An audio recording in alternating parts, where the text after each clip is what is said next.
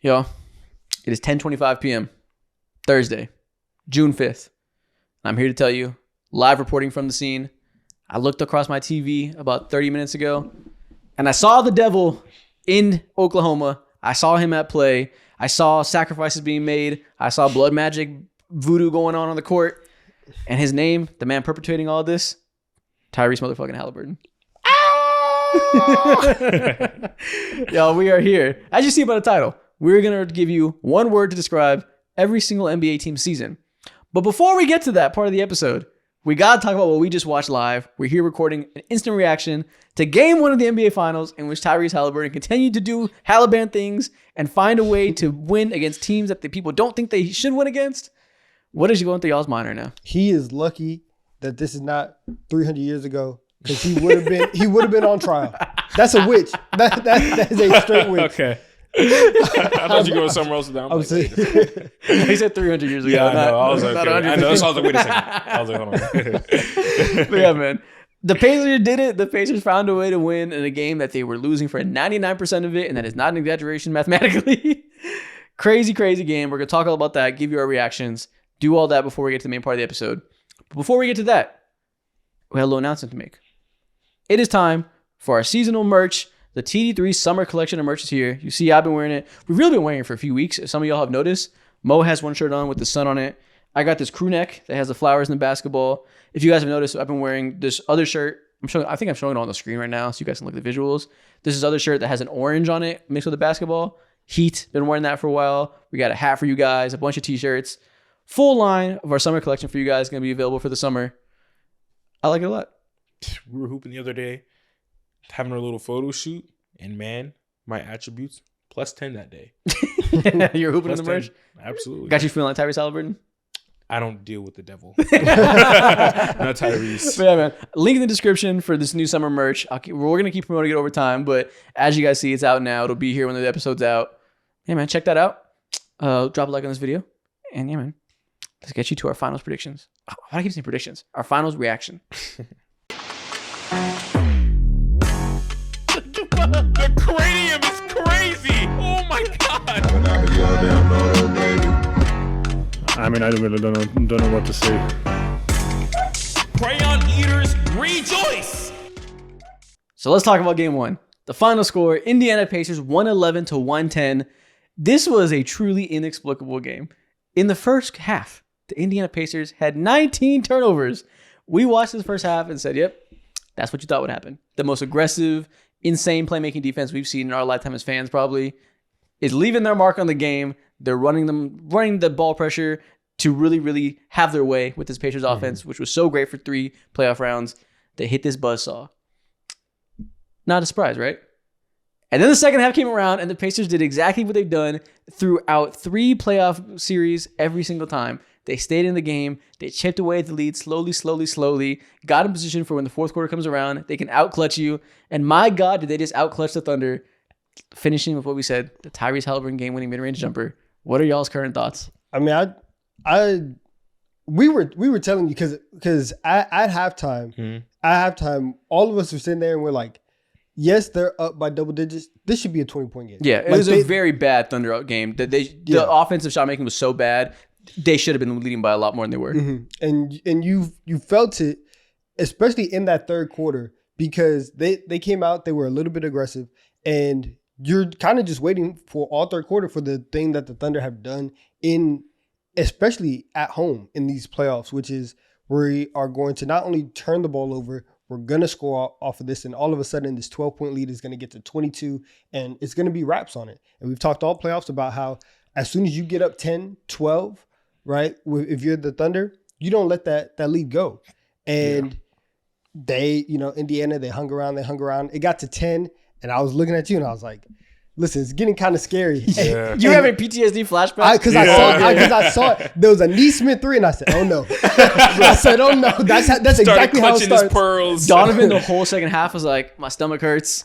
My stomach hurts. I'm scared. You would have thought that there was an armed assailant with a knife to his loved one's throats the way Donovan was frightened. Because you feel it at this point. And the craziest part was, and the reason why it was so scary is because Tyrese Halliburton was getting abused on defense. Yeah. Like Oklahoma City was going after him every single time. Offensively, Lou Dort was making life so hard. There was a point, especially in the fourth quarter, Tyrese was just off in the corner. Andrew Nembhard was out here getting his bag work off, and Indiana was still able to come back. And you're like, okay, this is not good if you're the Oklahoma City Thunder, because everybody else is getting going, and you know that, like you said, slowly but surely, they're just going to be there, and there's going to be some stupid wild shot that they take, and lo and behold, it's Tyrese Halliburton to win the game. Yeah, after witnessing that game, it just feels genuinely chilling. Like, what the fuck did I just watch? I feel like I've seen the Grim Reaper in person come back and just slay human beings live in front of my face.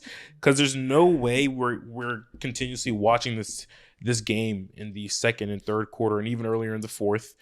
And it feels like the Pacers aren't able to jump the eventual hurdle and close the game within 5 to 4 points to 3 points. And that happened, obviously, towards the towards the final few minutes of the game. Andrew Nembhard, I said this during the game, and I wholeheartedly mean this to my heart. He is the most dangerous 11-point per game scorer that the NBA has ever seen. Yeah. Ever. Yeah, he was a big part of that comeback too. Obviously, it ended with the Halliburton jump shot. He hit a big three, stepping back over Shea, who he got some room against on a step back. Shea had a solid late contest, but it was a late contest. Nembhard smacked that shit in his face. That really, really was like, that was the biggest shot, I think, to getting this lead back into single digits and making them have that comeback. Yeah, man. I mean, so the story of this game is the fact that despite an amazing defensive performance in the second half, Thunder offense, once again, shit the bed.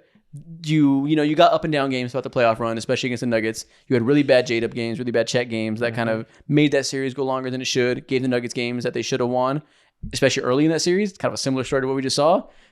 J-Dub, 6 for 19 from the field, 1 for 4 from 3. That hurts. Chet Holmgren, 2 for 9 from the field, 0 for 1 from 3. Cason Wallace, 3 for 9 from the field, 0 for 3 from 3. Aside from Lou Dort and J-Dub, none of the three-point shooters made more than 1. Nobody tough. came to shoot besides those two guys. Yeah, and that's tough. And especially for Chet, this is something that you clearly saw the difference for Miles Turner, where in the New York series, Cat was able to really, really attack him because Cat is very quick and very big. Chet is not that. And he tried that early in the game. Yeah. They really made a big effort to put the ball in Chet's hands. Didn't go well. And Chet just doesn't have that size or that first step like Cat to really attack Miles Turner and put him in a lot of conflicts. And anytime that Chet was going downhill and trying to throw his shoulder into Miles Turner was like, all right, fine. Like I'm here, right? That's the one thing that I know for a fact. You are not going to bully me. And so you weren't able to see Chet really take advantage of opportunities right there. So on that front, that was an answer that Indiana showed that they have, which was especially critical considering that Oklahoma City changed their starting lineup and they finally went away from the two big. They started Cason Wallace, and we've talked all playoffs long about how as soon as you put another wing, another smaller player,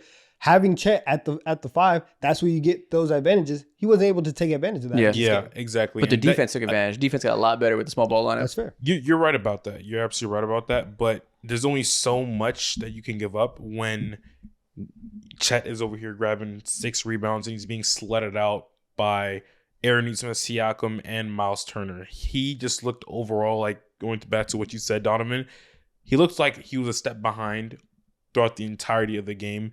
His impact wasn't really what we thought it would be, especially with him being unlocked at that 5 position. And now if I'm someone like Mark Dagnall, I look at that, I evaluate that. I'm not saying I'm like making a quick move and forcing Hartenstein back into that starting lineup, but I'm definitely heavily raising my eyebrows, and maybe Chet is just genuinely not ready yet. Relax. Dude, that's not why they lost at all. They had more offensive rebounds in the start of the second half than they did. There's a lot of long rebounds that led to that low rebounding number. They just did not make any shots at all. The defense was amazing with that small ball lineup. You don't force 19 turnovers by accident in the first half. Getting Cason Wallace out there and having the 4 guards, that's the big reason for the going to small ball. It's not even offense. It's when they're smaller, they're better defensively. They had to go big against guys like the Nuggets because of Jokic and whatnot. But all season, their defensive rating in their lineups with multiple guards and only 1 big have been by far their best. That played out exactly as you'd expect. I'm obviously you want Chet to shoot better from the field offensively. That is important, but I don't think the defense and like the rebounding and closing out possessions was anywhere close to their biggest issue. No, they got their asses beat on the boards. Usually they get What their was asses the beat what was on the final boards. outcome? I believe it was like maybe 38-56 or something like that. Like that level of ass whooping just cannot happen, and that's where I'm like, Yeah. no, Chet, I don't want to reevaluate him and snatch that chain immediately. But having Isaiah Hartenstein reinserted into the lineup is not a terrible idea. Bro, they kicked their ass in the second half. Exactly, that's what I'm saying, What's the and that's number? why I'm like, It ended up to 64 total rebounds for the Pacers to 47. Oh my that's a goodness. disgusting. But ass again, it would have been a 25-point game though if they just made some 3-point shots in the first half. So I'm not going to put that as the biggest reason they lost. But obviously you're It's right. not. It can't be a 27 whooping. difference. Like it's not. And I look at someone like I see how 17.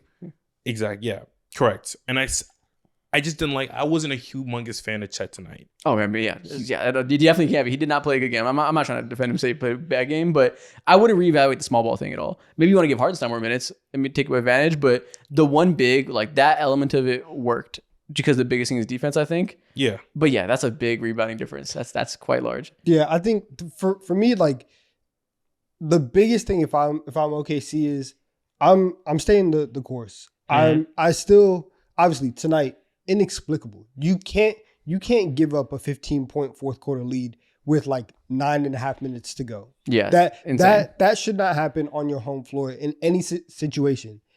However, the entire game, you feel good. Like you said, with the defensive performance, you feel good. Even though that J-Dub, there were a couple shots where I'm like, like you probably took that a little bit too early, right? Like he was taking the middies that Indiana was giving him, but some of them were early in the shot clock. Some of them were some long twos. You're like, maybe you could get a better shot than that. So you'll go back in game two if you're J-Dub, and you'll find some better shots, some better opportunities. You're gonna shoot better. You're gonna play better. There's that. But I think for OKC, this is definitely something where now you really have to tighten up, and you have to win every game by 20 because to feel good. Yeah, because this is their one, and Indiana lets you know, like, OKC has their superpower of their defensive versatility. Indiana's superpower is devil magic, and the fact that they can stay in these games, and if there's any slight crease that they can win it, they're going to go ahead and take it. And so you know exactly how dangerous they are. You can't play around anymore. and their devil magic is being able to just consistently carve and knife into the defense and make passes that you really don't think that they would try. They make the most audacious, blatant passes the millisecond that it's available. Andrew Nembhard does that. Obviously, Tyrese Halliburton does that. Even Aaron Nesmith, whenever someone else is open for a quick second, he's more than open. It's just contagious over there to swing that fucking ball, no matter what it is. The Pacers shot 46% from three, just like they have this whole series. Yeah. We talk on our stream about it. I said OKC in 6 as my final guess, just because this team is gonna shoot the shit out of the ball, and part of the OKC defense is to give you open shots. They want to funnel them to the shooters in positions that they feel the best about, obviously. But when every single shooter in their rotation shoots over 40%, especially from the corners, you're gonna have to play good offense, OKC. Like this is gonna happen. They shot 36% as a team, 10% less, 39% from the field. OKC. This is just the same story we saw against the Nuggets, where they should win a game. The defense works perfectly. They go small and put more perimeter defenders out there that can make plays, and they get 14 steals because of it. That worked. That worked clearly. Miles Turner had his way with Hartenstein in past series. You can eliminate that by putting him on the bench, and you get more mobility, get more defensive playmaking. That works completely. Nothing matters, though, especially against a team this good and this disciplined, if you're not going to have baseline level shot making. You clearly have to have competency offensively, and we know this team has this type of floor. Can you do two things? Can you check the fast break points? What were the fast break points? Because OKC did such a good job. 10 to 11. Okay, see, and that feels insane. Yeah. The Knicks were allowing Indiana to just run up and down all the time, and now you finally get to like an actual defense. And it felt like OKC was like, you're not gonna get those easy buckets. You're not gonna get super instant layups off of runouts, off of made baskets, all of that stuff. And the fact that anytime that there was a made basket, Lou Dort was like, "Where's Tyrese? I'm on him early." And they were doing such a good job, and especially because they had the 4 guards in the lineup, they were able to switch on a lot of the actions up top and really make Indiana take their time. Like you said, that is very repeatable, and it is going to work. Like, you just have to shoot better. You have to close out these games. Yeah, like, it's really not even like, obviously. So, yeah, they could rebound better, but that's baked into the strategy. They're always going to get out-rebounded because they're prioritizing fast break defense. Mm-hmm. That's why they only had 10 fast break points, and they're prioritizing having more defensive playmakers get those steals. So that give and take is expected. It just, you have to execute better in the fourth quarter. Like, there's very few, I think, adjustments you need to point to for the Thunder. Like, is there anything else big picture that you watched and you're like, oh, that was a bad decision? That firstly, no, it's hard to call back. But I will say, one of the main things that was super interesting was seeing how uninvolved Tyrese Haliburton was. Mm-hmm. They attacked him a lot in, I think, maybe the second and the third quarter. Yeah. And it felt like they went away from that. So maybe that's something, again, that should be reevaluated. But although I will say I did see Tyrese Haliburton in the fourth be a little bit more active. But still, if you're going to pick on something, Tyrese Haliburton is the one for that. And I feel like they went away from that. So maybe that's one thing. Just look at this. It's all blue. It was wire into the end. We made our predictions right before we began our second half of the episode, and if I remember correctly, you guys said OKC, and I said Indiana by like 2 or 3 points. I hate myself so much. Did I want that to happen? Did you say that? Yes. He did pick Indiana tonight. I did say that. I hate that I said that. I didn't really mean it, but goddamn it was right. I think I said OKC by 8. Yeah. And that's what it felt like, because Noah was hilarious. All game, Indiana was making plays. I'm like, oh, big shot. OKC up by 10. It was just a consistent 10-point lead. Mm-hmm. And I guess that speaks to the super high floor of the OKC team overall because their defense is so ridiculous. Terrible, terrible shot-making game. And they're up by 10 for almost the entire game. Like, look how much thick blue is in the middle here. Yeah. It's crazy. But for Indiana, one, shout out to Obi Toppin, because at the very start of this game, he was awful. He was bad. And we were looking around. We're like, he's going to have to sit down because he had some bad turnovers. He was not making a lot of shots. It was not looking good. He came out in the second half and even later in the first half. Once he finally got settled in, his three ball was flying. You saw him being more active. He was really, really important. To double up on that too, another player who I was given a lot of shit to, but he actually had more of a positive impact than he did a negative one, was Benedict Mathurin. You look at his box score, I think he put up like 5 points, 3 rounds, and 2 assists. Super impactful considering how physical he was on defense and also naturally his ability to get to the line. He's one of the more imposing players on the Pacers. He's not your traditional Pacer player who is super straightforward with his moves necessarily, but seeing how he was able to not get a shot off very well. I think he shot 1 for 5, but still be a brute force and let his physicality be known, getting into it with Isaiah Hartenstein and just like consistently clambering his way into the rim is so important because they don't have many guys like that on this roster. Yeah, Are you talking about Mathurin? Mm-hmm. Yeah, they really let OKC know. Don't play around. OKC played AJ Mitchell tonight, and so it's like, yo, stop playing around. Stop messing around. They got very cute in the first half. Yes, they tried to do the thing that Cat did. They tried to attack Miles Turner with Chet. He dribbled a lot more than he usually does. You can tell that didn't go well. And then AJ Mitchell minutes. I showed you guys a tweet in the first half. I forgot who tweeted it. Said this is the most disrespectful finals ever by Mark Dagnall. Yeah, and it almost worked. Like, again, it's so hard to talk about this because you're wire to wire that much in the lead until the very end. Like you can. It didn't work. Obviously, they didn't win the game. But when you're leading for 90% of the game, it's like, yeah, your decisions ultimately work for a majority of the minutes played until the last few in which the Pacers just do what they always do and make big shots. It's kind of how you were talking about as a Knicks fan in the last series. You're like, we outplayed them all game. What are you supposed to do differently? Yeah. I don't know. It really was PTSD as we were getting down to the end of it and they showed a graphic at the very end of players who have hit like game tying or go ahead shots in the last 5 seconds of playoff games since '97. And the people on the list LeBron. It was like LeBron, Tyrese, and it was some other like GOAT. I think it was a Celtics level person. It was some other like all time player. Yeah. Mm-hmm. And the fact that Tyrese has 5 of those shots and like 3 of them are in these playoffs, maybe even 4 if I go back and count. He's on an all-time run of clutch shot making, stepping up to the plate whenever the team needs it. It's one of the wildest things I've ever seen. And to see how he took that shot with zero rhythm. He was not very much productive. None of his, to be fair, none of his shots look like he's in rhythm. Especially if it's a shot within, within the 3-point arc.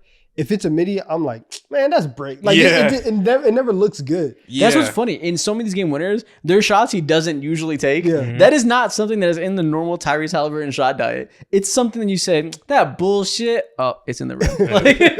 It's just outlandish. He gets so good at That's everything. exactly what I said. Inexplainable. Once a clutch moment comes up, there's less than 3 seconds left, Tyrese Halliburton gets amazing at everything. He just becomes flawless, and it makes no sense. And okay, so I guess the question is, does this change your outlook? When we did the playoff predictions, I said OKC in 6. I was the biggest defender of the Pacers, and then you guys said OKC in 5. Does this change your decision at all? No, I still think that OKC dominated again for a majority of this game, and it's okay. We've seen them have lapses before, and we've seen them respond. And while they are, I said that like J-Dub and Chet passed the test in the Denver series, and they came through in the Minnesota series, and everything was fine. We still know that like J-Dub he's not like a top 10 player in the world. Like he doesn't have the offensive consistency from him isn't something where you're like, yeah, every night J-Dub is going to give me 25 a night. Yeah. So these things are kind of baked in a little bit. It's weird that it happened in game 1. I thought that this would happen in like game 3 or game 4, but I still feel really good about OKC. It was game 1 against the Nuggets too, right? When Mark Daigneault choked it. So we've seen this story before. Yeah. So I'm still going OKC in 5. I am backpedaling a little bit. Here it is. I still believe OKC is going to come away with this series, but it's going to be a lot harder for them because this is unlike any other team that they faced. In the first half, you guys said they had what? How many turnovers did the Pacers have? 19 and in the first half. They finished the game with, I think, 5. In the second half? Yeah, in the second half, I think they completed the game with like 5 complete turnovers. Their total turnovers for the game were 24. Yeah, so they only had 5 more turnovers to finish out the game. That is ridiculous. That is they have such a they have an amazing floor that's able to keep them in the game, and all they need is a string of plays to go the right way. Whether it be like 50-50 hustle plays, or there be insane, stupid magnet balls from guys like Miles Turner whenever they happen, whenever you can get them, or whether it be like Andrew Nembhard, just straight up prison ball. I'm gonna kill you, and it doesn't matter what I see, who you are in front of me. Thanks. I'm gonna give them another game because they've earned it to me. I don't want to. You think I want to step back on my word? No, I don't. I said earlier, like, Pacers are going to win this game, and I didn't want to say it. I just have to give them a game. But after seeing how they walked down OKC, and it's inexplainable, I'd give them another game at home specifically as well. But I don't think, again, if OKC comes back and wins this in 5, I'm not going to be surprised whatsoever, because going back to the things you said, like this type of shooting from OKC it might be genuinely one of their worst shooting nights of the entirety of the playoffs. They've had a couple of those though that felt like they're going to be their worst night of their entire playoffs. There's no way this team wins 4 in a row. Like when we were talking on the stream, I was like, we need to respect the Pacers. Y'all are way too optimistic that it's going to be 5. This Thunder team has these floors, and what I said in that stream was why I told you guys I was like not confident it would be 4 or 5, like you guys were. The Pacers are so much better than the Nuggets. We get bogged down in the idea that the Nuggets push the Thunder to 7, and we treat these playoff outcomes of the series like it's like proportional. Like, oh, if they got to 7, that means clearly they're like close to the same level, and this team lost in 5, so they're proportionally 20% better. That shit doesn't work that way. The Nuggets were not that good. The Thunder played down the competition, gave them games they shouldn't have. The Pacers are several tiers above the Nuggets, and they have been since January 1st. They cannot beat this team 4 times in a row with this offensive infrastructure. The Thunder will have games like this in which their shot making is just not good enough, and obviously the Pacers are a tier above the teams that they got by. Even with that, they'll still win the series, but it's going to be at least 6 games, I think. And now that they lost the first one, I guess that you could think that could go 7 now, because winning 4 in a row is very difficult. Yes, but also offensively, I don't know if it can get worse than this. And so if you got 2% more offense, if you're OKC, you probably end up walking away with this game. And Shea ended up with 38 points, B+ game from Shea. It wasn't a great Shea game, even though that he almost had 40, which is, again, speaks to the level that he's at. But there were a lot of times where it didn't feel like Shea was really in a rhythm. In the first half, he only got to the line 2 times. The second half, OKC, they got in the bonus and he started getting there. So it was a little bit better, but offensively, just getting into his spots and knocking down shots time after time after time, it wasn't there. He scored 38. He took over 25 shots, right? Mm-hmm. The overall efficiency of his game that is normally there wasn't there today. So I think even if everybody else shoots the way that they do, you can get a slightly better Shea, and again, probably walk away from a game like this. And that's why I think it is also clear there's nobody on that team that can guard him. Oh, yeah, of course not. Yeah, we knew that. Yeah, Shea's performance is never a question to me. Like, yeah, 46% from the field, 46. That's low for Shea standards because he's had one of the best scoring seasons we've seen. But it really comes down to the fact he only had 3 assists because these motherfuckers were bricks. Like, that's really what it comes down to is they did not finish the plays that he set up for them. He dimed Chet for a drive on one of them. He missed it, like a damn near open layup. There's a late contest, but he should have made it. Like,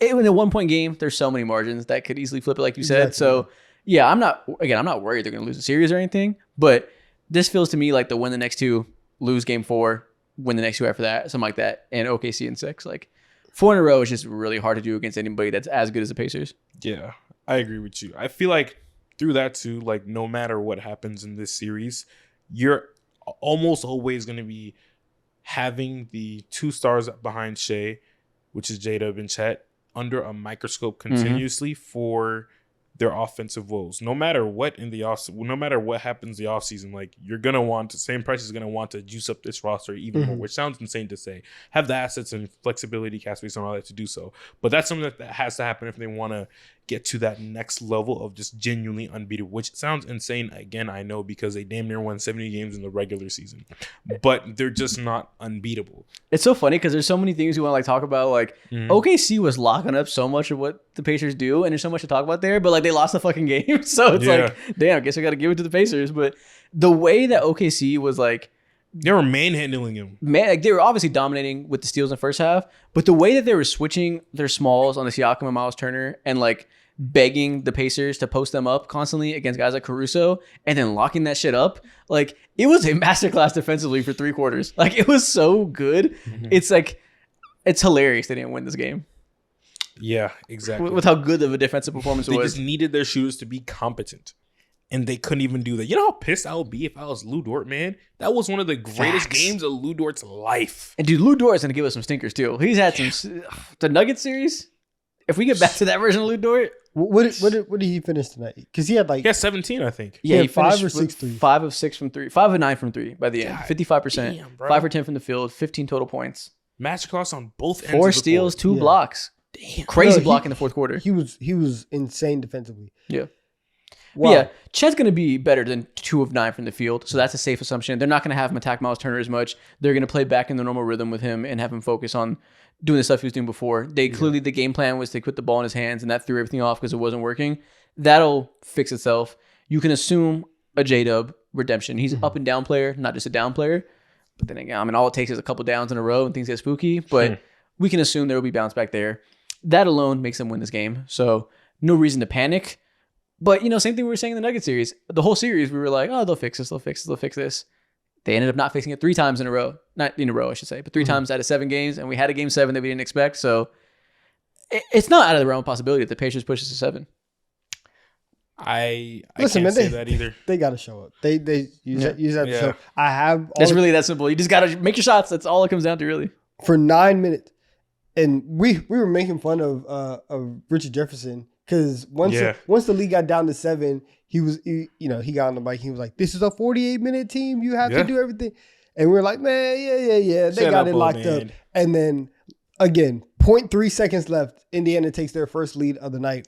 That was the first lead of the night? Yeah.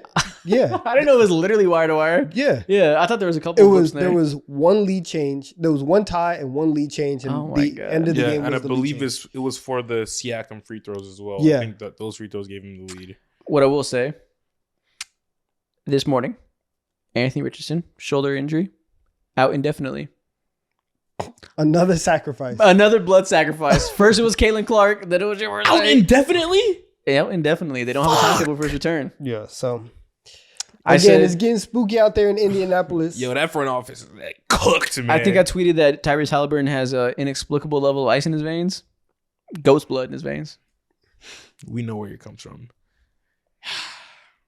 He's amazing. It's so funny. It's so hilarious, this archetype of player he is, that he's this pass first point guard that isn't a great scorer, but every single time it counts, he becomes a great scorer. Whether it's a closeout game that gives you 30 or it's 3 seconds left, you need one bucket, he got you. Like, he's so hard to like gauge because when we talk about these players in the league right now in their standings, just off this playoff run, it's small sample size, biased to a few shots. In most cases, I'm like, don't overreact to the sample size. There's not 12 players I'd rather have than him right now. Fuck it, he's top 7, bro. Don't ask me to list. He's top 7. Like, we talked about this on the live stream on the hot takes thing where we were gauging this, and then we were like, I was joking, like, if you do just this in playoffs, like, he's got to be top 10, right? And then you were like, fuck it, like, keep going. He's the GOAT. Like, he's the best right now. And, like, that's how it feels. Like, at a certain point, if he just keeps on succeeding, where does it end? Where do you stop extrapolating playoff success when you're gauging him against other players? I don't know. And like, yeah. And today was also funny when he hit the shot because every other time that he's hit a shot, he's done something crazy. Like, he did the choke sign. He was doing the big balls. Today, he was just like, nah, I do that now. Like, he was so calm, so nonchalant with it. This team's too good for him to get ahead of himself. He knows that I can come back to bite you. Yeah. He said, listen, I got out scot-free doing the choke sign game 1. Not going to try my luck yet. Exactly. And that's just a good business decision. But, yeah, I mean. I can't believe this. I really can't believe it went down like this. The Pacers. I can. They're amazing. Yeah, this is what they're do. Amazing. I can believe it just fine. This is the OKC MO to blow it on offense when you have a generational defensive performance. Yeah. And this is the Pacers MO to snatch victory from the jaws of defeat and find a way to contact the devil within the fourth quarter and make it work. Are they the team of destiny? Yes. There's just one specific play with a few seconds So left. what are you not seeing? I think it was like I'm telling you, it's a dirt run. It's a 2011 Mavs. I think it was like 24, 25 seconds left on the clock or whatever. It was one of the last possessions of the game for OKC. And Shea got fizzled up with the ball, and then he passed it over to J-Dub. Not last second at all. J-Dub had plenty of time to cook. But in those instances like that, like your guy, your Superman, your Batman needs to have his Robin ready at all times for no matter what. And sometimes that Robin's gonna have to masquerade as that Batman. Yeah, Batman and Robin talk. Simply wasn't fucking there. And that play makes me wish, damn, bro, if Jada wasn't to do that, I just would rather he wasn't ready. Hope that I just would rather wish that Shea just kept the ball in his hands for that possession. He doesn't got playoff experience. Bro. It's not. The finals is getting to him. Dude's over there in the corner. Score, man. Yeah, the thing is, the reason I'm not concerned at all. Like, when this happened to the Knicks early in the series, I think there was.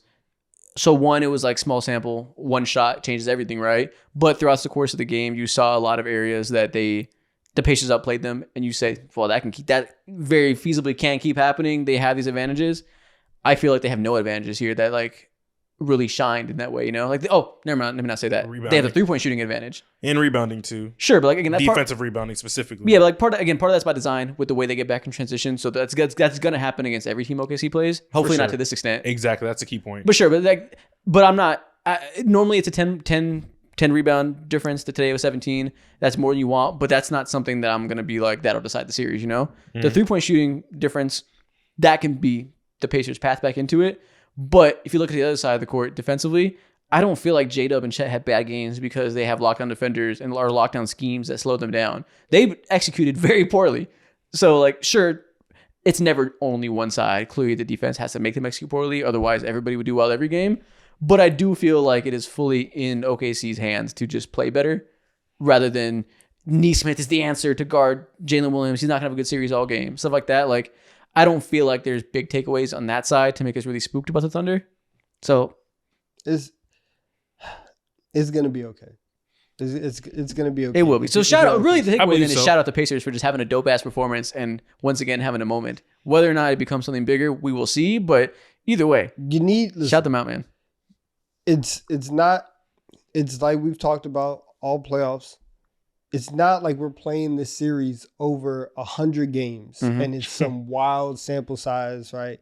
A whole season. It's a 7-game max. You need 4, you got 1. Yep. Yeah. shout out to you because you did what you had to do, and it doesn't matter how you get these games. It doesn't matter if it's some crazy aberration of shooting or some wild shots got made. You made the wild shots. You made the plays when you needed it to, and now the team that was on everybody for the last week, right? Everybody's kind of already assumed that OKC was going to win this series, and we've kind of pushed past that in a lot of conversations of like, well, if they get 2, are they the next dynasty, this and that, before they even finish this one. Exactly. We can't go there yet, right? Mm-hmm. We can't do that. They still have to get 4. And they have 6 chances to do it now. It's real work. Exactly. We can feel good, but you can't assume anything. Yeah. Dude, the Knicks beat the Celtics. We had these same conversations every game, and they went down 3-1 before Jason Tatum's injury. Again, you said you don't play these games 100 times. If they played 100 times, the Knicks probably win 72 of them. But in this 7-game sample size that matters, they lost 3 before they won 1. Like it'd be like that. And were the Knicks the better team overall in a 100-time sample size? No. Does it matter? No. This can happen again. We've seen the story play out. Nothing is certain. And the Pacers have gone on the road multiple times in back-to-back series. They've gone on the road and gone up 2-0. They did it. This team is good. They did it to Cleveland. They did it to the Knicks. It's scary right now. Exactly. And it is scary. And that's the main thing I was trying to talk about on the stream when we were had to have the discussion where we were just like debating the difference in which we would think the Thunder would win. It's like, no, I think the Thunder will win, but the Pacers are too good to act like it's going to be some 4 or 5 game sweep. All the casual mass media that like Instagram posts stuff like that, everybody's treating it like it's a foregone conclusion the Thunder win. I'm like, there's a difference between heavy favorites and certainty, and people way too often misconstrue those things. I'm like, we're pretty fucking sure the Thunder should win. Tons of times in sports, things happen that shouldn't happen. Nothing is a certainty for sure. Yeah, I agree. Next game, I'm hoping and I'm looking forward to Chet bounce back game. Really a bounce back game for all their goddamn role players. Bro. Yeah. There's been plenty of times where I see Chet go ahead and drop a smooth 7 points, 9 points, and it doesn't matter because everyone else is able to fill in and chip in where they can offensively by hitting a couple extra threes. Tonight just wasn't the night for that. Yeah. And you can't get a terrible Chet game and a terrible Jado game at the same time. That's just tough. Yeah, Well, never mind. You can unless Tyrese Halliburton snatches your throat. But yeah. That's what we keep talking about. You can't do this to win. Tyrese Halliburton hit a game winner. It came down to one play. Yeah. And Shea missed a very makeable midi, and then Tyrese Halliburton made an insane midi. That's the margin of victory we're talking about here. So we can make these conclusions. We can say you can't do this, you can't do that. It's a game of one play at a time. They keep doing it. One play decides these games. So no grand takeaways from this one. I guess is what we're really saying. OKC in 5 though. I'm still standing on that. Yeah, I think for whatever you felt before the series, if you're a Pacers fan, obviously you have reason to feel good. You got one, snatch home court advantage, so you should feel good. If you believed in the Thunder beforehand, like all of us did, no reason to change your pick now. They should have won this game. Shoulda, coulda, woulda, of course, but this is a game for confirmation bias for all sides. Yeah. I agree. Cool. We're all locked in. And with that being said, let's get you on to the second hour of this episode where we're going to talk about one word to describe every single NBA team's season. And we're back for hour 2 of the show. We're here to talk about what the title says. As you guys heard by the beginning of this episode, we were actually recording this before the finals game. What do you think happened? If you're speaking to your past self, what do you think they saw? I'm going Thunder by 11 tonight. Okay, that's strong. I am going Indiana. I think this might be not their only chance, but I think they come out, surprise the OKC Thunder, and win by like 3 points. Well, you guys have already seen the outcome. You guys have already heard us react to the outcome. You will have What's your pick? Thunder by whatever. Okay. By comfortable victory. Say a number. Thunder by whatever. 8. I don't know. Comfortable victory. Thank you. Okay. But like you guys saw by the title, we're here to give one word to describe every single NBA team's season. So, but around the end of the regular season, with like 2 weeks left, we did grading every NBA team season. And that was about the regular season and like how they performed. This one's going to be a little bit more vibes based, I guess. And it's also accounting for the playoffs, which we didn't have for that when things changed massively for many teams depending on that. So we're going to kind of give a single word to sum up what this team should be feeling coming off of this year. And then obviously say a few more words to describe that and talk about it, but really boil it down to one single word. Donovan, you can go first. Who's your first team? We've talked about them a lot. We'll start off with the New York Knicks. Okay. Invigorating. Invigorating. That's an interesting ass word. I think you've seen Such a colorful word. I know. You've seen the Knicks, like last year, they had their run and they got to the second round, lose to the Pacers. Everybody gets hurt, but it felt like, okay, we're building something here. And then now that you have this run where they make it to the Eastern Conference Finals for the first time in 25 years, you have Jalen Brunson doing the Jalen Brunson thing. You go all in. There was an energy there, and on every single game, it felt like it was going to be a do or die moment for the Knicks. And then the fact that you fired you fired Tibbs after the season, you are now injecting a whole bunch of new expectations onto the team going into the offseason, going into next season.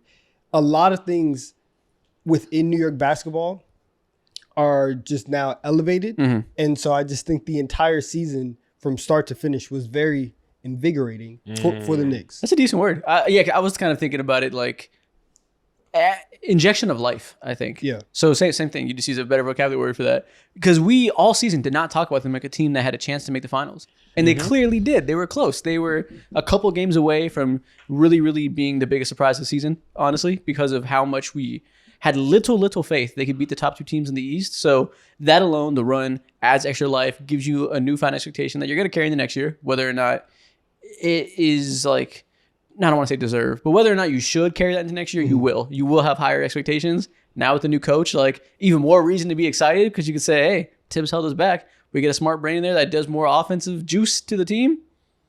That's some new life added to the fan base. Did you guys see on Twitter I think it was last night or 2 nights ago, we saw PJ Tucker, Jalen Brunson, and I think Kat. They were all out in the club or whatever. It was the whole team. They were celebrating the Tibbs firing or something like that. They were not celebrating. They were dancing on his fucking grave. This is my narrative bag. That was a team outing for morale purposes. You go out, you hang out. Why was the morale so high? Huh? Why was the morale so high? What are they celebrating? You just finished a long season. It was a very successful season. Even after the Tibbs thing, and this is one thing that I did think about where, yes, I was massively disappointed, and you can call this hope, or you can call it perspective. Okay. At the beginning of the season, I was like, this team has to make it to the Eastern Conference Finals. That is where they are going to go. And because we thought you are going to lose in the conference finals to Boston, like that's going to be the thing. As the season goes on, you realize they're going to play Boston before the conference finals, so we kind of just wrote them off early. The fact that they still got to the conference finals by beating Boston, as a whole, the season was a success. Like it from whatever your expectation. I mean, unless you thought they were going to win the finals, which not many people did, except you, right? So like this season was very well. It went well. Okay. So you're celebrating a successful season. Yeah, I think you have reason to have hope now going into next year. Like you have a good excuse to be optimistic about the Knicks, which I feel like at best in the recent years you had cautious optimism at best. Yeah. Now I think you can consider them, especially with the East being neutered a little bit, with Jason Tatum, RIP, being out for at least the next year. The Cavs being, at the very least, having more question marks that give you even more reason to doubt them than you already had, at the very least. So you have lots of reason to say next year could be our best chance of winning the East that we've had of your lifetime. Yeah, I agree. The foundation is there. And I think at very least, again, you'll be as good as you were this year, which is still like very high for the Eastern Conference. 3 seed is the floor. Like, and it might be a little bit different just because like the way that a normal Tibbs team plays, every game matters and you're going to go after every game and you have all these starters playing big minutes. So there's a floor there that you might be able to reach. We still don't know who the next coach is going to be. We'll see what happens. We'll see, whoever is named and their offensive principles and where they come from and their values and all those things. We'll see how that, ultimately ends up affecting the team. But no, it was a good season. Yeah. Undoubtedly, there's a positive takeaway from it. And I would say about a month before the playoffs, there was so little hope, I think, in the Knicks fan base that there was going to be this positive outcome. Like, it was a pretty defeated fan base during that stretch towards the end of the regular season where they were looking a little iffy, and the Celtics were as great as they were all season. They looked like they were full of life. Obviously, the Cavs had nailed the 1 seed. There was not a lot of hope from the fan base. We were on watch. We were on watch because it was like, hey, Detroit is not anything to snuff at, right? Detroit had a lot of momentum going in, and you're like, listen, if you don't take care of business, if you come out and think it's sweet, which they low-key did, right? Like there was a situation where that could have been a 7-game first-round series. Yeah. And the Knicks had already lost 2 games at home to Detroit in the first round. So going to Game 7, it's not anything that you could have just put in pen. Absolutely right. We spent towards the end of the season, they faced the Boston Celtics, the Cleveland Cavaliers, and the Detroit Pistons. Of course, like those losses don't really mean much because it's April basketball, March basketball, but they were trailing they left the regular season with a trail of L's from top tier teams. It's a stench. Yeah. And like we spent the last 3 weeks bullying you because it's funny and you're easy to get riled up, and because the Knicks were like just the funniest thing ever for you specifically and the storylines that you were buying into. But despite it happened. No. I just mean like convincing yourself they're going to come back and win. And it was fun to be like, come on, man, they're down 3-1. But after the dust settles and after it's no longer funny to make fun of you because they're out of it, you very much should feel good about this team. Yeah. No, but not that good. I do. I agree. But not too good. I feel great. I will say a team that I feel so many things about is the Atlanta Hawks. I think the best word we're just starting off that with I have. Yeah, fuck it. Let's just address it. Address it. Exactly. Let's do it. I haven't had the opportunity, thankfully, to talk about the Atlanta Hawks over the last it's been like a month, 2 months, and my life, the quality of my life is amazing. I sleep better. I eat better. My lifts are better, bro. My skin is glowing. My teeth shine a little brighter. I don't know what it is, but I'm just starting to notice some type of consistencies. The only reason we've said the Hawks at all, anything pertaining to them in the past month, is to say point guard X and point guard Y are better than Trae Young. That's all we've done Hawks narrative wise. Is damn, Brunson's so much better, Tyrese so much better. And then we talked about Okongwu for like 2 seconds in the draft clip that we did the other day. We kind of called him mid. We weren't even nice. The best word that I can come up with as a Hawks fan right now, as in the making of this video, as in the month of June, is that I am feeling frenzied. Like I feel hope, I feel optimism, but also I feel worry. Why? Because right before the season ended, we fired our GM for our assistant GM, who's apparently been not all around the league, but he came from the Spurs and the Golden State Warriors. And I feel good because we have, for the first time ever, again, we're mid 37 wins, 41 wins, blah, blah, blah. I get it. But this is the best foundation that we've had and the strongest core of young players around Trae Young that we've ever had that could be conducive to winning. We have a vision, but also at the same time, too, we just fired our GM. Of course, these Trae Young rumors are all over the place. We whiffed on several important picks over the last few years, whether it be DeAndre Hunter or, well, I won't say DeAndre Hunter, but Kobe Buffin is like the person who sticks out like a sore thumb. So I feel like very frenzied because I'm like, okay, we got a new GM, completely new mindsets in the building. We have the 13th pick and 22nd overall pick in this upcoming draft, which is very important. We don't know what we're gonna do with Okongwu and Clint Capella. I'm assuming we might want to start Okongwu, but is he really the center for the future? And then the biggest talking piece of it all is like, what's going on with Trae Young? Why is he over here talking about how he wants to stay with the Atlanta Hawks a couple weeks before our GM gets fired? What is going on? So I feel frenzied. Yeah, that's a good word, because I think especially over the last 2 years, specifically last year when you like rebuild the roster, it does feel like you guys are in a like dash against time to figure out if you can maximize Trae before his value goes like absolutely down. Because they're obviously like, he's a small point guard. There's already been, a lot of conversations about can you win with Trae Young as, one of the 2 best players on your team, this and that. And so the fact that you traded for DeJounte Murray and then had to walk that back because you were mid, and then now you're rebuilding. You got Reese Shea, you got Dyson Daniels. You're trying to figure out what all of this means, and is there a way that you guys can get above that 9 seed, 41 games, 42 games line? It does feel like there's a mini era that's coming to a close that you guys are trying to see if you can extend a little bit more. So frenzy does make a lot of sense to me as a term for you guys. Yeah, exactly. And then like, as I see a close to the era, potentially, I also see like a new beginning, because it's like, holy fuck, bro, we got the most improved player of the year. We pulled off one of the best trades in the NBA over this past season when it comes to exchanging DeJounte Murray for Dyson Daniels. We have a defensive player of the year. We have a potential all-star on our roster who just literally needs to be healthy. these are real pieces. We had the number 1 overall pick who a lot of people, like me, admittingly, kind of just like shunned day one, but he had a fantastic rookie year. Optimism is there. Okay. Yeah, it is. You're ahead on the right direction is like the way to phrase it, I guess. Like optimism in terms of like we're the next up, no, but trending in the right direction. The spark of optimism has been laid. You will see what fuel they add to that fire, but you at least see the spark. Just so many. It's just a frenzy, bro. That's the overall encapsulating word. Just so many thoughts for this team, and I don't know where to go. Yeah, and it's like whenever you're operating on like, are we gonna be bad mid or good mid next year? You're like, yeah, they'll be towards the good side next year. They're trending towards the 5 seed instead of the 9 seed. Go to hell. No, I just mean like next year. No. That's real. No, that's real. Like next year is not going to be a year they make a big jump, but you can project them to be on the high end of the mid scale next year. Cavs, Pacers, Knicks, Magic. I assume Boston's going to be good still.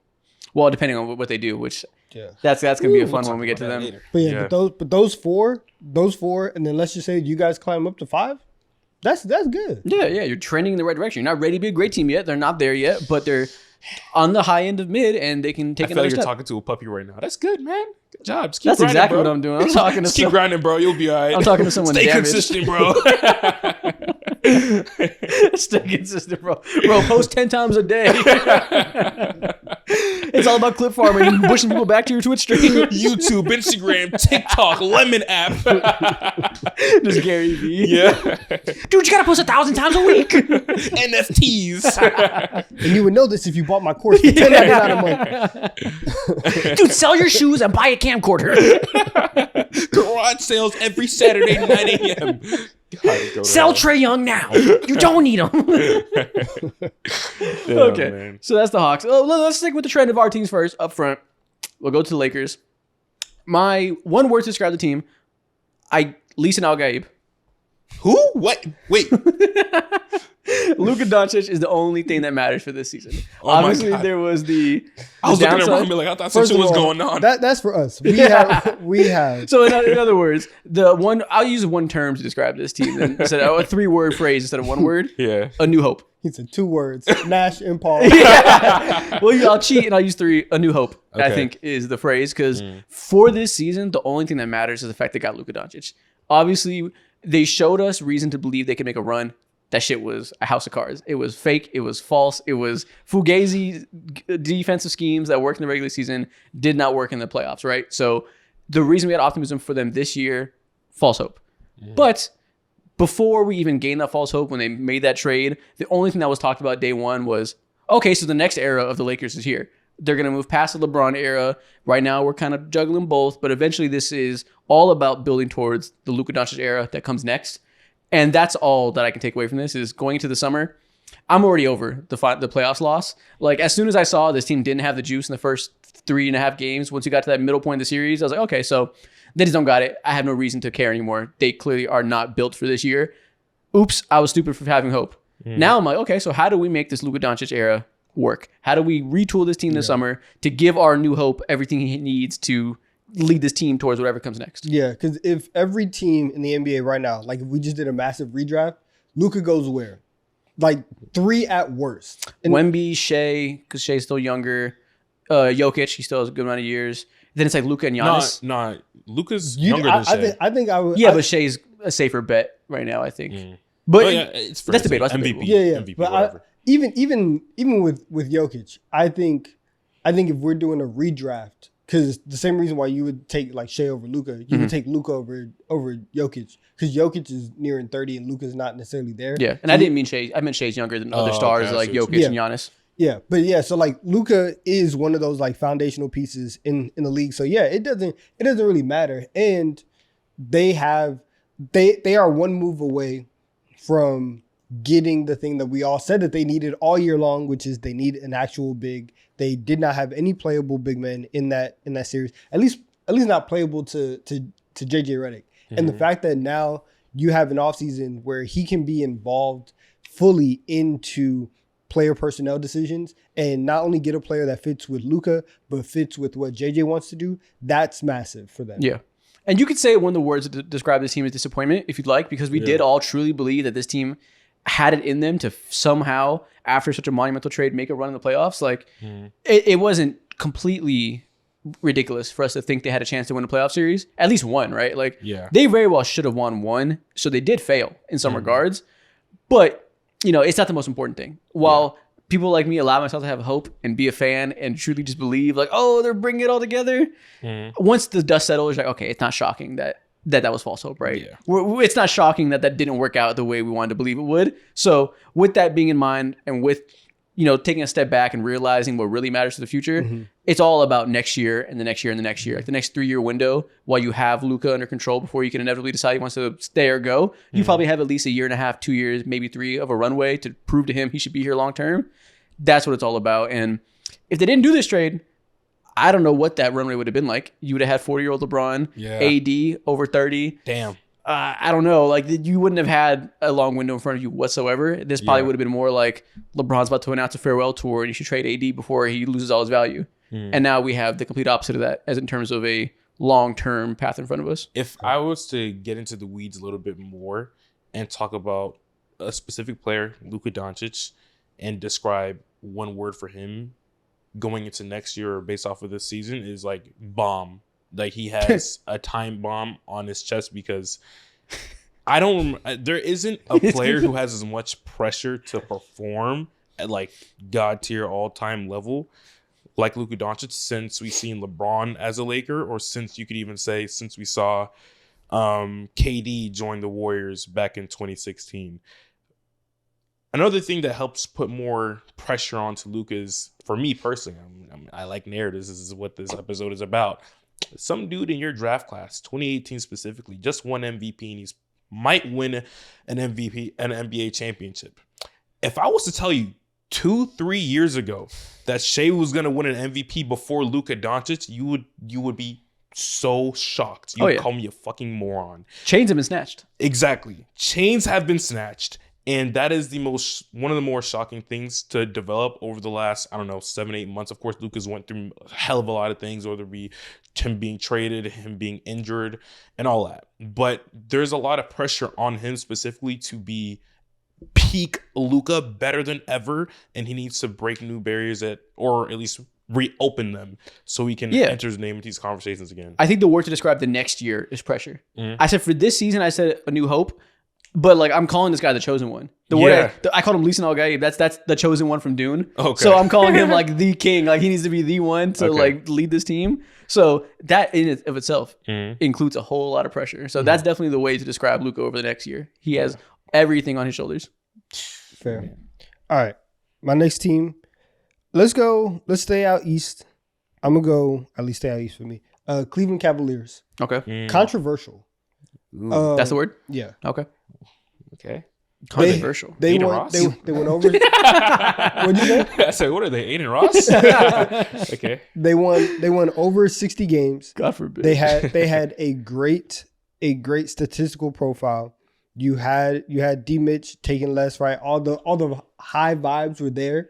They looked like a team that was on the inner circle of the of title contenders. Yet throughout the entire regular season, it was kind of split on like if you were a ball knower and you're like, yeah, Cleveland is like that, or are you saying this is the same team from a couple years ago that keeps going outside. I don't really trust them. Darius Garland had a great year, all-star, all that. Once again, gets hurt, has the playoff performance where he's coming in and out, and now we're sitting here in the offseason. There's still reasons to question about like, okay, what is next season going to be like for this Cleveland Cavaliers team? Him and Mobley and Hunter all got hurt in the playoffs. They go out in a very weird way. And so now this entire season, where it was one of the best seasons post LeBron, you look at them and you're like, hey, I don't really know what they are. And if you look at them and you say that team, they were frauds the whole time, you have a section of people that can legitimately be like, you're stupid. Look at everything that they did for the entire regular season. They just got hurt. You just did all of this. They should run it back. They'll be fine. Or you can say, this team was fine, it's just injuries, and there's still another side that can say, nah, that was just regular season. They had opportunities in the playoffs, it didn't work. I still think that while they were extremely good, there are still a lot of questions about Cleveland and their roster construction, their makeup, what happens to them, and the amount of dog in them. You know, like there's a lot that we still need to find out about a team that won 64 games last year, which is kind of weird. Yeah, that's why the word I would use is frustrating because there's all these questions and you have no clear answers whatsoever for everything you said. The haters are right but wrong at the same time. The optimists are right and wrong at the same time. It really comes down to whether you value sample size and process or just raw outcome in the playoffs. Not here to say which one's the right answer, but everybody has fuel to their fire, like you said. And if you're the Cavs, what do you look at from this playoff run and say we can learn from that? You clearly don't have enough perimeter defense. I think the Pacers expose that regardless of who's healthy. But the lack of perimeter defense is really, really exasperated by the fact that your offense is neutered by the injuries. So you could say we didn't set the defense up to succeed well because of the injuries, or maybe it's vice versa. Maybe you would have lost anyways because the defense was a problem regardless. There's so much in the air, so little concrete answers. You have to really look within and decide like what you want to hope will be better in a better circumstance. Yeah. That if I'm the front office, this is incredibly frustrating. Like there's zero clarity. Yeah, I agree. There's almost questions when it comes to every single player on this roster outside of Evan Mobley and probably Donovan Mitchell. But Mitchell. There's questions about D-Mitch. But even Donovan Mitchell, like he didn't have the greatest regular season whatsoever. One of the not worst of his career, but it's not it's not an outstanding regular season at all. Very forgettable Donovan Mitchell season, which he somehow ended up first team All NBA. Harsh. Forgettable. He didn't have a spectacular year whatsoever. Yeah, I mean, forgettable when it comes to his personal career. Okay. No, it is forgettable. Like, he took a backseat and like said, I'm not gonna have the high usage so everybody else can thrive. That is part of it. But he also like went a long part of the year not quite having the scoring effectiveness that he usually does, especially at the rim. We talk about that all year. So I think forgettable is probably the perfect word because it's not bad. It's just like not. It's a footnote. I always hear forgettable and be like, "That's trash." Like, of course you hear that. I'm not surprised. But also in the playoffs, like he had a few crazy games when everybody got hurt, where he almost won, scoring 48 points, and like people remember those games and think, "Oh, the team got hurt. He put the team on his back. D-Mitch is fine. He did his job." He was kind of a black hole in some of those games. Like some of those games, he took it upon himself to revert to old D-Mitch and say, I'm going to have to get a lot of buckets, which you understand because everybody's injured. That man had like a 45% usage rate and averaged 3 assists per game. Yeah, that just doesn't make any sense. Hey man, shout out to you. You did what you had to do. He was playing some Monte Ellis basketball for a little bit. You did what you had to do. And like part of it is because he lost guys and had to revert to that. Part of that is he was like pushed into bad habits by a good defense that really took his bad habits and put some pressure on them for him to do that, and he just did it. So he's not fully absolved of blame either. So I agree. I say it to say even more frustrations because you don't even know if your best player is at fault. Exactly. Yeah. And then that leads me to question next up in line, Darius Garland, his health abilities and how reliable or sustainable he can be in the playoffs. Those are just straight up super frustrating questions because you can't go based off anything because he hasn't even had the opportunity to showcase what he can do when he's 90 to 100%. Next up, we got Jared Allen. What the fuck is going on? People over here thinking that if I trade you, Evan Mobley will be empowered and my offense will be a lot more fluid. But also at the same time, you are very much a part of my superpowers as a regular season or just an NBA team in general because I have the ability to have basically 2 starting lineups when you're a part of this roster. We are the Twin Towers with you, a part of this organization. Yeah. So it's like all around when it comes to their core players outside of Evan Mobley, you have major questions. Yeah, and even Evan Mobley, I don't have questions about this, but he didn't have a super aggressive scoring playoff series with the Pacers. That's very true. And I think that was because of everybody else around him. The team really went away from him in like a schematic way and didn't empower him enough and didn't put him in position to succeed. But also the Pacers did a really good job taking his ball handling away with like the ball pressure they put on everybody in the roster. So even him, it's like if you're going to play center, you're going to be asked to be a bigger scorer. You better be ready for that. Facts. Yeah. If I'm Cleveland, the moment we get to March 1st, Darius Garland, sit down. I'm gonna put you on ice. I'm gonna put you in bubble wrap. We didn't even talk about that. Yeah, he's ever gonna be healthy. I have to get to a playoff run where you are healthy and at least right at the end of the season, everybody's hurt, right? Whatever. I need you to be 85% once we get to the playoffs. And man. He needs to be healthy. Like you're right. He needs to be healthy. That's what for someone like him, especially his player profile. Like you have no room for error when you're that. This small. is 3 times. This is 3 times. It's hard for small guards to play through injury at all. Yeah, that Darius Garland has not been 100% whenever the Cavs have been in a playoff type of scenario. And like you said, if Jared Allen is there, that's your superpower to kind of have two lineups. If Darius Garland isn't there, you don't have that ability, right? So like he has to be there. So they're gonna have to figure out. It's like having a door with no handle. It's fucking useless, bro. There's been a lot of rumors about potential Darius Garland for Jalen Suggs trades. We'll talk about that in future episodes when we get into like looking forward to the offseason more. But those are the type of questions that are in the air right now because of everything you're mentioning with the lack of health. That isn't his fault. Like I maintain, I don't blame people for getting injured. It's not their fault. Unless you're like that Zion Williamson situation, you're coming in and like unhealthy, like out of shape, then maybe. But especially in a Darius Garland situation, it's not his fault. But if you get unlucky every year, it's hard to build around. Yeah, I agree. Okay, I'm not gonna lie. Someone just made me excited. Do you have the New Orleans Pelicans or? I do. Can you talk about them? Because you just mentioned it, I'm like, oh my god, I've been dying to talk about them. I don't even know how to talk about this right now. Do you have a word for them? It sounded like you were very excited too. The New Orleans unknown, complete unknown. D&D. Yes, the question is not question. The word to describe their season because we're not talking about looking forward. Yeah, this season is to be determined. That's how you describe the season because they had a season from hell. Everybody got hurt. Yeah, they had a Grizzlies type of season. Herb Jones got hurt immediately. DeJounte Murray, RIP's Achilles, got hurt immediately. Zion played 30 games, looked mid for 15, amazing for 15, hurt again. There is so much unknown with this team. It's all to be determined. And if you want to look forward a little bit, I guess what your takeaway from the season is, your foundation is to be determined. Yeah. Because they didn't get the number 1 pick. They didn't get number 2 pick. They didn't get something that you could say, we can draft a potential star. So you're not going to find your new foundational piece for sure in the draft this year. There's so many Zion question marks with whether or not he should be your future star, whether or not he should be in the NBA now, since now we have looming charges that who knows where that goes. But if it's true, he's fucking out of here. So that's another looming element of it, that he might be the biggest sicko in the league all of a sudden. If that ends up being true, what the fuck do they do about that? Because you owe him a lot of money, and all of a sudden you're looking at a fucking, I don't even know, I was going to say a name, but you know, a something situation. And Joe Dumars in a press conference a couple days ago, which was after the news broke of that, said they still plan on Zion Williamson being their foundational piece, being their franchise player. So that was already question marks with, do you want to put your eggs in the basket of the guy who's never available? Now he has looming court problems that are to be determined. If it's true, you definitely don't want to put your eggs in that motherfucking basket because that is a horrible basket that you should want no part of anything that has to do with that type of stuff on your team.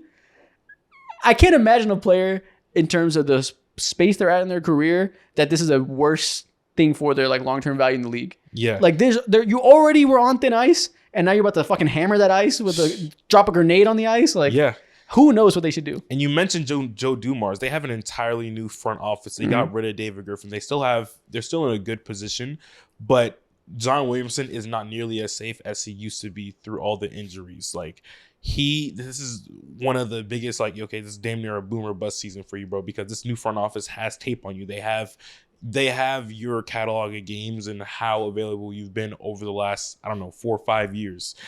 And it's interesting because this new front office is left with DeJounte Murray, who I think he tore his Achilles or something crazy like that. Yeah, he did. And he's getting paid up until 2028. He has a player option in the year 2028. So they're stuck with him for quite a little bit. They do have Trey Murphy, who in my mind is on the verge of becoming an all-star caliber player. And he very well could be that depending on what the Pelicans do next regular season. CJ McCollum is still there. Okay. But outside of that, you still have plenty of questions outside of this roster. I'm happy that they got someone like Kelly Olynyk during the middle of the season. They've been clamoring for a stretch 5 alongside Zion Williamson, and he could be that answer. But this team, again, similar to like the Atlanta Hawks in my mind, is just like a frenzy of questions. Yeah, and again, it's also exasperated by the fact that you might have a nasty man on your hands. Like that makes it so difficult to know what they should do. Like Joe Dumars, I guess he has to go on the podium and say we still have trust in the guy, but you know that front office is panicking because you already aren't sure about it. And I just got here. I just got this job. Yeah, and like you already had a question mark. Do you want to rely on a guy who's unreliable, and now he might play for Rikers Island next year? Like it's so much to figure out. Without even mentioning the other guys on the roster, there's Trey Murphy trade rumors right now. I don't know if they're forced, but I guess they could sell high on him if they feel like they're far away. Like they can go in so many directions that it really comes down to this new front office, what direction they want, and because they have options. We didn't even mention they have one of the biggest trade pieces that the NBA has to offer in those Milwaukee trade picks and swaps as well. So they're still in one of the better positions in the NBA to pivot into, next level stardom, and they can trade for God knows what, depending on what happens with Trey Murphy and all that. Yeah. But they're not dead in the water, but they could easily fuck up the situation. Oh yeah. They have several good paths in front of them. They have to figure out which one they want. And the Zion Williamson question really muddies that up, because that depending on which way that goes can ruin several of those paths. If you're stuck with his contract, then he's not going to be on your team. This team feels like it needs to be sold and relocated. Like it really does. It feels like they need a complete reset from top to bottom. And again, they try to do that with the front office, but with a new front office, with a core and a team that, just basketball wise, you've had to tear down and reshuffle because of injuries. You've also had to do that because of looming stuff with your star player that you don't know. Like if this were a movie or if this were a video game, you turn the game off and you just restart. Like it wouldn't be anything where you're like, yeah, this makes me feel very, very good about where we're going. I'm just starting a new dynasty. Like that's it. So this year they have the 7th overall pick. Not the greatest pick, but not the worst place to be in. Next year they Watch them mess it up. Yeah, exactly. I agree. Next year they have the rights to swap with Milwaukee. In 2027 as well, they have the right to swap with Milwaukee. And then they have their own first round picks going forward pretty much. They have so many decisions to make. They can make a big ass splash and trade for God knows what, bro, the next superstar who's out, and try to pair him up with Zion Williamson, or they could steady try to build this homegrown through the riddled pieces that they've had.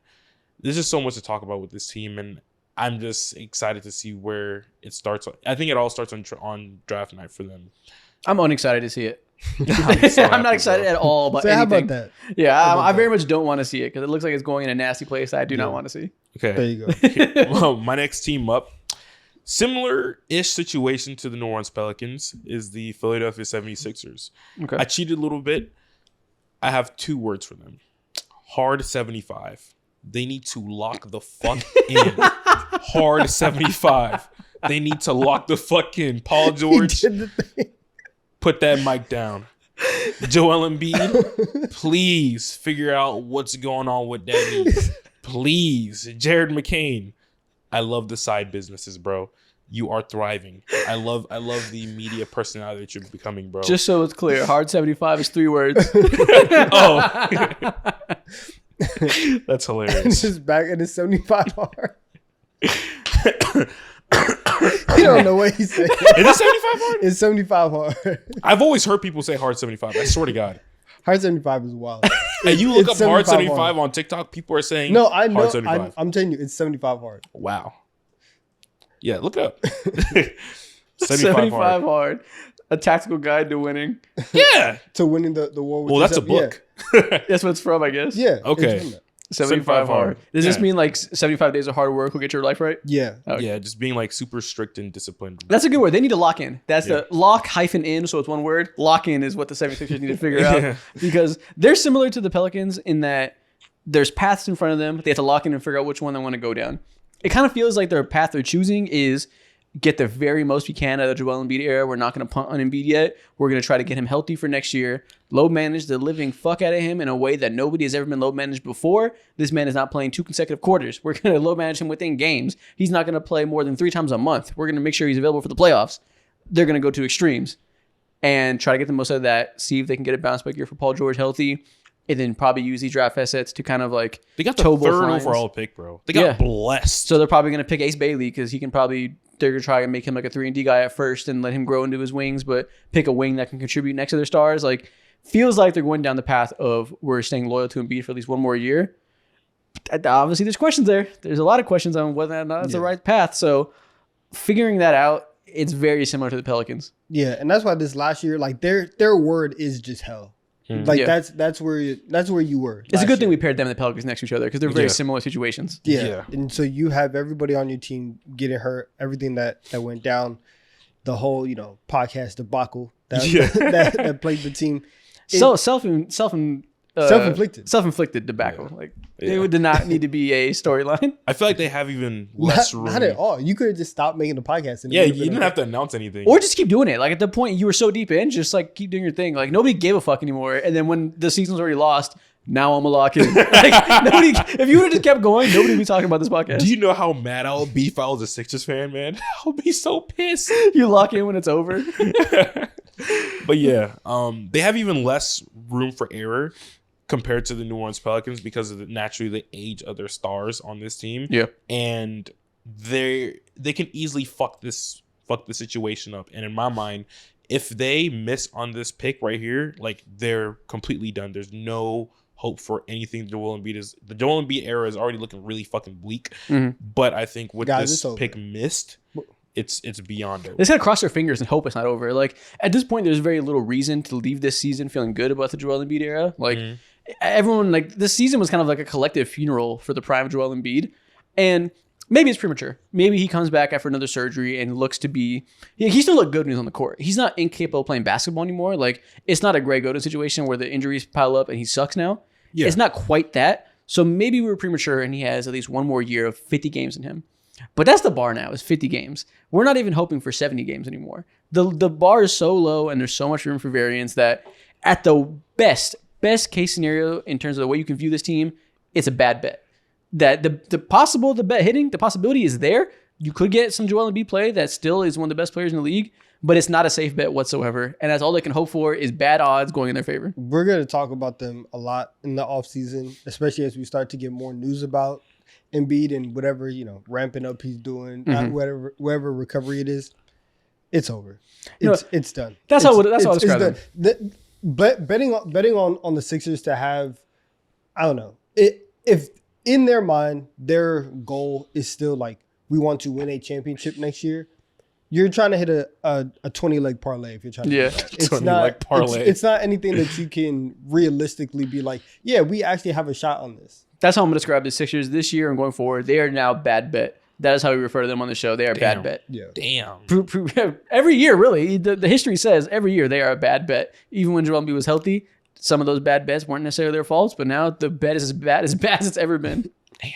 That's tough. With that being said, though, I do think they'll probably get a better version of Paul George next year within reason. Expectations will be recalibrated a little bit, and I think he could look a little bit better. He still defended well this year, but you need so much more to go well for you outside of Paul George looking slightly better. Did you see any clips of Paul George on I forgot what podcast it is. I think it was that Barstool podcast with those two dudes from Philly. Then Gillian Wallow? Yeah. Yeah, it was funny as hell because, of course, they're natives to that city and all that. They were talking so much kind-hearted shit to Paul George, and they talked about how disappointed the city was with him and how they basically want him out of there to his face, and it was hilarious. Yeah. All right, we got to speed through some of these teams now. Donovan, who's your next team? Speed through. Sorry to the Charlotte Hornets. Ooh. But this last year was a simulation. Simulation is your one word, Charlotte Hornets. This is one. It's one of those years where like I know like you picked a bad team on purpose, and you're like, I'm gonna bench all of my guys. I'm gonna get all the draft picks. I'm just gonna tank. And there's that. There's not a lot of hope. You hired a new coach going into last year, but you still have all the same questions about LaMelo. Brandon Miller missed a lot of time. Your number one pick. I'm blanking on Tijon Salon. Thank you.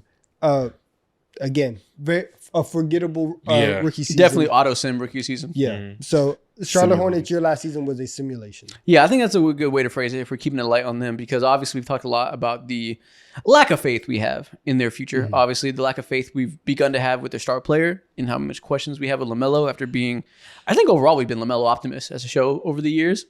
My optimism is dead. Or maybe not. It's on life support. Show me a little bit of something next year, I can come back, but it's on life support. The beeps are real slow, few and far between. It's not a strong heartbeat right now on the LaMelo Island for me. Yeah, his PR is slowly dwindling as we speak, naturally because there's other stars who's continuously like surpassed him in the NBA rankings. Yeah. So I agree with you. Yeah, life support. I'll call that. Your team is on life support. Next team up, just want to speed along, Chicago Bulls. Okay. I think the best word that I could come up with for them is delirious. Just like you're just like a disturbed person. If you're a Chicago Bulls fan, you've had a really disturbed NBA year. You were super close to getting someone like Cooper Flag. Disturbed is hilarious. Put all your keys in for Josh Giddey. You finally traded Zach LaVine, but for basically nothing. And you sat on his trade value for entirely too long. The list of names, Alex Cruiser from last year follows that as well. You just are you're just a really disturbed person right now in the NBA landscape because of you've just been sitting on your hands the entire time. You don't know what to expect. You don't have no real expectations or pathway for this team because they are the epitome of NBA hell for every fan. Yeah, they're foolish is kind of where I would go. If you start in the off season of last year and then go all the way up to here, it's a lot of bad asset management and just wrong practices. Regardless of what the outcome ends up being, you didn't necessarily do things in the most optimal way. And so for that reason, it's like, all right, you're choosing. You said earlier about the Hawks being on the good side of mid. The Bulls are on the bad side of mid. They're on the mid side of mid. They're right in the middle. They had a good second half of the year. The middest of mid. I'd say bad religion is how I describe it. Bad religion. That Frank Ocean song is about loving someone who doesn't love you back. Mm-hmm. Bulls fans, that ownership group does not love you back. They don't go fuck about the fans. They care about your money being siphoned into their pockets. They will do the worst thing every single year in terms of getting you the championship product that you want because the love you pour into this team, you want it to be rewarded with good play at the very least. You'll never get it. And they won't even pretend you'll get it. You'll just get bullshit every year, and you're going to like it, and you're going to put your butts in seats, and they're never going to change. Caruso is helping a team win a championship this year. Yeah. And they got no draft picks for it. And instead, you guys got the 65th best player in the NBA that you're going to pay $35 million a year to continue to make you be mid of mid, and you're going to convince yourself that it's good. You're going to convince yourself that him plus White plus Buzelas can maybe do some stuff. You're going to convince yourself you can be the Pacers. You can operate from the middle and slowly make smart moves over and over again. Those smart moves do not begin with paying Josh Giddey $35 million a year. I can assure you of that. Yeah. That's so sad. It sucks because it's going to happen.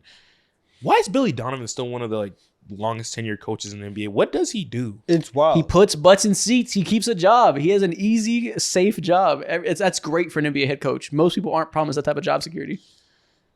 From that output of life, you are correct. He has no expectations to do anything other than win 41 games a year. It's a fantastic job. I guess so. We can move on from them. What's my next team? I have the Miami Heat's purgatory. That's the word to describe this season. You ship Jimmy Butler off. Now you're simply and I say purgatory not even in a terrible way, in just a literal way. You are in between eras now. You are in between whatever destination you left to versus where you're going. You're firmly on that card right now, trying to figure out which lane you want to go down, figure out where Pat Riley's going to send you, which star path you're going to go down, which path to attaining that star you're going to go down. Is it going to be a tank and draft? Is it going to be a signing trade like you got Jimmy Butler with? Is it going to be, Tyler Hero, take the keys, take us to the promised land? Good God. You don't know yet. There will be a lot of questions to answer for you this summer and really next trade deadline as well. But right now, you're just simply in wait-and-see mode, pure NBA purgatory. Good for you. All right, next for me, the Brooklyn Nets. Yep. Foundational. I think that they won in the offseason. You got your picks back, which is a very, Hoorah. It's a very, very big key to tanking, right? It's one of the reasons why we're talking about Giannis, and if you're the Bucks, it's should we trade him because we don't have control over our picks? So why would we, trade the franchise player like that? So you have the Nets. They go out, they get their picks back. The coach that you just hired, Jordy, from everything that looks like this, that's a good coach, and that's somebody that you can actually see building a culture for this team wherever you decide to go. You tried to tank because of him and the players that you had in the building. You weren't necessarily able to do that all year long. We talked about, are they going to trade Cam Johnson? That didn't happen, and it low-key feels like they, at least for this past season, you wanted to keep a veteran and at least one above average, asset on the roster so that you can actually win games and not just be a complete dumpster fire of a team. Last year felt like something for them where you won 24 games. Is it 17 games? No. Is it good? No. But it is something that for the new era of Brooklyn Nets, you now have something that you can build on. So I do think that last year was pretty foundational for them. You see the rumors that they're trying to trade Cam Johnson plus pick 18 for another lottery pick? It's a smart move. I haven't seen I would at hate all. that. Why Just in would terms you of hate asset that? management. Like turning this draft is like top heavy, but like 9 through 20 is kind of flat from everything that experts say. I'm believing them because I haven't done the most research yet. So if that's the case, Cam Johnson is somebody you could have got 2 first-round picks for. Maybe they'd be bad first-round picks from a contender. Maybe you don't value that, to each their own. But in terms of just pure bites at the apple, turning what could be 3, if you count pick 18 plus 2 Cam Johnson picks, into a little bit better pick, if you went up to like 10 with the Rockets or whatever, that would be terrible asset management.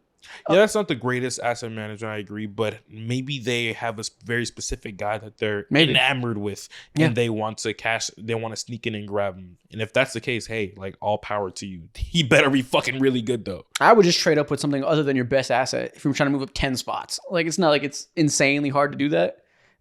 Using Cam Johnson as that fodder, unless there's more coming back as well as that lottery pick, or unless it's like a top 6 pick, which then I guess I would understand, but I don't imagine any of those teams are leaping to do that. Yeah, probably not. But even if they keep Cam throughout the season, like I would be shocked. I was kind of shocked he didn't get traded at the deadline last year. I would be floored if he was still on this team at the end of next season as well. Yeah. All right, what's the next team, Mo? Next team, similar to the Brooklyn Nets, are the Washington Wizards. My word for them is anchored.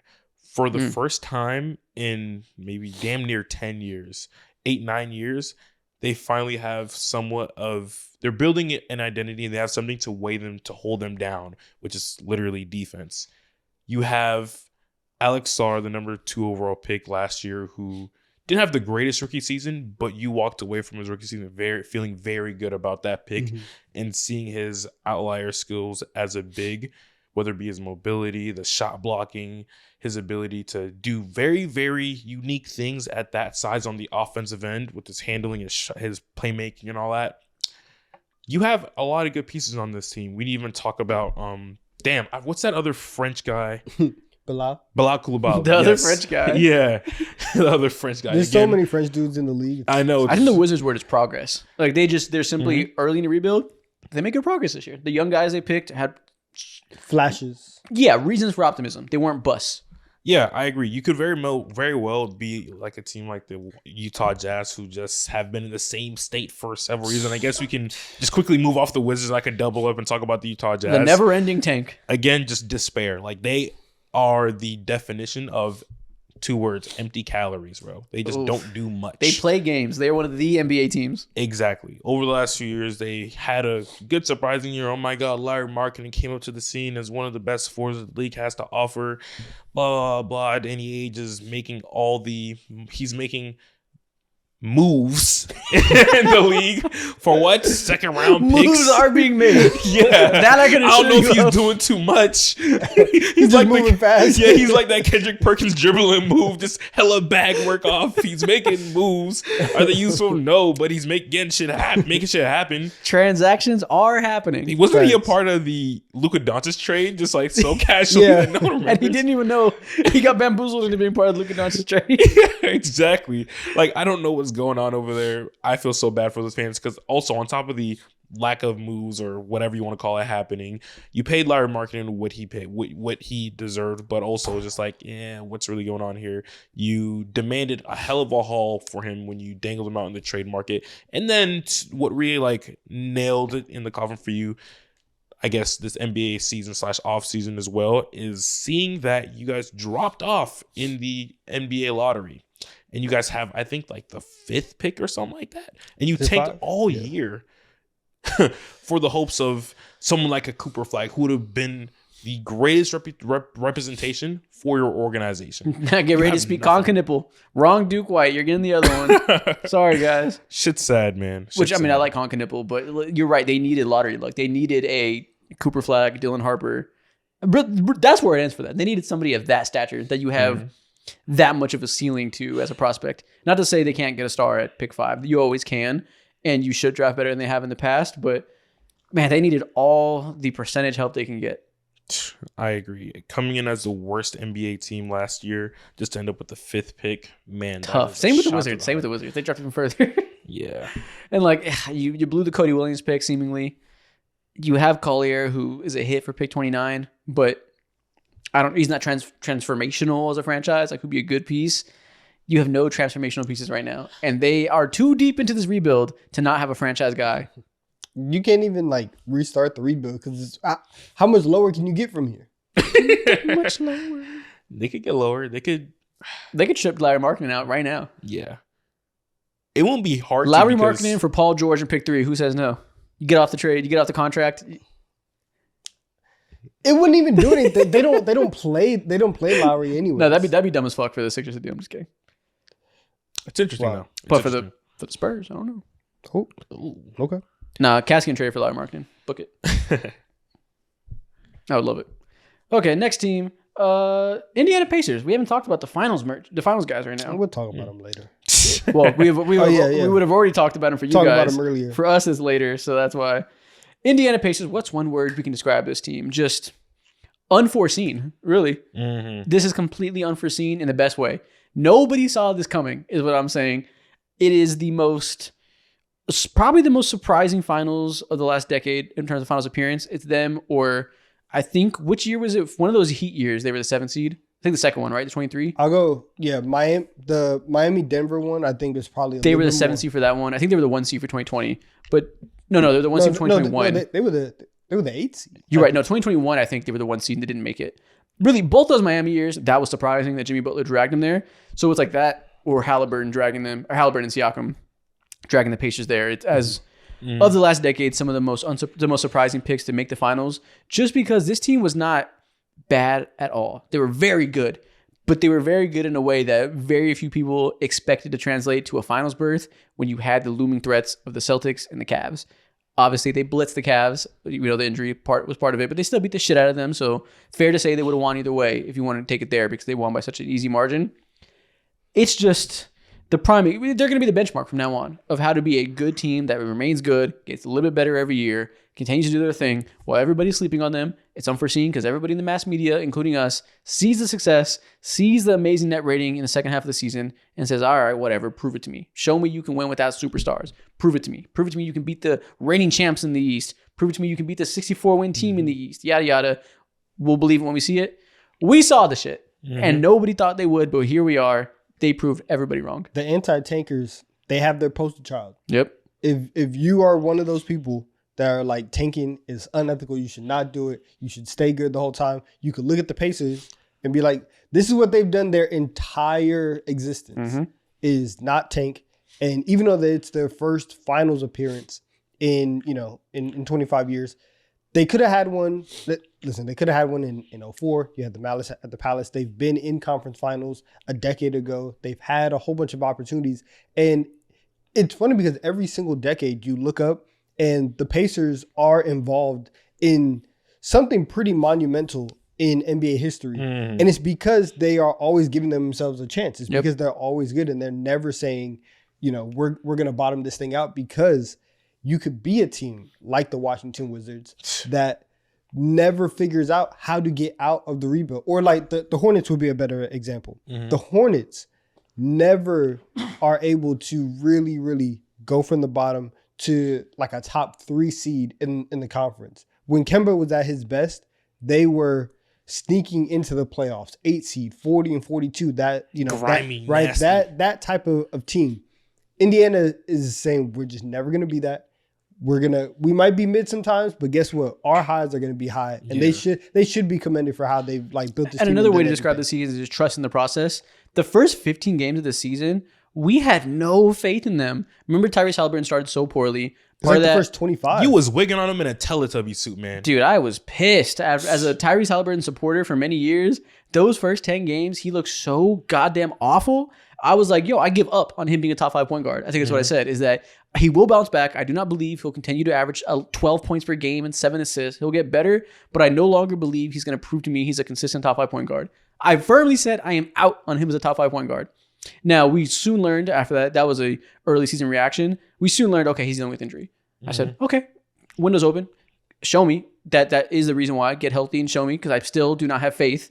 And another big part of it is despite the injury, like that's not the only thing, They made a big change to their offense to start the season. It was far less Tyrese Halliburton ball. His usage rate was lower. It was way more empowering of the ball handlers. They did this egalitarian thing to make sure that the offense isn't one note with your stars running pick and roll. We're going to play through everybody, make sure everybody has a rhythm, make sure all 5 players can attack off the dribble, kind of like the 2019 Raptors in that way.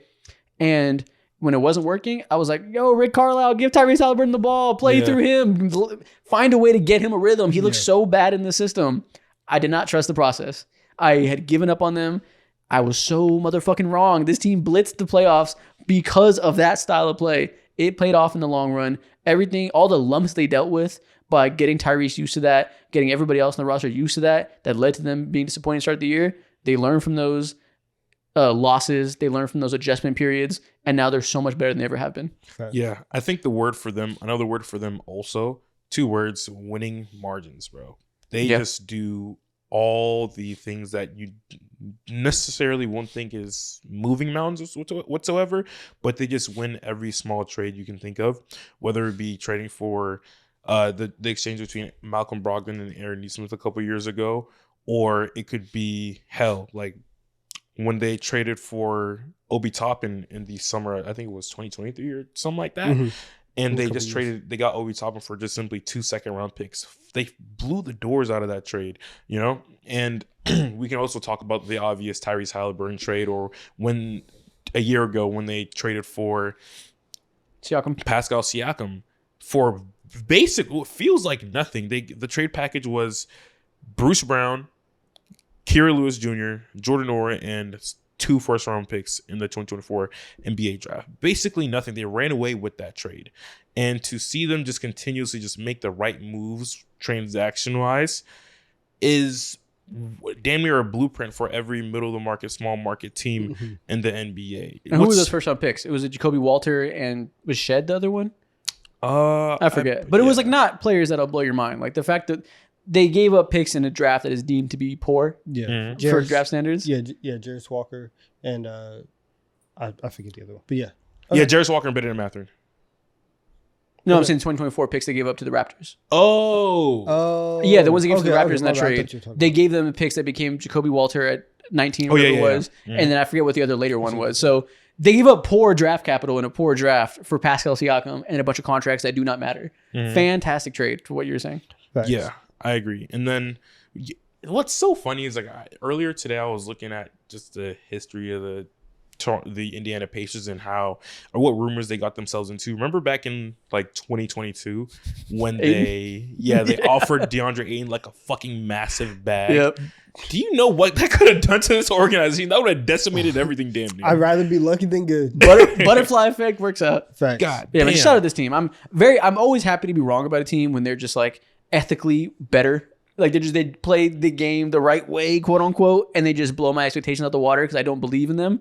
I'd much rather be wrong about that than me believing too much in a team. So shout out the Pacers. Yeah. And shout out Tyrese Halliburton for once again being clear top 5 point guard after I gave up on him. Facts. All right, next team. Because I gave up so hard. Next team, we're going to go to the other finals team, and we're actually going to keep it pretty short because we've said the word for the Thunder is just juggernaut. Nice. Right? And so we've said everything that we've needed to say about the Thunder in our preview on Tuesday, TD3 Tuesdays. You know what I'm saying? Tap in. They're amazing, and you have an ascending MVP in Shea who just went to a completely different level. You have Jalen Williams who defensively got to a new level. You got Chet Holmgren who we saw flashes of another step. Didn't. The injury kind of derailed everything. But in terms of team chemistry, depth, your star being that good and going into an all-time level team, that's what they proved this year, and that's what this entire year has been about. And so it's been super, super fun, at least for me. I know some of y'all have hated it, but it's been very fun watching Oklahoma City really climb up the ranks in terms of a team that 2 years ago was 40-42, made the play-in, won the play-in game, and then got their doors blasted open by Minnesota. You come back next year, 1 seed, fail in the second round. Once again, 1 seed, almost win 70 games. Now you're in the finals. And there's a situation where you might lose less than 20 games this entire year. That's insane. Fucking dumb, Dude, bro. 80 and 20 happened. They won 80 games before they lost 20. That's insane. And you said some people didn't enjoy it because they hate them.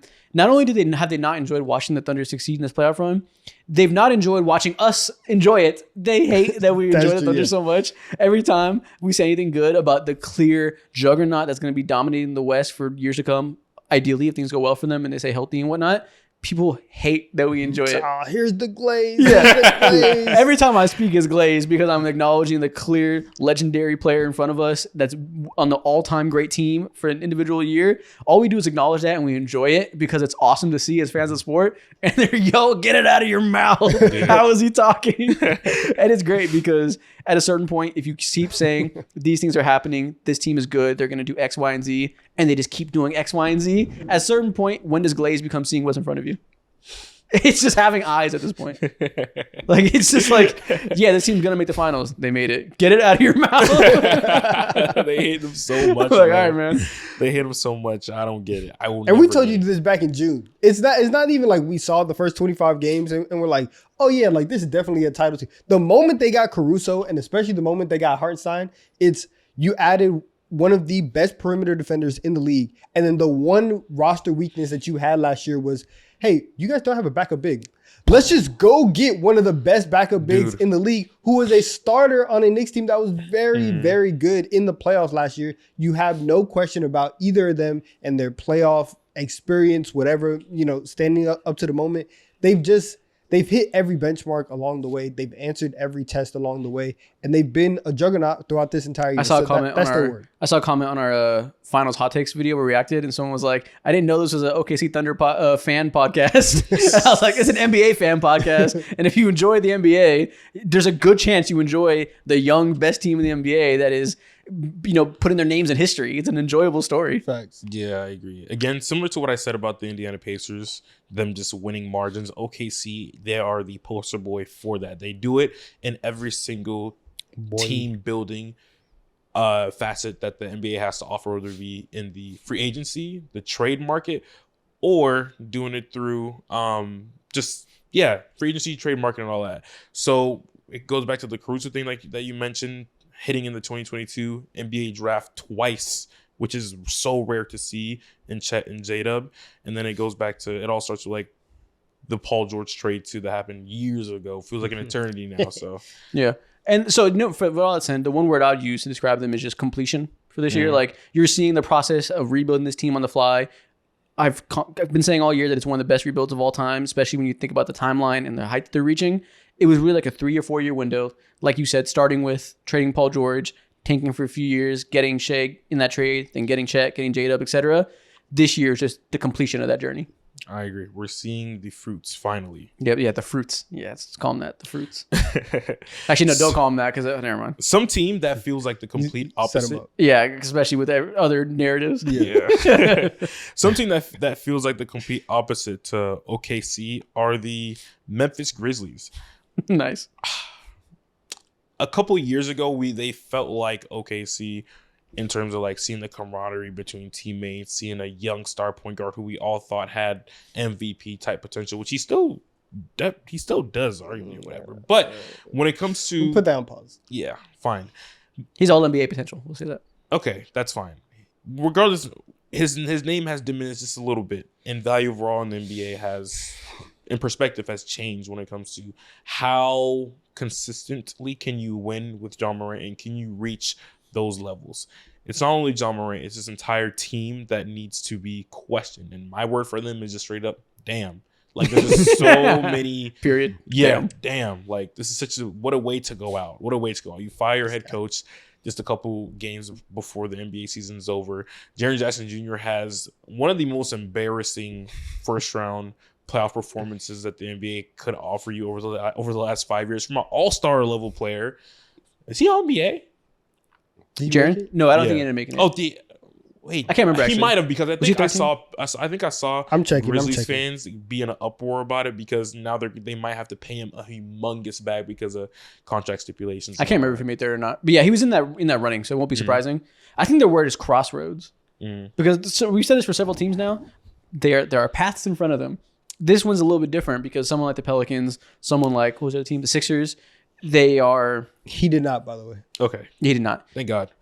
The Grizzlies picked their path, and they've done a very good job of maximizing that path for the most part, right?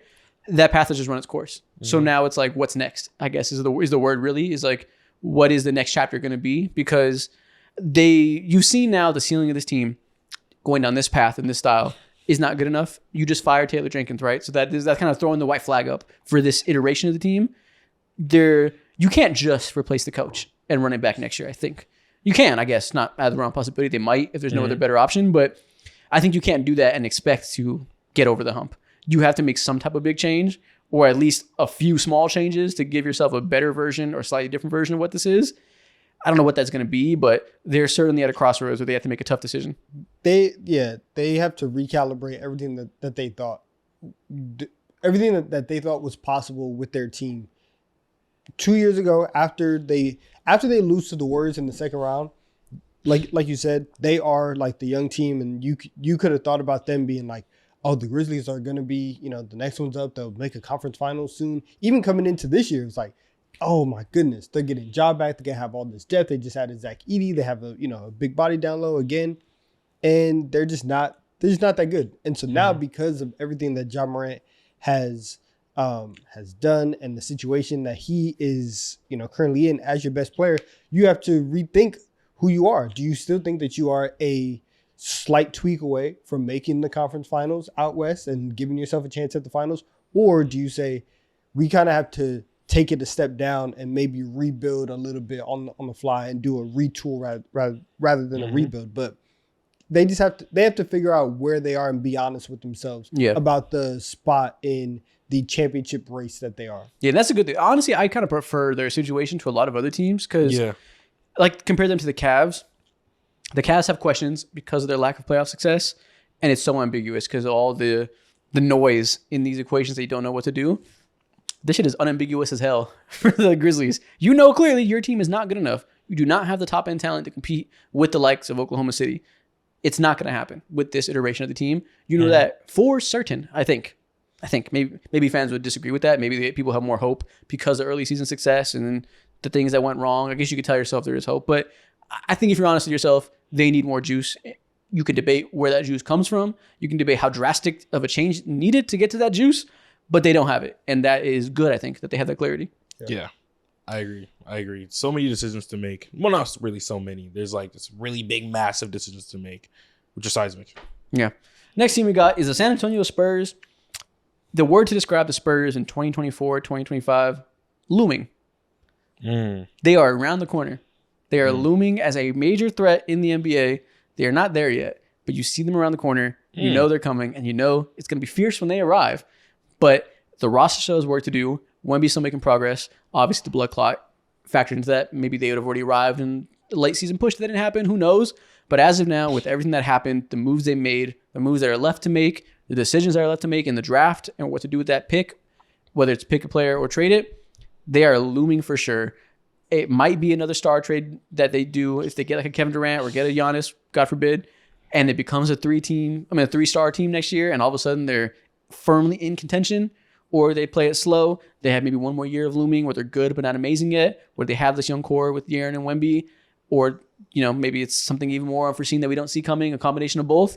Whatever path they go down, they are around the corner, and they will be here as a major threat in the West pretty soon. When I see blood clots, you better watch out. I'm knocking blood clots out, man. Yo, I'm so upset. The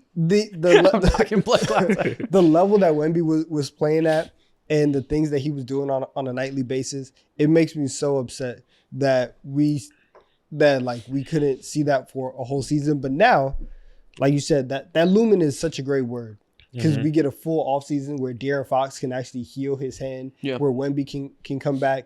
You're going to have a full offseason. Again, also, we've kind of passed over it, but like Greg Popovich and his health issues was also a major storyline. And so now that you have a legitimate, Mitch is the guy, and he's going to be there from start to finish, that's also another plus that you have in San Antonio, and not like a question of like, is Pop going to come back? Is he not? What's that?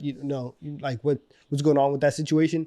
they have a lot of good things going for them. So I am very hopeful for what they're going to do next year. Damn, bro, blood clots got hella victims. I just remember like earlier in the year, in the summer, didn't Asar Thompson he wasn't able to play because he had blood clots? Damian Lillard. Asar had blood clots too. Yeah, Damian Lillard just faced that shit. And we got a lot of blood clots up. Yeah, but Dame gave him hands though. Dame fucked blood clots up. He did. Yeah, bro. Yo, clots is goddamn. They kind of on a run right now. Fuck. It's kind of crazy, man. Yeah, but thankfully he's recovering from that. And they just blood clots took Chris Bosh from us too, man. Again, when I see blood clots, fuck blood clots. All my homies hate blood clots. Oh my God. But yeah, they obviously just have so much potential, man. They're tip of the iceberg is another way to describe it. Is that everything you've seen from this team, obviously they're not good yet, is tip of the iceberg. Actually, what the hell is this? I know, look at that guy. You haven't even seen the tip of the iceberg in terms of the team. It's still completely underwater. But for Wemby specifically, it's so tip of the iceberg. He's so good already and so far away from how good he'll be. And that is abundantly clear that all you've gotten is a taste of it. You still haven't even gotten the whole load. All right, so let's talk about the team on the screen as well. Okay, the Milwaukee Bucks. That's my next team. Okay, scary / spooky, either one, right? Whichever one that you would like. Spooky, I like that. At every turn, you are scared about what was going on with this team, right? You start anxious. You start out even whenever they were good and they win the in-season tour, the Emirates NBA Cup, right? Hell yeah. They win that. Oil money. And then you look at that and you're like, hey, this team's kind of scary. They might be able to do something. And then they trade for Kyle Kuzma. Jump scare. Dame, he tears his Achilles. Damn. Frowny face. Incredibly scary. Mm-hmm. Now we get to the playoffs and you're playing the Indiana Pacers and they're over and over, just in your face, running through your face over and over. Pounding. Scary, right? The Pacers look extremely scary. And again, we are now in the offseason. The Giannis trade rumors are up. And if you're a Milwaukee Bucks fan, you're looking at the future of this team. And it's like, man, it's getting spooky out here. Yeah. Every single checkpoint of this team's season, something was going a little bit wild. Yeah. And so you are in the offseason with a lot of uncertainty and you're just kind of scared because it could really go either way. And even if Giannis comes back, we have another year where it's just going to be Giannis, no Dame. And this team was leaning on Kyle Kuzma. And once again, another jump scare, Kevin Porter Jr., Brook Lopez. Oh my goodness. Right? It's just Doc Rivers. It's threats all across the roster, all across the team. I don't know. I'm just scared. I think so that spooky is how you describe their next year for sure. Yeah. I think for this year, deterioration. Yeah. The roster just slowly deteriorated over the last few years. And this year, for all the reasons you said, the deterioration was just accelerated. Yeah. Trading Chris, Brook fall off, getting KPJ, getting Kuzma. Well, like I said, it's trading Chris. Then obviously finalizing with the Dame injury. And they even went through some random ass drama with Bobby Portis. He randomly got suspended for 20 to 25 games. Bobby Portis on roids? I forgot about that. It was painkillers.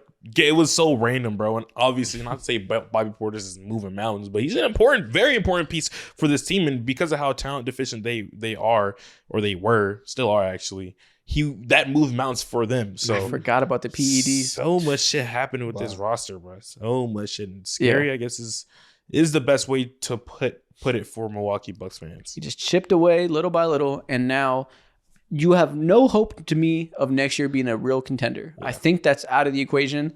You have to hope that Giannis is okay with that and that he just rides or dies for the city. He very well might be okay with that. He might be okay with staying there forever, and he just likes living there, wants his legacy to be the Bucks guy forever. But if he cares about winning a title in the next 2 years, there's no way he wants to stay unless he is, I don't know, blind. Yeah. But he might pick loyalty over winning. That's very possible. So it's not a guarantee you request a trade, but you just know that if winning is the main thing, there's no chance he stays. I have a question. What was the word that you used for the San Antonio Spurs? Looming. Okay. I'm going to steal your bag. Damn it. But it's to a much lesser degree. Okay. My next team is the Portland Trailblazers. Okay. They are If the Spurs are looming, they're peaking. They're like peekaboos. Like they're like sneaky, you know? They're sneaky. That's what they are. They're sneaky. They're just Peekaboo. they're not coming out of nowhere, but you see you see the little turtle head peeking out. They're not this past year they won. They're edging. Good God. That's what I wanted to use for the San Antonio Spurs, but I didn't want to say it. That's what literally filled up for the San Antonio Spurs. That is a good Spurs one. You're right. The Spurs are definitely edging us. But the Portland Trailblazers. Yo, Spurs fans, are we edging tonight? Oh my God. Send me the time and Every date. 82 times a game.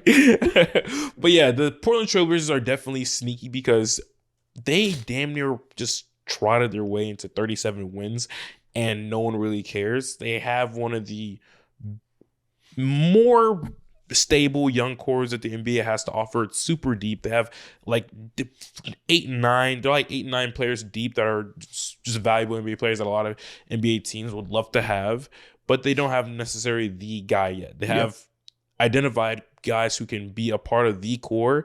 One of the biggest ones is Toumani Camara, who just like is one of the best defenders in the NBA, one of the best 3-and-D players specifically as well. Then you got, of course, Deni Avdija, who had to his own metric and scale a breakout year, and he's been every bit of what scouts projected him to be back in the 2020 NBA draft. You have major question marks when it comes to your guard rotation. You don't know what's going to happen with Scoot, but it feels like the star potential that he had just a couple years ago is definitely out of the question because of the his lack of ability to stand out on the court in any degree offensively specifically. Then you got Shaedon Sharpe, who's just up and down, inconsistent. He had a injury-riddled year, of course. He didn't. I lied. He just had a very up and down year, and there's been a lot of times where he's just coming off the bench, and it's just like you don't know how to gauge him or see real value with him. He didn't make a leap this year. He just continued on his path. Exactly. So they are very close to next year. We could look up, and they're winning like 40 games and whatnot. But speaking of this year, they're just a very sneaky That's a team. big And deal. you can't. Yeah, exactly. It's like you don't expect. It's nothing you really think about. You can't. I just love how you said they won 37 undermine. this year. Next year they might win 40. Ooh. Yeah, exactly. The West is crazy, bro. Yeah. The West is crazy. But this past season for them was such a massive success, and no one envisioned them winning 37 games at all whatsoever. That's true. I love that sentence also because you could really make any prediction and just be like, yo, the West is crazy. Yeah. It's why I don't know what's going to happen. And you know man. what? And you're right, too. It is crazy. Like, we never know what's going to happen. Nobody has ever predicted the West standings correctly, I think, in the last 3 years. Not a soul has got it right. So that's fair. Like, we could very well look up and they could be, who knows, they may throw out a massive bag to a random ass veteran, and they could be like a top 5 seed next year, and that's not out of the realm of possibility because their defense is that ferocious as well. Over the last 30 games of the NBA season, they had a better defense than OKC. Now, does that mean much? I don't know, but just know that they were an elite defense in that caliber. Okay. Could you imagine how good they'd be if Scoot was a star? If they injected a star point guard into there, like that's all they're missing. If Scoot was John Wall, this team would be amazing. Oh my gosh, this team would be on such an amazing trajectory if Scoot was what he was hoped to be at the high end. Yeah, they have everything else going for them. Yeah, exactly. And now they're in a position where they have to sit down and retool, but we can just save that for an off-season conversation right now. Thanks. Okay, Don, what's your next team, or is it my team? I think it's your turn. Okay, Orlando Magic. How do we describe them? Construction. What's the opposite of progress? The opposite of stationary. The Orlando Magic season is stationary. They made absolutely zero progress in any meaningful way, I think. I guess Paolo and Franz got a little bit better. They put up better numbers, so that's good. You want to see that. But as a team, absolutely zero progress because the shooting concerns are still there. The offensive concerns are still there. Everything that we came into the season saying, if this breaks right, they'll be this good. None of that broke right, as well as health. Obviously, Suggs got hurt too, which is a big part. I'm not here to say that they suck or anything. The Suggs part was, unfortunate. Yes, but you can't. All your eggs can't be in the Suggs basket. You can't be that make or break. Yeah. I think. Obviously I've talked a lot about I've made these points via Paolo Banchero discourse, but I think at large the Magic are talked about in very lazy ways where everybody says, oh, well, they have no shooting, so what can you expect, right? They got no shooting, nothing else is possible. So we pretend all the flaws of their stars are purely because of shooting. The flaws of their team are purely because of shooting. I don't think that's the case. I think top down, their offense sucks in a lot of ways. That starts with their best players, goes on to their role players, goes on to their coach.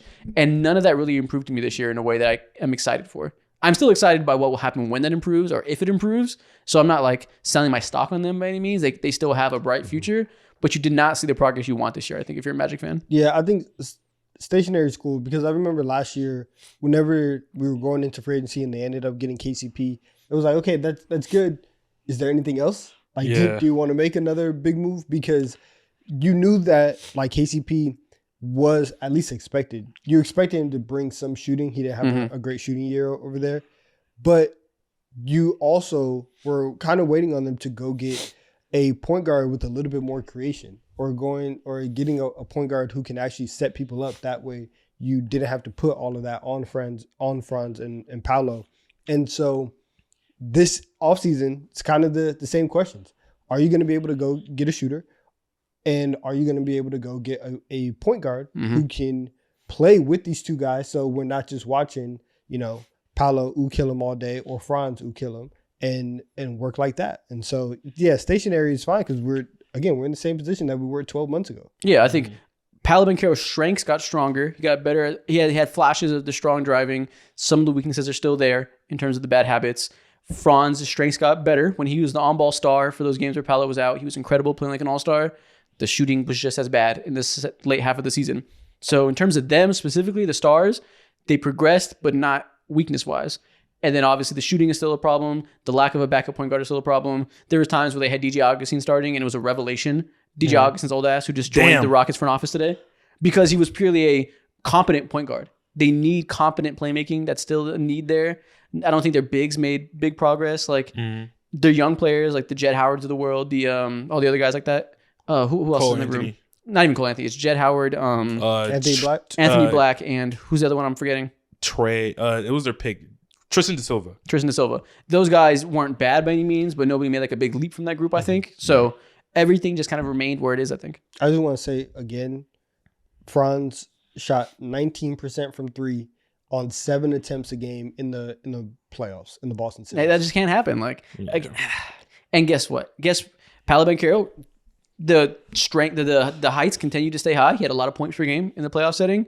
There was still the flaws in offensive process that led to some iffy lineups with him being the main playmaker there. So we'll see. They have to figure out the organization of talent needed to maximize those guys, and we still don't know what that is. Facts. All right, I want to double up here. It's not because they have the same word, but just because both of them were very they're bad teams. Yeah. Okay. Phoenix Suns, unsettling, disturbing. Yeah. Diarrhea. I was like, You just want it to stop. every Just messy. honestly, Acid reflex. honestly, we've talked about how, especially once we got past the All-Star break, why the hell are we watching the Suns, man? This team sucks. It's awful. You look at all the hope. I keep going back to how high we were on Phoenix after preseason basketball last year, and we're like, man, yo, Budenholzer is coming in here. Whole scheme is changed. Oh my God, Ryan Dunn, he's gonna be the savior. And then this team, even with Kevin Durant and Devin Booker and Bradley Beal, they're awful. And the vibes were bad. The coach gets fired. They don't have control over any of their picks. You watch this team and it just was not a fun watch. And it was unsettling to watch the Phoenix Suns in 2024, 2025. The 2025 Phoenix Suns taught me a valuable lesson to never believe in talent just because they're talented. Mm-hmm. Damn. That's the only take from preseason that I really feel bad about is believing in the Suns. And not even because the idea of believing in Kevin Durant and Devin Booker getting better over time and the reasons we thought their supporting cast got a little bit better, it wasn't the worst process in the world. I don't look back and be like, we're fucking morons. But it went so unbelievably bad that I'm like, how dare you have at one point believed in them? It is so disgusting to see how wrong that went that I'm like, whatever I got to do to never believe in something like that ever again, I'll do it. Yeah. So that was the Suns' word. Secondly, the Dallas Mavericks, freedom. Freedom. The Dallas Mavericks freed themselves from logic. They freed themselves from consensus thought from groupthink. Wow. And they freed themselves from jail after getting bailed out in the draft lottery. Mm-hmm. This year is about being who you are authentically and doing what you want and not allowing the world, for better or worse, and yourself, man. and not allowing the world to put their limitations on you. They broke every mold this year, and Nico Harrison, especially because now that you have Cooper Flag, you can look at yourself in the mirror and say, I did it my way. And I can live with that. Nico said, nah, I'm going to do my own thing. Yeah. Freedom is the word for the Dallas Mavericks. Yeah, fair enough, man. Whether right or wrong, time will tell, history will tell. The history books will tell us whether or not Nico made good decisions, but he made his own decisions, and nobody can take that away from him. Mm-mm.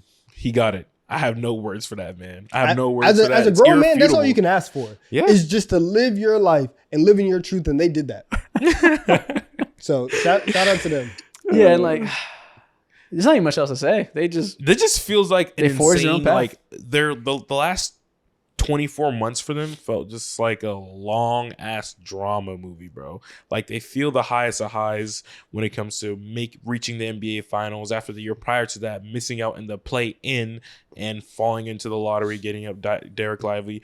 Then you have a season of a lifetime, make it to the NBA finals after you had a slow-ish start and you kind of rejuvenate your roster mid-season when it comes to trading for PJ Washington, and now you single-handedly dismantle the entire franchise in one singular night by trading away the franchise in Luka Doncic, and now it's a rebuild in like 3 months. The fuck is going on, man? Exactly. Like I'd be sick to my stomach. I'd be, bro. It feels like a roller coaster. Sick to my stomach. You left your mom's in the hood? Somebody should smoke them youths. Smoke them youths. Nah. It's crazy because Shay sounds like 80% of that. So I think my next team is the Houston Rockets. And for me personally, this is personal for me because I've been super loud about how I didn't think they were going to be very good this year. Just before the season. Before the season, yeah. Exactly. I didn't think they were going to be good before the season. They proved me wrong. I'm pretty sure. So tell people why. You didn't think they were going to be asked. You thought they were just too young and weren't there yet, right? Yeah, I believe they just weren't there just yet, and I think they needed to figure out more pieces on the roster and where they laid along. Mm-hmm. I wasn't foreseeing this ferocious defense that just felt like they threw constant haymakers. That's my word for them. They just throw consistent gut punches all around the court in all areas on the defensive end, whether it be the Asar or Amen Thompson being one of the, I don't know, maybe 8 best defenders in the NBA, and just he's a wonder boy damn near when it comes to what he's able to do on the court at times. Then you got Jalen Green, who you don't expect a haymaker from him on most nights, but randomly he can give that shit to you and he can look like prime Jordan, or he could look like the last 2 years of Deion Waiters of his NBA career. You never fucking know when it comes to him. There's just so many moving parts of this team that will get you while you're not paying attention, and that's why my word for them is just they're a haymaker. I think their word is force, just pure force, and just really just brute force, and finding ways to be unique and just forcing your identity, not capitulating to any group think about what modern basketball is, and playing to your strengths. That's what they did. They won with pure force this year. They said, no offense, no problem. We are going to be so good at defense that we become good at offense because we run so much in transition. We know we don't have shooters. We have really fast, young, athletic players. We're going to play into that. We know defense has to be our thing. We're going to play into that. They just, really, unique is really the word to describe them, is they are the most unique team in the NBA, and they found a way to make it work. Very happy for them. Yeah, because I think the reasons that people like you could believe they're not ready yet weren't even bad reasons looking back. Like, the ways they became good are weird, are unusual, are not the normal path for a team to become a 2 seed. You will never see a team be this good and this unique of a style with this little shot making and shot creation and playmaking across the roster. It is like a really 1 in 100 type of young team to make this type of leap in these ways that I don't even think you should feel bad about it. You should just be like, hey, props to them on doing things their way. Yeah. Yeah, because they still have questions about Jay. They gave Jalen Green the contract that they did in the structure that they did because they're like, I don't really know. Yeah. And then you finish the season there and you're still sitting here like, I don't really know. Yeah. Yeah, they won in spite of their weaknesses because their strengths are so strong. Mm-hmm. I think the weaknesses you and everybody else identified weren't even wrong. It just didn't matter in the end. But the process was not bad, I think. True. Yeah. So shout out them. They just got the shit out the mud and figured out a way to be good. Nice. Great story. Mm-hmm. My next team is the Sacramento Kings. The only word to describe the season is mid. Like we can just go towards the normal thing we say with them. They are who we thought they were. They are a perpetually mid team that does not make good decisions ever. That does not have, you know what I mean? Rephrase this. When the trade happened and they traded De'Aaron Fox and got Zach LaVine back, I said that this is not a good return. But if we grade this on a curve for Sacramento Kings basketball and what their goals are, it's a goddamn A. I can guarantee you they will be mid, and they will be competent mid, and they will score points and not succeed anything ever with this trade, getting Zach LaVine in the door, and that is precisely what happened. They had a goal in mind, and they reached it. Whether or not that goal should have been the goal in mind is another question for another day. Yeah. But for what they want to do, they did it. Yeah. For someone who has context of the NBA, that's the best way to put it. But if I'm a new fan, my word for them is just like discombobulated. I'm like, wait, what? Like you see Zach LaVine and DeMar DeRozan just a couple of years ago in the Chicago Bulls, and you think that this is the best move for your organization alongside a super non-shooting big and DeMontis Sabonis. Now, maybe super non-shooting is too harsh. He did take like 2 threes a game and shot 41%. Salute. But needless to say, like just so confusing, so wildly confusing. They never made a move this season. Everything that they've done, word for word, has just been straight up confusing. The firing of their head coach, Mike Brown, the trade for De'Aaron Fox wasn't confusing. Of course, you do what you do right by him and send him wherever. But the process in that is just so nasty. And it's just a season devoid of hope, I think. Mm-hmm. Trading De'Aaron, you don't want to do that. You felt it was necessary. I don't think anybody, a Kings fan won't be outraged by that because of the way it happened, that it was borderline mutual, that they both realized this wasn't going to work out. De'Aaron said, you should probably trade me. I'm not demanding it, but you probably should trade me. And they were like, bet, we got to do what we got to do. That in and of itself is not a nightmare scenario. You can trade De'Aaron Fox, but the way in which they went about that trade, the way they decided to pivot to trying to be exactly as good as they already were, by getting Zach LaVine, and they got worse because the fit with DeMar wasn't good. But the goal there was to be exactly what you already were, which wasn't fucking good to begin with. They chose to go down the already bleak path and said, we're going to do the best we can to stay exactly the same. There's just no hope there. There's no optimism possible when the best you can hope for is the same. You can't hope for a teardown to get better in the future. You can't hope for imminent success by getting a better player than De'Aaron. All you can hope for is the same bleak ass path you've been looking towards for the past 3 years. There we go. I'm not saying no words about that. Yeah, fuck them. Next team I got is the Golden State Warriors. What word do you guys want to give the Warriors? I think they got hope for the first time in a couple years. Rejuvenation? Rejuvenation. That's the best word to do it. That's the best. They, obviously, the 2 timeline things didn't work out. We're past that. They have to maintain the timeline they've been on the whole time. And the timeline is Steph Curry's timeline. They elongated that timeline and rejuvenated it by adding another old and Jimmy Butler and kind of gave themselves a puncher's chance to make it out of the West. Didn't work out because the Steph Curry injury, which is devastating, obviously, because they had a real chance of at least making it to the conference finals. We'll see what type of power of veteran leadership they could have done to push the Thunder. Who knows? But they could have sold themselves on it's possible. They didn't get that. But I think take away the heartbreak of the Steph Curry injury and look at the season as a whole. You came into the year and immediately were met with, goddamn, this team sucks. This is the 10 seed. This team has no hope at all. The death of 2 timelines led to both timelines going out sad. And now at least the initial timeline that shouldn't be your main one probably, but it still is, it got life added to it via Jimmy Butler. They look the best they've looked in several years. It is fully rejuvenated. And I think next year, assuming Curry, Draymond, and Butler can maintain the level of play they had this year, which I don't see any reason to believe won't be the case, they'll be a really, really good team again. Yeah, I'm still hurt that we weren't able to see them in that second round like healthy. Yeah. Because of Steph's hamstring and because Jimmy Butler's booty hurt. And so I'm just like, it sucks because if you could see that, especially seeing how Minnesota's offense performed not only in that series, but in the series against the Lakers and in the conference. This whole playoff run, Minnesota's offense wasn't amazing. Mm-hmm. If they were able to get a little bit of a push, we really could have gotten OKC, Golden State in the conference finals. And then, like you said, who knows, right? I think the Thunder still win that, but whatever. Yeah, having this team, and also anytime that you watch a Warriors game, they're not going to let you forget that this team was rejuvenated. Yeah. They're going to put up the graphic of, hey, this team was 18-3 after they got, Jimmy Butler, and their defense was better and their offense was better. And so having him there, it gives you a lot more flexibility, because now we don't have to spend the summer thinking, can Jonathan Kuminga re-earn the trust of Steve Kerr and be the second option? And can he score 20 and fit in this motion? We don't have to do that anymore. You can potentially find a move for him and get some more assets, get some more value, and get players that are actually going to play in this rotation. Yeah, your team's identity now, which was a big, big question mark for the first 2 months of the season.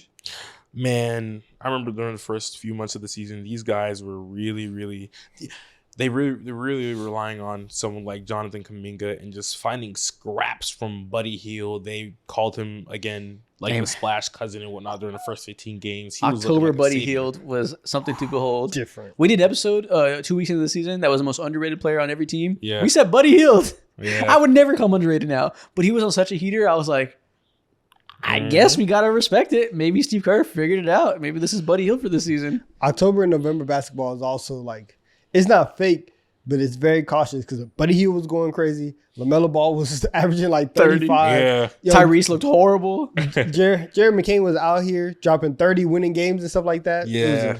It's a fun time. Yeah, that part's real. He's a superstar. No, I know. Yeah. This was an especially wonky start to the season for sure.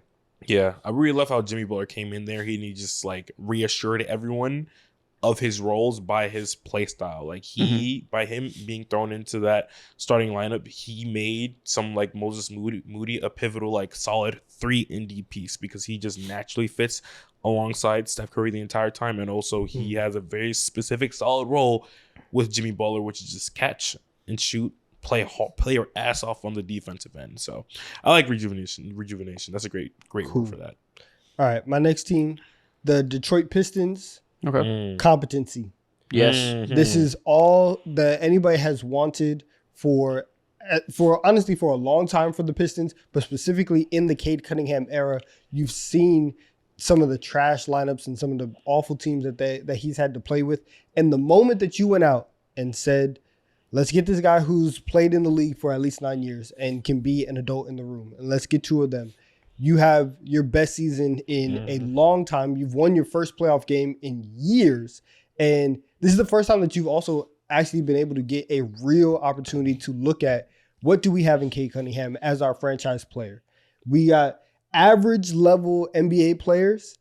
What do we have from him? Do we actually think that he could be a franchise player? The answer is unequivocally yes. You got that answer. Now, this offseason, you can look at the Pistons and say, Cade, we need you to improve here. And to help you do that, we're going to go out and get XYZ players to further help your development. Yeah. They were competent for the first time in a long time, and that is a huge, huge win for Detroit basketball.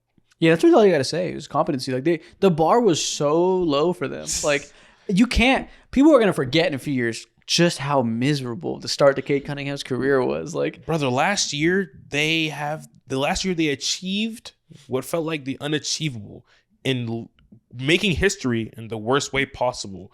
They had 28 straight losses. That's damn near 2 calendar months without winning. Fuck, man.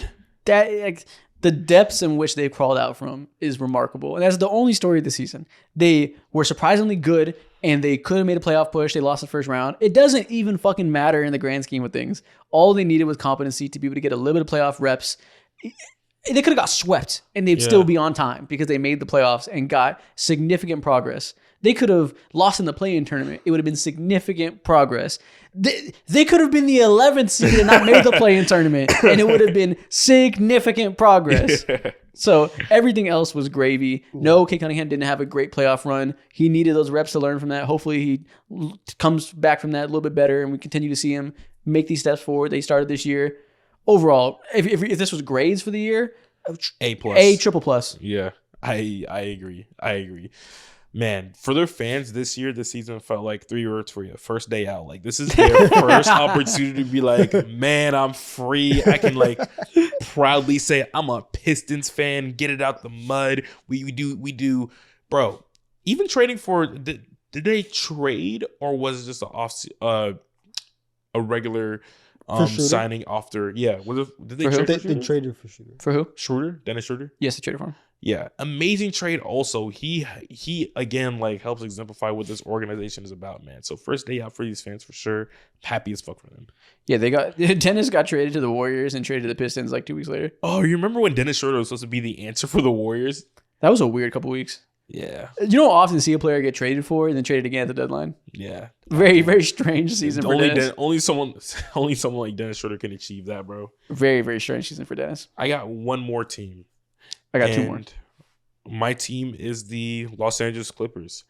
My word for them is, bro, godsend. Godsend. Yeah, they were saved this season because one of my biggest talking points prior to the season starting was like, yeah, if they have a poor season, which I was anticipating on happening, they're fucked because they don't have their first round pick due to the Paul George trade happening. And they were a godsend not only for them, but us as NBA fans, bro. OKC would have had a fucking lottery pick if they would have won. If the Clippers were not as good as they were this season. Seeing what James Harden was able to do, and hell, someone who deserves even more props than James Harden is Tyronn Lue, just getting the most out of his guys, consistently being one of the smarter, motivating, all those words, NBA coaches, one of the best that the league has to offer. God send, bro, and just keep them alive until Kawhi was able to come back and do what he did for the last, 25 games of the year. God send, man. I would describe this season as maximized. They got every ounce of productivity they could out of every player on this roster. They got the best Norman Powell season of his career, the best Zubac season of his career, the best season of James Harden's post-prime career. I guess we'll call it that. Outside of Kawhi Leonard, who was obviously the big question mark that led us to believe they would fall to the 10-11 seed potentially if things went poorly, they maximized every single other player they could to escape that fate. And yeah, we talked about it at length all season. They're one of the biggest surprises of the year out of pure hard work, determination, good coaching, maximizing talent. And that's all you can take away from this is with them, their future is the now. They just are stuck with this team as what it is, unless they want to completely blow it up, which wouldn't be smart given their asset situation. All they can hope for is every year to get the most out of this group. And they damn sure did that this year.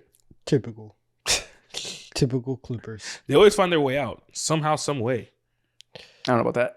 But they did find out the way out this time. They did not bottom out. Yeah, they're always stable and they just been reliable no matter what, for whatever reason. Historically, they are not. But over the last 10 years, yeah, they've definitely found ways to reinvent themselves. Next team I got, the Minnesota Timberwolves. Another one I'm going to cheat because I can't think of one word, but one phrase is very important. Proving the haters wrong. That's how you describe their season. Everybody was, including us, up in arms when they traded Karl-Anthony Towns.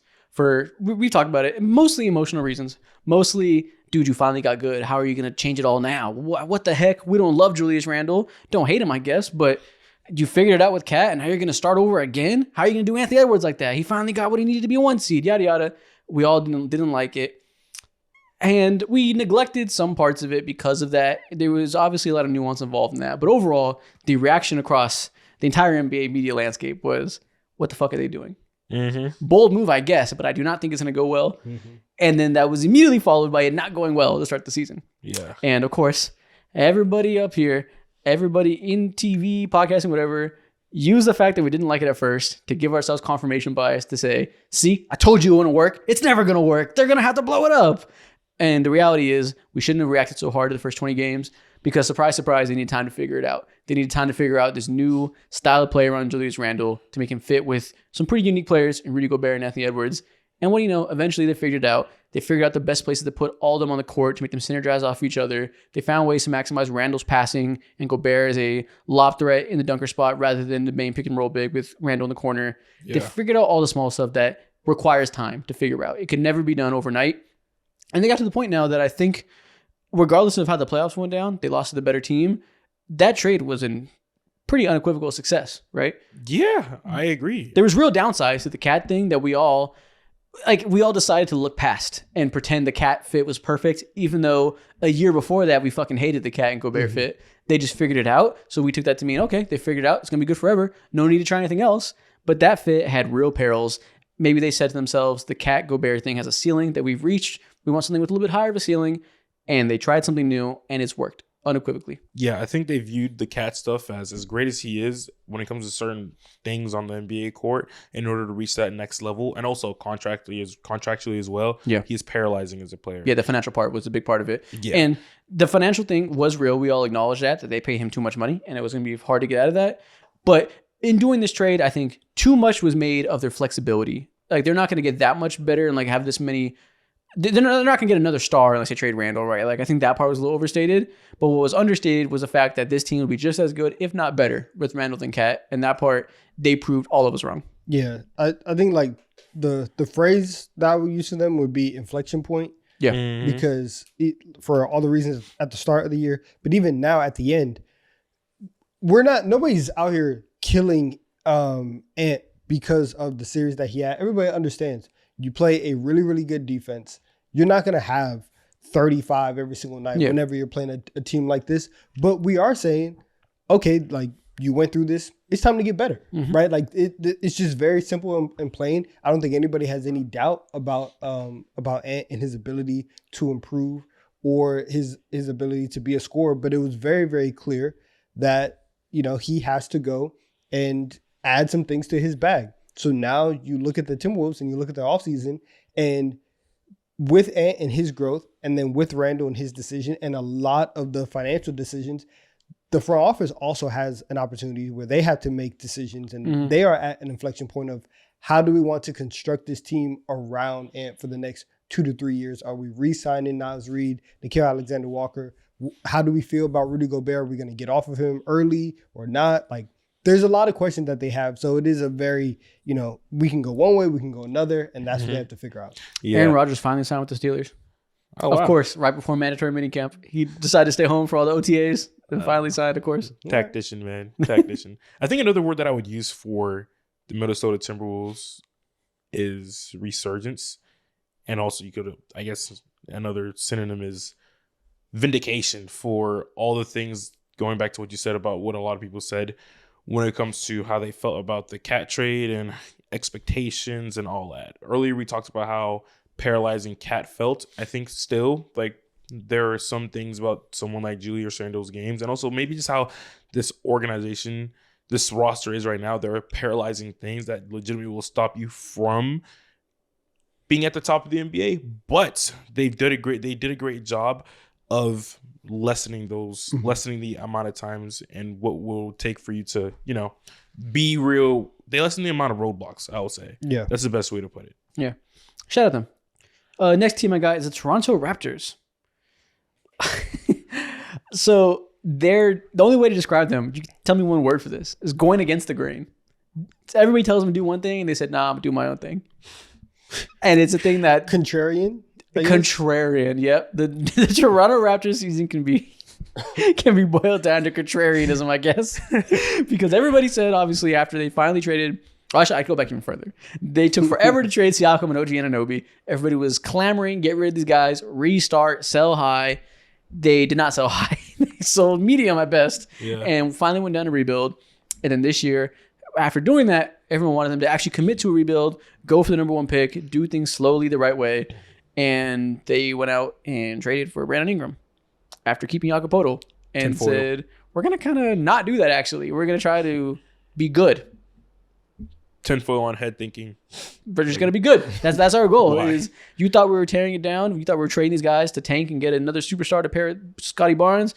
Nope. We were tearing them down to continue to try to be good, just in a different way. And time will tell where that's right or wrong, right? I actually do kind of like the Brandon Ingram and Scotty Barnes fit more than a lot of people that have been hating on the Raptors. I haven't hated on them at all process wise. I think it's strange and a little bit unique, but I think the vision is there. And, you know, again, we'll see if it works out and they're proven right. But at the very least, it is a unique, contrarian way to go about trying to build this team that you have to prove the doubters wrong, I think, because there is reasons to believe it's not smart. It's not impossible to do well, but they have some proving to do. Never let them know your next move. Yeah, there you go. that's it for the Raptors. Yeah, you're going to keep Raptors fans on their toes at all times. Exactly. They're so interesting. All right, are you done? Do you have? We can go for it now. I'm good. Oh, all right. My last team is the Nuggets. Okay. Reshuffling is the word for them. Obviously, you fire Mike Malone, you fire Calvin Booth. It is a reshuffling in the front office. You had to endure a very, very rough start from Jamal Murray. And because you lost KCP in the offseason, you had to, once again, reshuffle because you had to figure out where that depth was going to come from. Russell Westbrook ends up being a super important part of your team. And because you have guys like Dario Saric and Zignaji who are not playing, you have to figure out what are we going to do. You get to the end of this year, at the end of the playoff run, you know Jokic is going to be there. You know that you want to keep Aaron Gordon around and Jamal Murray. Is Michael Porter Jr. going to be there? Because you let KCP walk and you use that money elsewhere because you were trying to duck the tax, do all that. MPJ, his money is coming up, and you feel like you're a little. I'm forgetting the word. Wow, you don't have a lot of options. Yeah, you're limited. Thank you. And so now you are going into next season thinking, how can we make this team better? How can we continue to extend the championship window around Jokic? It's going to take some reshuffling, some retooling. That's what this entire year kind of boils down to. Yeah, it's so funny because it's like every single time that we want to look at this Nuggets roster, figure out ways to get better, see one of the immediate ways outside of MPJ. It's like, okay, you look at someone like Jamal Murray, and then he goes on a random stint, puts up gives the most random team 35, 40. You're like, well, okay, fuck, we can't trade him because he looks like the normal version of himself. So you're right. They do feel like very limited and almost like handcuffed into certain things. And it's going to be a tricky situation for them to figure out a way to uncuff themselves without the keys. Yeah. So when I think about the Nuggets, they overachieved in this entire playoffs. Like the Clippers, for a lot of that series, felt like they weren't in control and felt like the opportunities that were open, if it wasn't like a 50-50 who's going to get this game. It felt like the Clippers had a lot of moments where it was 60-40 and they should have won those games. And Denver just out-hustled them, out-gridded them, right? Out-executed all that stuff. And then nobody has been able to really push OKC. And you think about, like, we're going to look back at this playoffs and be like, the fact that OKC was in a 7-game series with this version of the Denver Nuggets is insane, and it's a testament to the turnaround that Adelman was able to bring the team to, and the level of control Jokic is able to have over a team and over a series and game and all that. So I'm not sure where the Nuggets go from here. They obviously have to make moves.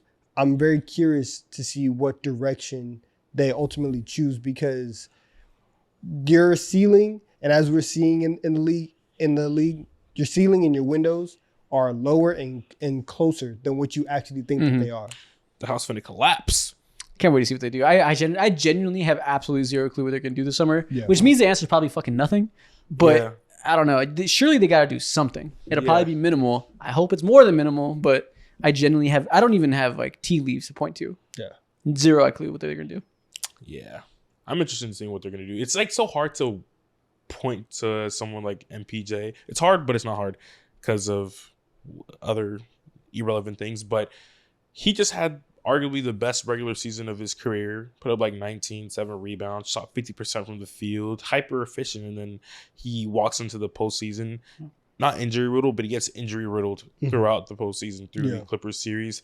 And his value is just immediately diminished. And so when it comes to like, when you evaluate what other teams would want to snatch and grab and will give you a sizable amount of assets for, it's immediately like MPJ, because he's still young. His contract isn't like fucking egregious. He has value, and his skill set is duplicable that every team needs in the league. So, stuff. Cool. And that's every team. We give one word for every single team season, described it. Some of them gave you a little bit more than one word, had to cheat a little bit. But we've described what every single NBA team should take away from this season. And with that being said, this man has a crayon in his hand. You know what time it is. I have a confession. For some reason, I stole the other crown from the last episode. Or was it a stream? I think it was a stream. I took it home with me for no reason. I'm like, bro, why is this here? What the hell? You know what that means? In your car. Crown eater for fucking life.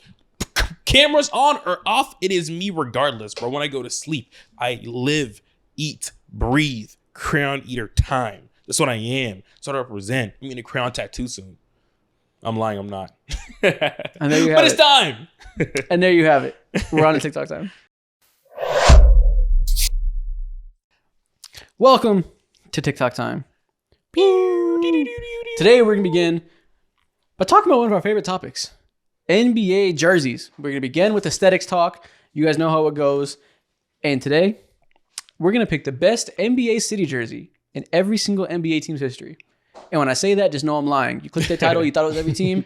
It is every team in the Eastern Conference, and next week we'll do every team in the Western Conference. It'll be a 2-part video. You guys will see this back-to-back weeks. Yeah, man. There's been 8 years of city jerseys so far. That's crazy. We're going to go through all 15 teams in the East, pick the best one, and then do the same thing next week for the West. Stop the count now. 8 years is crazy, man. Fuck. Yeah, time is flying. I wish you did not say that. 2018 is the first one. That shit was 8 years ago. Time is flying. Crazy. All right. But you guys know how it goes. We're going to pick the best one.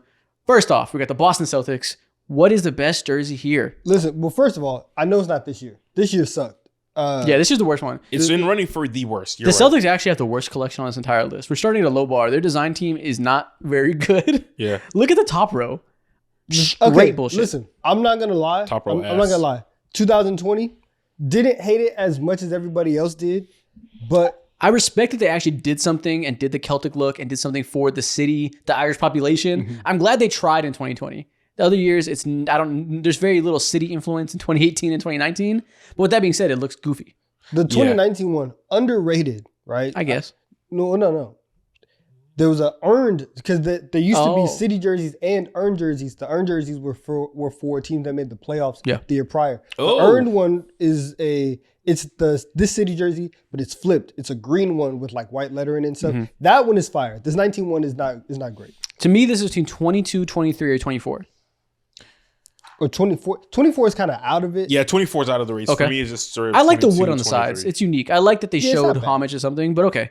To me, it's 22 or 23. 23 is more character. 22 is plain, but it looks kind of good. It looks classic. 22 looks more classic. It looks like it's a part of their regular like lineup. You know what 22 looks like? What? It looks like they're copying the Lakers. And the Lakers like old school and their like drop shadow Okay. thing, I can but see like that. making it like the Celtics. I think for a city jersey, we also have to keep in mind that these are supposed to be city jerseys. They're supposed to represent Yeah. the city, not just look good. I don't know what 23 represents, but it probably looks the best. It has the most character. I'm going 23.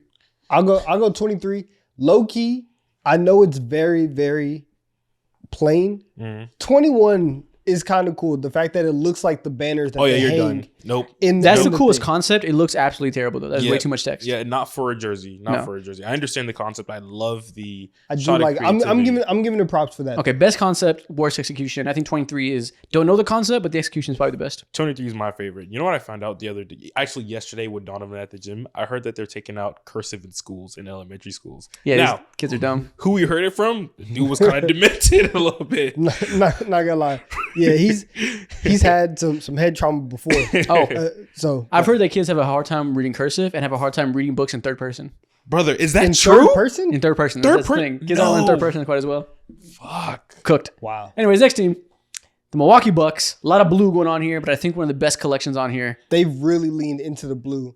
A common theme here. The first one, 2018, all these teams did so little. They're just, there's no city elements. They're just random jerseys. Yes, but Burn then- 19. I will say that for sure. what 19 needs to be burned.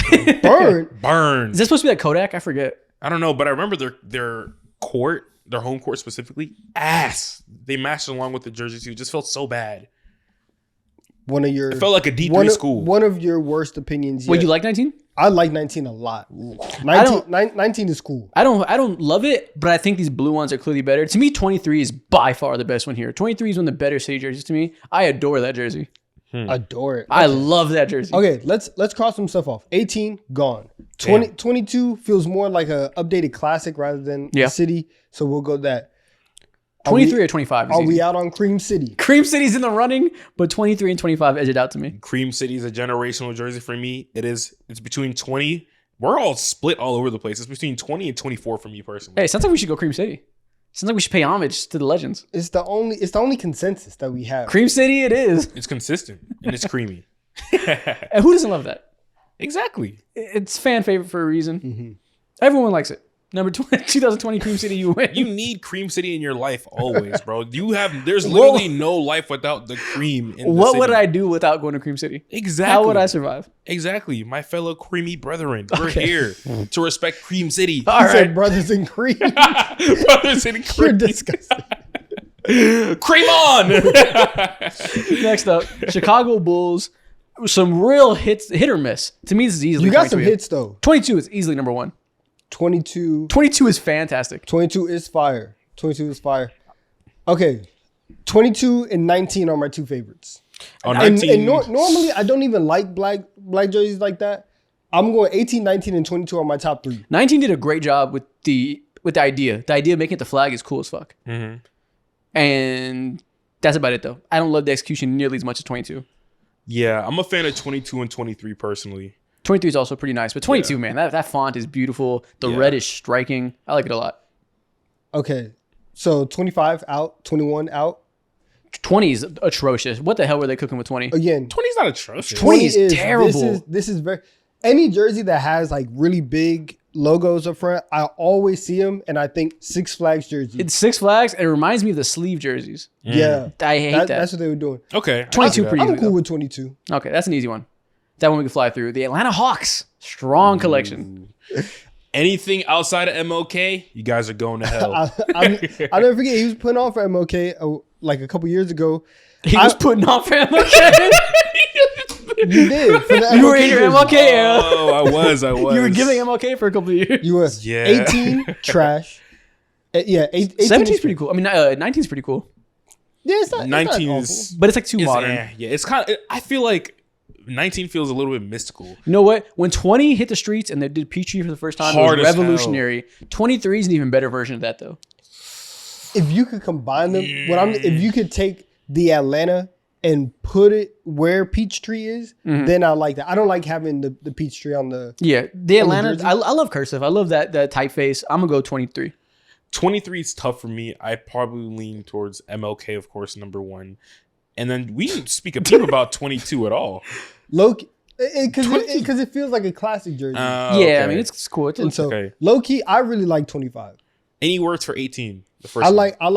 like 25 a lot. And in 26, when what they're gonna do is they're just gonna flip it and make it blue with white or whatever, something like I that. do not like 25 at all. That might hit.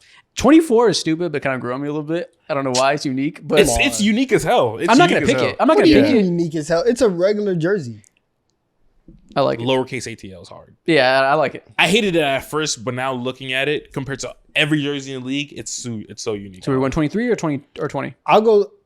We're split again. I'm going 21. I'm gonna go 20. I'll go 20. I'll go with you. We'll go 20. I'll be the no tiebreaker. gradient. Okay, Peachtree it is.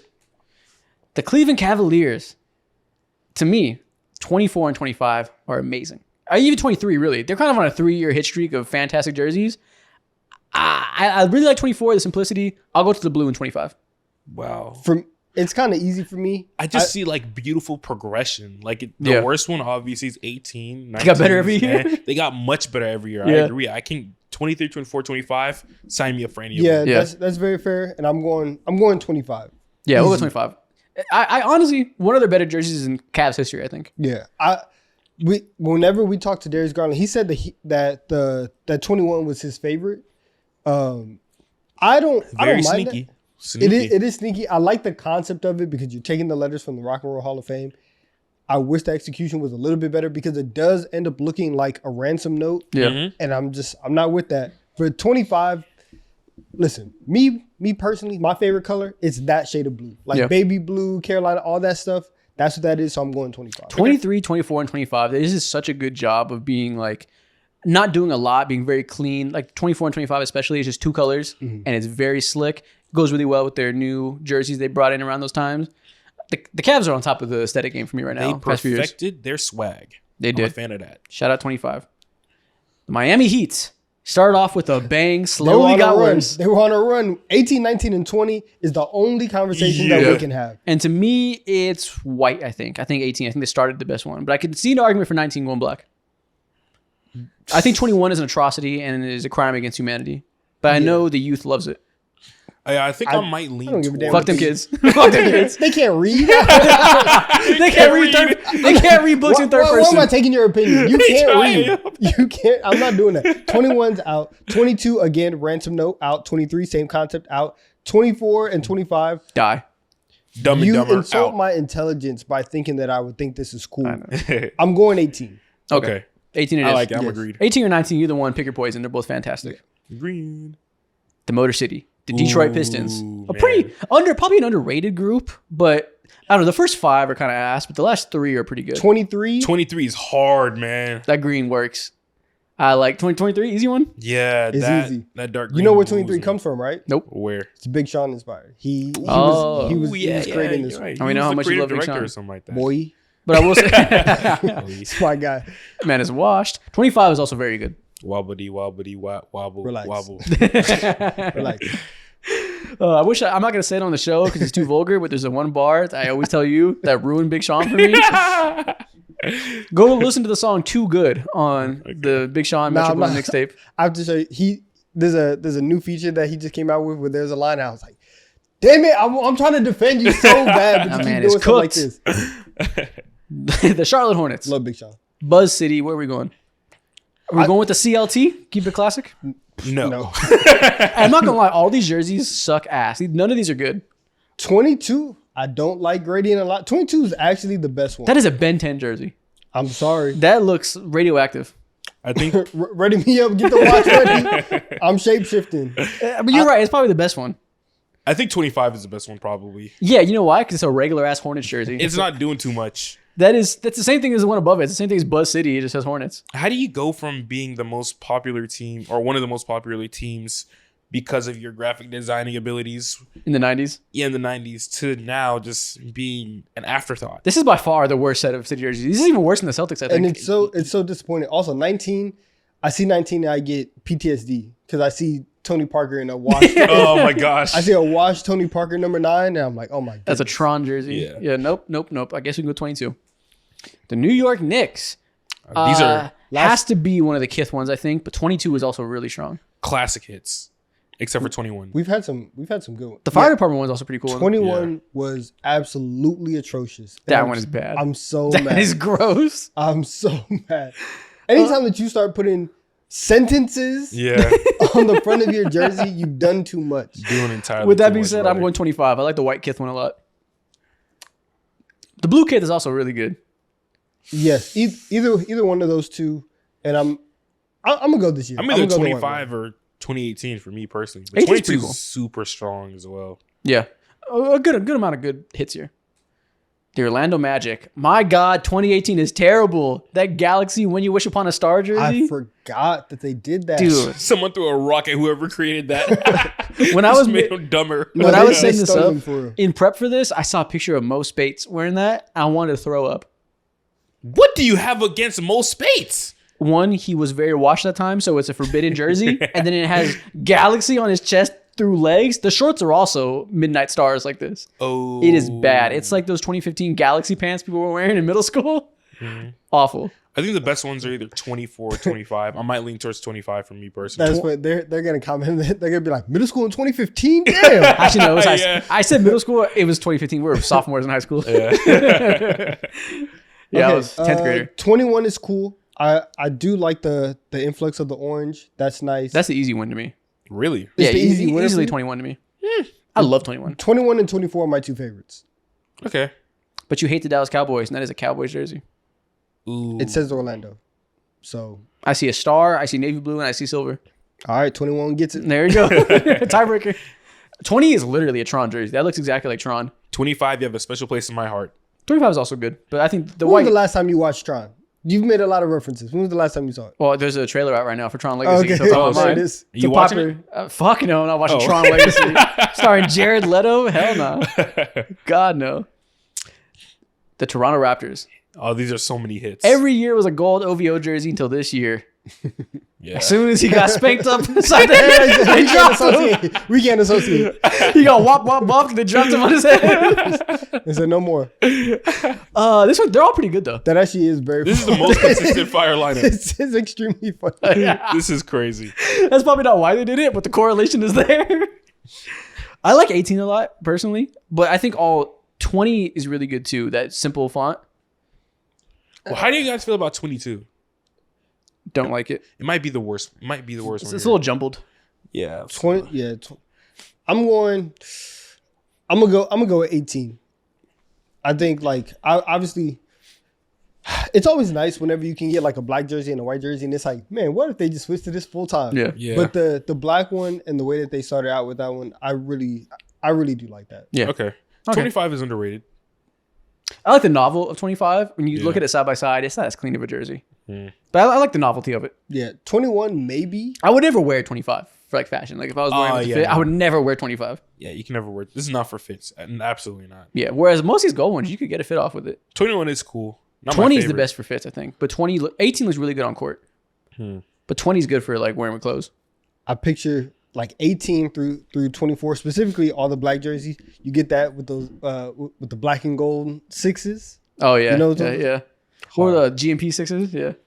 Okay. I'm putting together 2017 fits. Oh my goodness, you get those sixes, black skinny jeans with a little bit of rip. Oh my that hat, get a little flannel on top. Oh You my got it all god. back I'm in killing the the day. game. I'm High killing school. The Brooklyn Nets 2019. easily. Easy. Easily. 19. Yeah, 19. I will say 22 is incredible, but that's a throwback jersey. That's cheating. They went to a jersey they had in the 90s. 19 is an original. It pays homage to an element of the city with the Biggie Smalls, Coogee sweaters. Yeah. Perfect jersey. It's. I just remember them D-Lo days back when he Yeah. revived that city and gave these guys hope. There's that one picture of him Bench doing the ice on my mob. veins. Yeah, Bob the meme Benson. as well. Yeah. With that Cardi song for Yeah. sure. 20. 19. 19 is on City Jersey Hall of Fame. 20 is good though too. 20 is really good. Yeah, it's cool, but it pales in comparison to 19. Especially because you changed from Brooklyn to Bed-Stuy. Yeah. You're doing too much. Yeah, it's a little goofy. It's still, it pays homage to the city and the designer, so it's cool, but I like 19 more. 18 is bullshit. We'll look at 18. That is so stupid. Your brains at, man. The Philadelphia 76ers. And my first thought is 19 is absolute bullshit. That is trash. 19 is terrible. 19 is trash. That looks bad. It looks like a sweater. My 21 is also trash. Dude, these are good. Dude, 20 is so hard. 18 is fantastic as well. 25 and 22, that rainbow is nice. That's what I was gonna say. I like 22 a lot. I like 22 as well. But I also like the cream of 20. You know I'm a big cream guy. Exactly. Respect the cream. But 22 and 25, one of those two has to win to me. Me personally, I'm rocking with 20. Then 22 it is. Yeah, I'm going 22. 23 isn't bad either. 23 looks good on court. The Indiana Pacers. See, they started off 19 is nasty. This is a crazy, just so much noise on There's these jerseys. no consistency 23 whatsoever. is trash. I do not like 23. There's so much going on in these jerseys. You guys know I hate 24 and 23 25. looks like Pampers. I don't know why. I just think of diapers when I see that, bro. All right, Big ass 21. overalls. 21 obviously looks like a classic jersey, but it is hard. 19 is so bad. It is awful. That is fucking horrible. So are we going 22 for the best one? 22 or 18? 21 is Actually, seedy, 20 you're right. 20 But is clean. no, it's not. No, it's not. If these are the options, and you guys, if the ones you just said, I like 22 out of the ones you named the most. Then we'll go with Yeah, 22. I'm fine with 22. I don't love any of these, but yeah, we can go 22. But they've been wilding out for 3 straight years. Yeah, these last two are so, I hate them. I know the young fans like them. I hate them. Yeah. Charlotte Hornets. The Washington Wizards. Might as well be. Yeah. This is no contest. Nobody say any words. 23. Absolute classic. Perfect jersey. Especially because they followed up with the bullshit of 24. 23 wins in a landslide. Shout out to Cherry Blossoms. 25 is also decent. They did a better job with the district thing, with the color scheme. Yeah, because Way it wasn't better. a Game of Thrones jersey. Yeah. But it still is a little bit, but at least the colors make sense. 24 is so goddamn random. 25 is like, that really spelled the death of city jerseys. That 24 jersey was jumping the shark for the city jersey program. It was really the end of the end. But like, why would you do that? I don't know, man. It's terrible. But 23, beautiful. Chef's kiss for sure. Beautiful. Bring it back. And that's all of them. That's the Eastern Conference. Damn. Next week we'll do the West. Stay tuned. We're going to do every single team in these next 2 weeks. Okay, let's lock in. Next thing we're going to do, we are going to go to a little website that recently has been all over Twitter, all over YouTube, called Batter Up, because they have this game where you can guess the NBA player by their jump shots, which is something we've done in the past with still images. This time we can do it with a kind of a video that's blocked out of who the player is. So real simple. We got to identify who the players we're looking at play are. We got this first one. Looks somebody running off a screen or a catch and shoot, little condensed jumper. Yeah, it's catch and shoot. It's a push shot. Immediately, like that push shot makes me think about Trae Young, but he's not coming off of screens like that At all. Yeah. Never. He's not. That ball is in his hand. Jamal Murray coming off of a. He's jumping a little bit too far too, as well. You don't think Jamal Murray? No, Jamal's a good guess. I like Jamal. The way he's getting into it, that Okay, seems right. let's see. And I'm just imagining him running off with But I these don't Jokic think he screens. lands like that though, as well. Jamal Murray, nope. It is a PG though, but it's not Jamal Murray. It's in the West. It's in the West. Western Great Conference point guess. guards. When the H is yellow, does that mean above or below? I have no idea.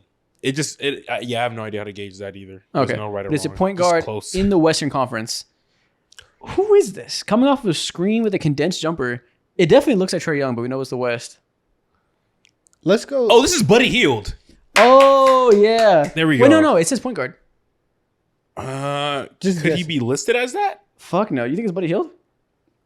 I don't. Okay, No. fuck, I was wrong. Yeah, Fuck, no. it looks like it though. God This damn is it. a point guard. This is throwing me off. Normally these are really easy. I played this yesterday. Could and it this was be super Malik easy. Monk? No, If he's this isn't. a point guard. I mean, he was listed as a point guard at the I end don't of the think he season. was. I don't know how updated this thing is, No, Okay, but he's 27. he's 27 years old. Point guard. okay. In Bro, the who is Western this? Conference. No, never mind. Fuck. I mean, if we just think about it, like the Suns. Wait, are we in the right division? No, we're not. Western. Damn It's it. not Pacific or Northwest. So it's the Southwest. So the point guards out there are It's not Fred VanVleet. Fred VanVleet's too stocky. it's the Rockets, the Spurs, the Grizzlies, the Pelicans, and the Mavs. Who the fuck is this guy? I'm struggling. I don't know who this is. Let it reveal. 'cause Let's I'm- give Give up. up. Give Yeah. up. We're starting off with an L. Jose Alvarado. That's a I would have difficult never one. guessed that shit, man. They start off with a difficult one. Okay. Okay. You got it. Let's see from here. Let's get some redemption going. He was not expecting that ball at all. That is a. Oh, I know my who this God. is immediately. It's a funny looking jumper. This is Dylan Brooks. Is it? This Yeah. is Dylan Brooks. He's so awkward. Because he finishes with that one arm. Yeah. Dylan Brooks. Immediately. Look at that redemption right away. He lets go of his guide hand so soon. So too quickly almost. Yeah. That's a unique one that I thought we were gonna start with. Yeah. That was fast. Okay. We got Long one. ass Catch arm, shoot. goddamn. Kevin Oh, Durant. look at that. Kevin Durant. Post up. Actually, no. No, that's Jason Mikal Tatum. Bridges. That's Wait. Jason Tatum. That's Tatum. Is it? Oh, That's yeah, Jason I think it is Tatum. Tatum. Look at the way the follow through goes. Yeah, it is That Tatum. It's the Tatum. snap The of the wrist. Yeah. That's Jason Tatum. Tatum for sure. Look at that. They started us off with a difficult one, but we got immediate redemption, 2 in a row, incredibly easy.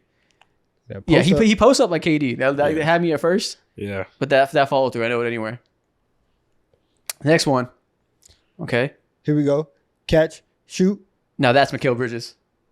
Let me see this. Let me see it I again. don't think so. I'm looking at No. the base. It's not Mikal. Those are Slenderman arms. They're just We can too try long. Mikal, but I just know Oh, is that it's Jaden not McDaniels? It's Jaden McDaniels. That's the better guess. Yeah, that's Jaden His McDaniels. base, his feet kind of separate a little bit.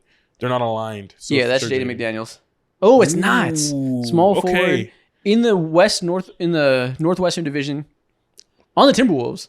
What? On the Timberwolves. What? Huh? Huh.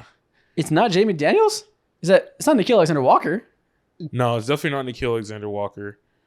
That's not It's Jaden not. McDaniels. It's not Nas. It's not Ant. Obviously, it's not. Put Nikhil Alexander Walker. Sure. How is it not Jaden McDaniels? I don't know. On the What the hell? Okay, now we're throwing in for a damn. Wait, what? Who the Is it someone who don't get no minutes? It got to be someone. who Okay, don't I'm get just no gonna give minutes up on because this team. who is this? I gotta know. Oh, that's Anthony Ant- Edwards. Yeah, from deep. Okay, it's Ant from deep. They kind of nerfed it. They Okay. changed Okay, with this that. that's His deep shot is not the same as his You know, normal regular jump I shot. also got fooled because I thought he looked skinnier in that. I thought it was a no. little too His skinny. arms did look longer. Yeah. Yeah. The okay. Boo. Okay. We'll take that one. That's an L. We could have got No, that I'm one. not taking that. God We're damn. 2-0. Who is this? I think this See, might they be move quickly. I can't even That say like bounce follow through. I feel like everybody's Mikal Bridges. Is this Malik Beasley? I don't know, man. That bounciness is a lot of players. This looks he's like holding. But look at how like Kinda tense like- his shoulders are when he shoots. it's very condensed. Kind of reminds me of Dante DiVincenzo, or is it Jamie Daniels again? No, the definitely point not. after. The Dante. I think this is a guard. the Dante guess doesn't sound too bad for me. I think it's either Dante or it could be Mikal Bridges. Yeah, Oh, no, not It's in the West, so it's not Mikal Bridges. Yeah, Huh. So it's not Malik Beasley either. could this? The bouncing follow Wait, through. wait. Scroll down to the clues again. Let me see. Could this be Norman Powell? It's a shooting guard. Shooting Could be Norman Powell. Let's see. That's my guess. Norman Powell. It is not Norman Powell. He's Damn not, it. He's not in the Pacific or the Northwest. So west again, southwest. Jalen Green, maybe? Oh, this might be Fred VanVleet. No, No. that's too long to be Fred Is- VanVleet. the shot is too high for Fred. Yeah. Yeah, and Jalen Green kind of pushes from his chest. He elevates to his eyes, so it's like a real fundamental shooter. Is that just Clay? Is that just Clay? I'd be surprised if No, was it's not Clay. Okay, we got the right. It's a shooting guard in the Division. Southwest. But it's not on the Mavericks. So we got Rockets, Spurs, Grizzlies, Pelicans. Trey Murphy? No. Yo, this game got us in the blender. This is right kind of now. hard. Yeah. Wow. Rockets. These shooting guards are Spurs. difficult. Point guards and like bigs are easy. These shooting guards are hard. Try Trey Murphy. Okay. I don't think it's Trey Yeah, Murphy. I don't think it's Trey. Oh, Pelicans, though. on the Pelicans. Okay. Hey, is this Herb? Oh, this is CJ McCollum. We're idiots. Oh, is it CJ? Yes, it's CJ. Look at this base. His base is wide. Okay, it's CJ McCollum. He looked taller to me. Yeah. I don't know why I thought it was a taller guy. Okay, we should have got that one easier. That one's a bit of a bad miss. Damn. Okay, we got We're it. batting about 500 right now. We're doing not as good as we should be, but not horrible. Caught it up high. Oh, this is a big for sure. He did Ew. not shoot often. Ew. This Clint in one of his 3 attempts. That jumper is disgusting. Yeah. This is not a shooter. Ugh. So that Oh, makes this is it... Kawhi Leonard probably. No, it's not. Look at the base and look how he has no arc on that shot. Listen, the way that they're scanning it and the It way might that the be hands Kawhi. are just big, I don't hate that. Yeah. There's no fucking... Look at the release. It's I will- so low. I don't hate that. No way. Is I'd this be cool? Oh, you're right. It's Kawhi. Yeah, look at the base. He's so lateral, bro. look at the way he moves. Yeah. That's Kawhi. You got it. After all that age. I did not think those hands were Kawhi. Yeah. But you got it. Okay. Redemption for you. Not for me yet. Who are we looking at? Oh, he's so sluggish. Giannis. Yeah. Giannis. I knew it. Yeah. He's like, The oh shit, lineup. me? All right. Yep, that's Giannis. That's Giannis. We So got him. easily. Saw him, got him immediately. he has zero pressure, bro. Yep. Too He was- relaxed shooting. He that. was wide open. No one was coming up to his ass. Ooh. I feel like I see Jamie Daniels everywhere I look. Could this one finally be the Jamie Daniels pool? Nah, it can't be. Jamie McDaniels too much of an awkward Nope, shooter. it's not Jamie Daniels. Yeah. He's in the East. Small He forward. kind of catapulting. So I'm guessing too. the yellow for the position means he plays multiple positions. Yeah, maybe. We're thinking So it's in the East. Scotty. Wait, no. It said USA. So, Yeah. So they are American. Mm-hmm. Scotty's not American? Wait, is he? I saw. I'm thinking today. He was thinking about playing for Scotty's not a bad guess. Let's go with he, Scotty he- Barnes. he was thinking about playing for, not the, Scotty for the Barnes. Jamaican national team. Okay. So it's a combo guy. I'm guessing more power forward than shooting guard. He looks kind of tall. Is this Franz Wagner? Nah. No, Franz no. Wagner's more of a catapult shot. Yeah. He has nah. a hitch right now Yeah. too. Bro, This it might be Paulo Banchero. See, I always get confused. These guys Because his look shot is skinny. heavy. His shot is heavy. I think it's Everybody here Paulo. looks skinny. It is Paolo. There we go. Shot is heavy. See, I gotta stop looking at the bodies. They're making everybody look skinny to me, so I keep thinking slender guys. Yeah, it's the base and also the release of the wrist. Yeah, In that's the why. form of No, that's spin-offs. why I keep going to Jaden McDaniels. Yeah, I- no. I keep thinking skinny guy. Let me stop looking at the body types. The body types are leading me astray. I keep trying to cheat it. Oh no, he don't. Tyrese shoot that. Halliburton. Sabonis? No. Nope. It might be Sabonis. Oh wait, no. No, He jumped a little no, bit it's too not. much. But it feels He got like stone hands, bro. No. Let's go Look how Sabonis. stiff Let's he go is. Sabonis. I think Sabonis is a good guess. Yeah. They clearly have a weird jumper. Yeah, Okay, Sabonis. yeah. Yeah. He got stone hands. Yep, that Sabonis is that's definitely Yeah. Sabonis. Stiff. Okay, catch and shoot. Oh, this is hard because it's not a good angle. No, but it's very fluid. Yeah. This is a beautiful jump shot. What's that? What's that little hop come from? Doesn't look super tall. Yeah, the hop. Who Yeah. hops like that? Ugh. Jamal Murray? This could be a lot of players. No. It's like that almost like a set shot. He's very Yeah, condensed. he's not getting. Is this lift. Darius Garland? Wait. Is this Cat? You think No, he's too small. He's too it's- small. Again, the body types keep leading us astray. The base seems kind of wide. You could try Cat, but I just Yeah, I know It's not a lot of lift. he though. doesn't look that tall. Yeah, Yeah, no, it's it's not not a center. my guess. Who doesn't have? There's a did I little just like, say earlier? the condensed quick with the wrist. It looks a little LaMelo-y, but I don't think it's LaMelo. Try Darius Garland. I Garland, think that'll lead okay. us better. Yeah, you're currently coming through with the most. So Okay. combo guard. Age 25. in the East and Wait, In the Eastern Conference Central Division. Cade? Cade's a little bit more boxy. No, that's I not Cade. believe. That's not Cade. 25 in the Eastern Conference Central Division. Who's in the Central Division? It's kind of like Is it- Bulls, Yeah. Bulls, Bucks, Pistons, Cavs. Oh, this is Aaron Neesmith. You think so? Yeah, look at the arc on his shot. Neesmith. No. Fuck, my bad. But it is on the Pacers. Nemhard. That's what I meant to say. Nemhard. Nemhard. You just knew you saw it this past week? Yeah, This he is does Andrew the- Nemhard. yeah. His shot is so confined. It's Yeah. perfect. Okay, Not yeah, perfect, yeah. but it's That makes really sense how they see it. That angle's tough, though, because it's Yeah, the back. the angle's ass. They try to screw us. Who we seeing here? Oh, that's Franz. That, You know, Franz. 19%. that is That's Franz. Franz. Damn. Immediate. I'll be damned if you got this right, man. Oh my That's- God, that's Franz, you Franz. gotta kill That's whoever made Franz. this. Immediate Yeah. Franz Wagner. Damn. Ah, Ugly little- we got to fix Franz, man. Last one. Ooh, he's a jumper. Oh, he was pointing at folks too. He's getting into the shot very quickly. Could Huh. this be Shoot. Jordan Hawkins? Maybe. Jordan Hawkins. I'm gonna let you have that. That is a pool. Let's see. Is it Jordan Hawkins? I was thinking Jordan Poole actually. Shooting Okay. guard, USA, Western Conference. Western Conference. Huh. His He shot like is leans, really fluid. leans to the side a little bit. Like right side is forward. Western okay. Conference shooting guard. The release is telling me a lot right now. What is it telling you? He's a shooter. True. He's Yeah, a quick shooting trigger. guard. That's a very, very quick trigger. Yeah. You're losing me here. I don't think it's anyone on the Clippers. It can't be someone like Bogdan. Speak to me. When it comes You gotta to carry us. Utah I suck at Jazz, this. Fuck Please. no. Could it be Please. someone on the Warriors? Like who? Means pods? Moses Moody? I You don't think know, that- man. Hell no. Can't be Moses. Listen, don't I know. mean, Let's throw out a name. We need Okay. Let's Yeah, give you Moses more Moody. hints. we need More clues. hints. It is USA, another shooting guard. Fuck nothing. Okay. Nothing. But it's not Shit. the Pacific or the Southwest. Okay. That is something. So Northwest. You know what? Everywhere I go, I see Nikhil Alexander Walker. Fuck it. Try it. Speak to me, Nikhil. Not Nikhil. Okay. But he's in the Northwest. Okay. Could this be a Trailblazer? Oh, this is Shaden Sharp. This it is Shaden Sharp. Oh, This is is it Shaden Shaden Sharp? Sharp, but he's so nonchalant with his jumper. Yeah. Shaden Sharp. Not great. No, Damn. not Shaden I was Sharp. so sure. You were All so right, sure. we got two more guesses. We're in the right division though. It's Fuck. in the division. It's not the Timberwolves, not the Trailblazers. So that Uh, would be Nuggets.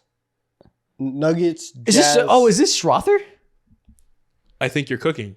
You're cooking. Is you it got Julian this one. You got Strother? it. You got it. Julian Strother.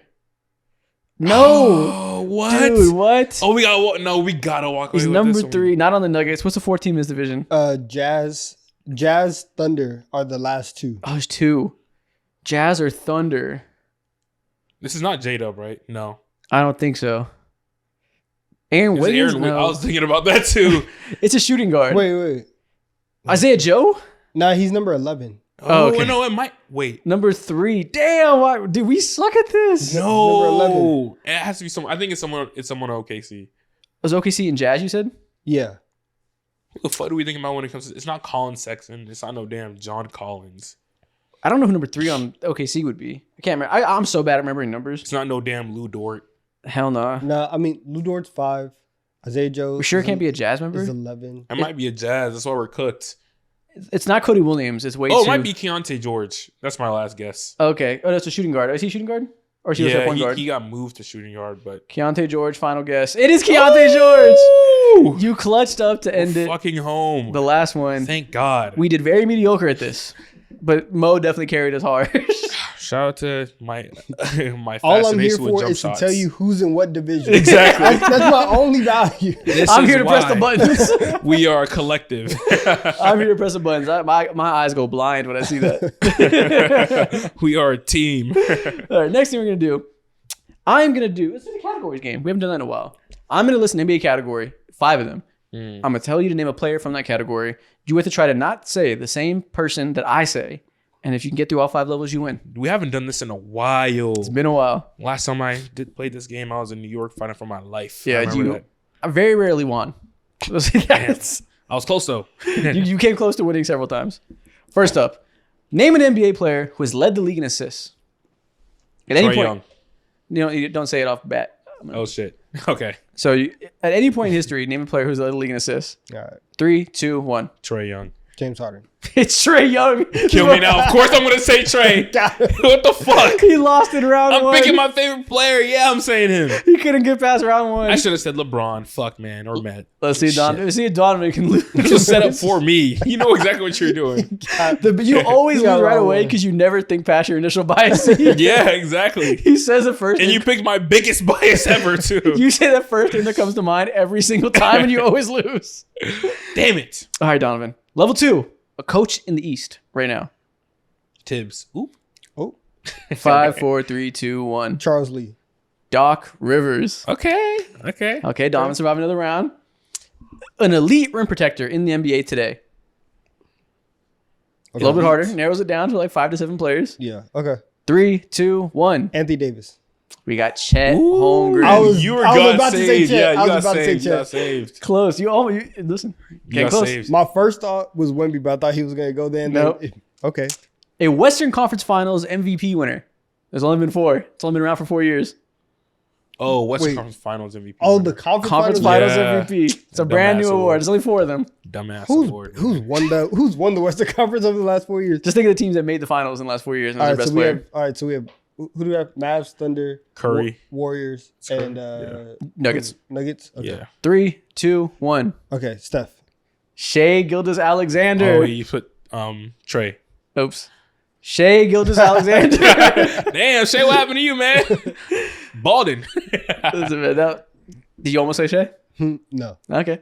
Woo. Last but not least, level 5. Can you do what Mo could never do? A Toronto Raptors player who made the Hall of Fame.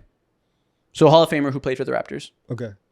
Ooh, this is very limited. There's only a few. I'll tell you, there's 3 players who Yeah. are in the Hall of Fame that at one point played for the Raptors. Oh, I can only say Okay. 2 of them confidently. 3, 2, 1. Tracy McGrady. Wait, Chris Bosh. I would have lost. It was T-Mac, Bosh, and Hakeem Olajuwon. Yeah. The 3 options. Vince hasn't made it yet. Oh, did he just get last year? Did he inaugurate it yet? Is Vincent? I think he's in now. Okay, they listed like that, so maybe I there's think 4. so. Okay. But yeah, Donovan, you win. You made it through all 5 levels. Ah! I will avenge you. Listen, I do it for the both of us. Understand? Level 1 is hilarious. God damn. Trey Young immediately. I got too excited right before you even finished your question. Instant Trae Young. What are we going to do next? Next thing we're going to do a blind ranking. I'm going to list 5 NBA teams that have made the finals in the last 5 years. You guys got to blind rank them. Let's talk to him. So winners and losers, just teams that have made the finals, blind rank them. Okay. First off, the 2021 Suns. All right, but they lost, so we can't put them at the top of the list. I'm going 5. You think they're the worst loser on the list? Okay. I'm fine with 5. Unless the Miami Heat are here from 23. Yeah, I think they can go 5. All right, so we'll put them at 4.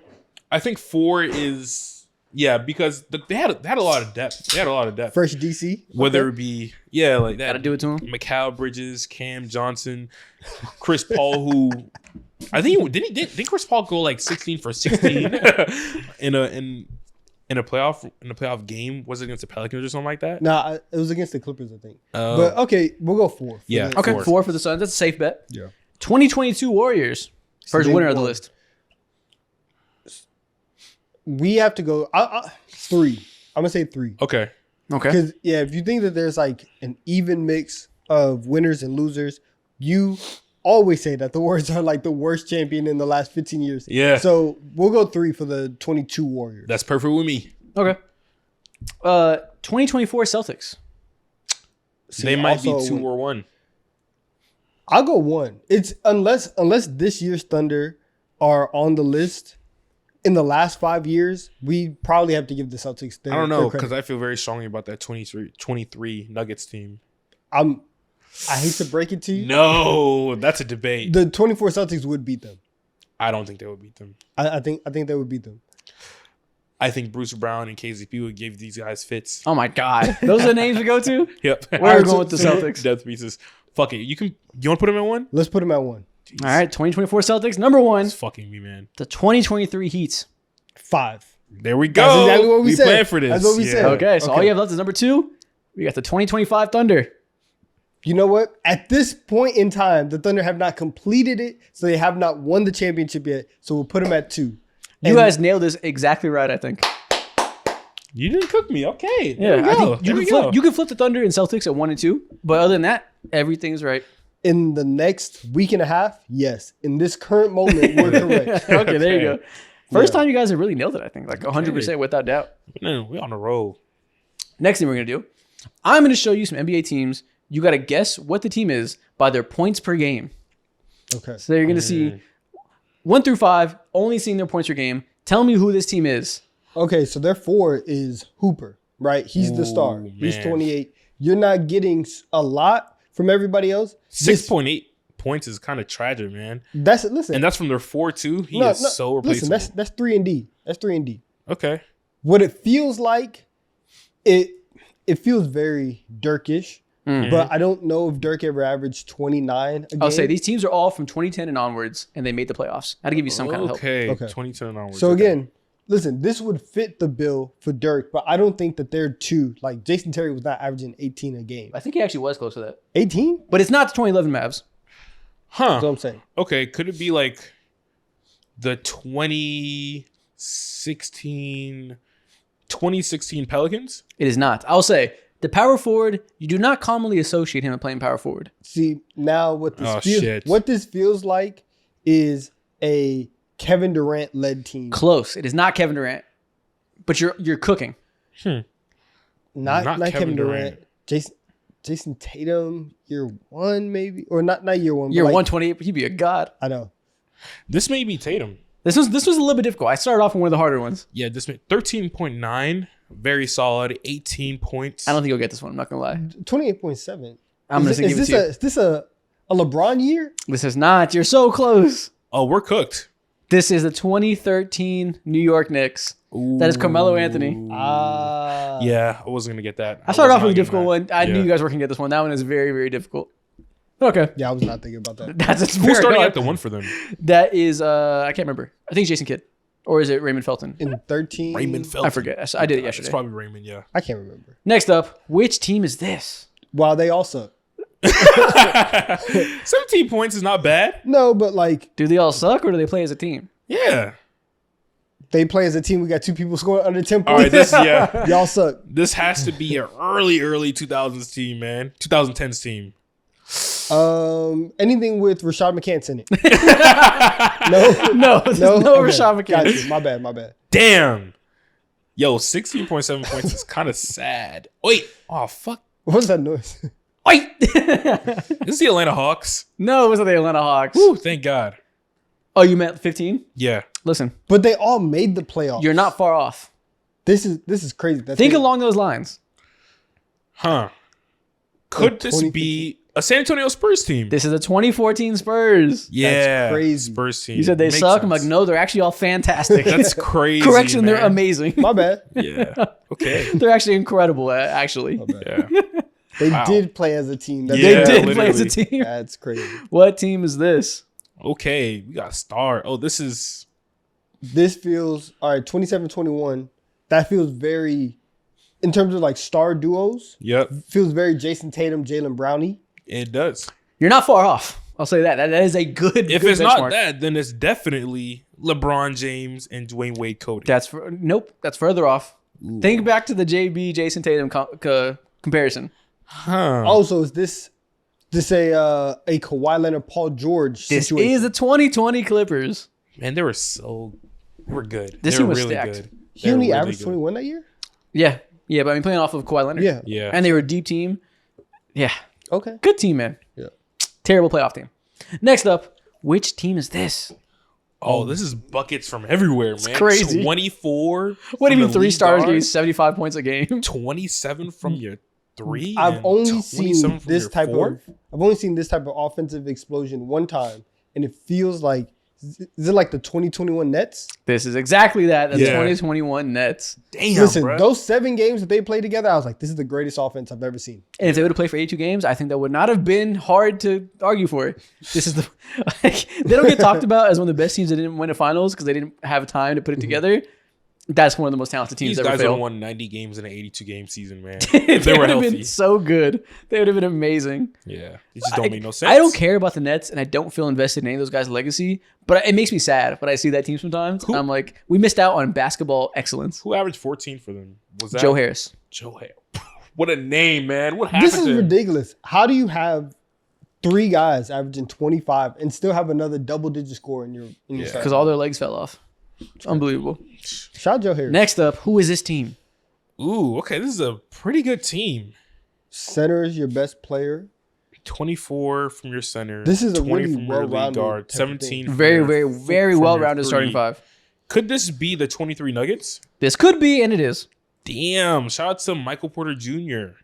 Hooping. Shout out to KCP getting 10.8 points. If only they still had that. Okay, there They we go. need that. Aaron badly. Gordon with 16 is very much needed as well. Well, you said a very well-rounded team. That's exactly what this is. The most well-rounded starting five of some time. Yeah. Okay. Next up, who is this team? 34 from your lead guard. Oh, man, this is special. Brother, 25 from your 2.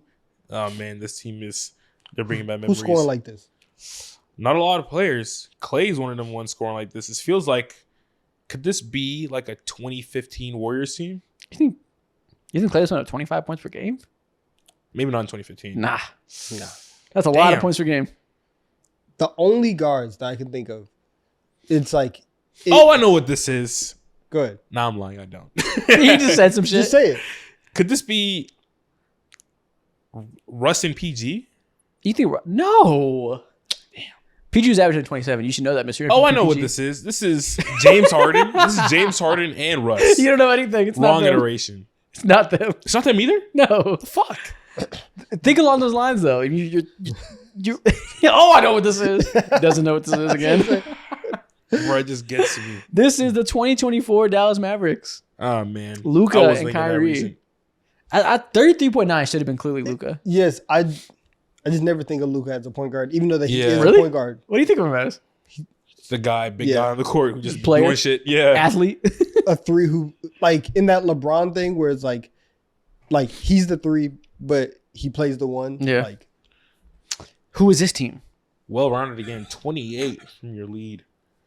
20 from your 2 guard. 24 from your 3. I saw 13 from your 4. And 6 points from your 5. so clearly, okay, so your point guard is your lead scorer. If we think about everybody, this is tough though, because like having 3 20-point scorers on your starting lineup is very much demon time. It is. But look at those bottom two. Again, stinkers. They don't do nothing. But to have 13 points is respectable. I'm lying. to have 20. So what trios in your mind? What point guard to shoot are scoring like this though? I think of Curry, but I immediately X him out because Durant's not averaging 24.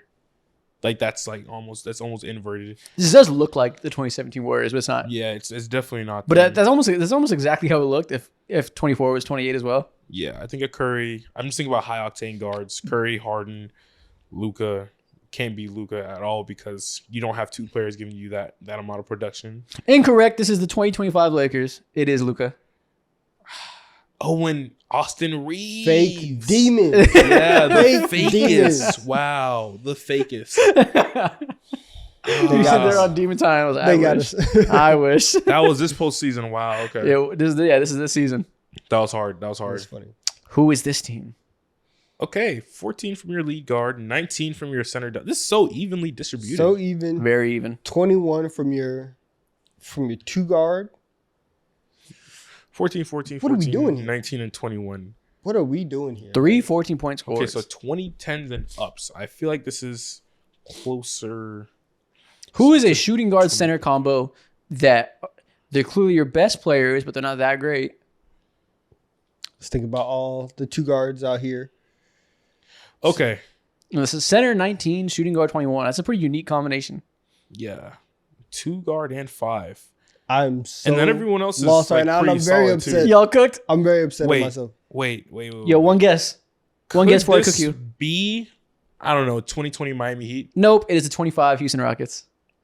Damn. As Jalen Green, Alperen Sengun. Jalen Green, damn you. Damn you. Damn you, Jalen Green. And that Wingstop commercial. And especially the Wingstop commercial. Who is this team? Barbecue chicken, 27 points per game. Damn. He's eating. This team is stacked. And he got 18, Hooters 18, all around him 18. too. 17, 18, 18, 18, around a 28 per game score. I know who this is. team Maybe is- he's sad. This team is lethal. I think this is the 2019 76ers. That's exactly what this is. Yeah. Can't believe this team didn't win the finals. Damn. Damn you, Kawhi Leonard. Yeah. Damn you, Ben Simmons. You got Ben Simmons, Jimmy Butler, JJ Redick, and is that Tobias Harris? And they lost because Kawhi Leonard shot a jumper that went doink, doink, doink, doink, swish.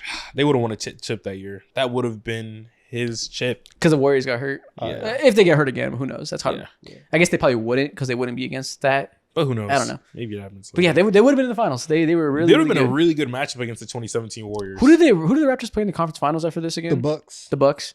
Maybe the Bucks would beat them actually. I don't know. I mean, the Bucks were up Did they 2-0. The Bucks were Oh. up 2-0. Yeah. Yes, maybe the Bucks would have actually beat the Sixers. And But then they built the wall and the rest was history. yeah. This was the Sixers' best chance of winning one, man. This team was amazing. And then they picked Tobias Harris over me, and Jimmy Butler left. Which team is this? 30 from your two guard is outrageous. I'm going to lean towards, could this be like the 2020? Yeah, 2020 Utah Jazz. Decent guess. No. Damn, no Utah Jazz? Tough. Incorrect. Yeah, Mike Conley was not giving you 18 6.1 points per game is quite low. That is a certified corner sitter. Is this the 2021 Washington Nope. Wizards? What the fuck? What, you think the Wizards made the playoffs They did. in 2021? In one of them years? Because Russ dragged them. It was Oh, it was yeah. him and You're Beal. right. You're right. Yeah. That was a very good guess. That was a very good guess. But that's not it, though. Okay. Okay. Two guards who are scorers. Here we go. I'm thinking about Devin Booker. Okay. I'm thinking about Jimmy Butler. Yeah. Okay. He doesn't have the That's back fair. end I'm talent, though, for thinking that. about. Wow. I'm really blanking. Yeah, you guys are sucking. This one is not hard. Okay. It's not? My final guess is You got a 30-point per game scorer at shooting guard, a certified corner sitter at power forward, a good threat at point guard, a center 14, probably because the guard set him up. I'm going to hate myself. You are. I'm embarrassed. Reveal it. I give up. 2018 Rockets.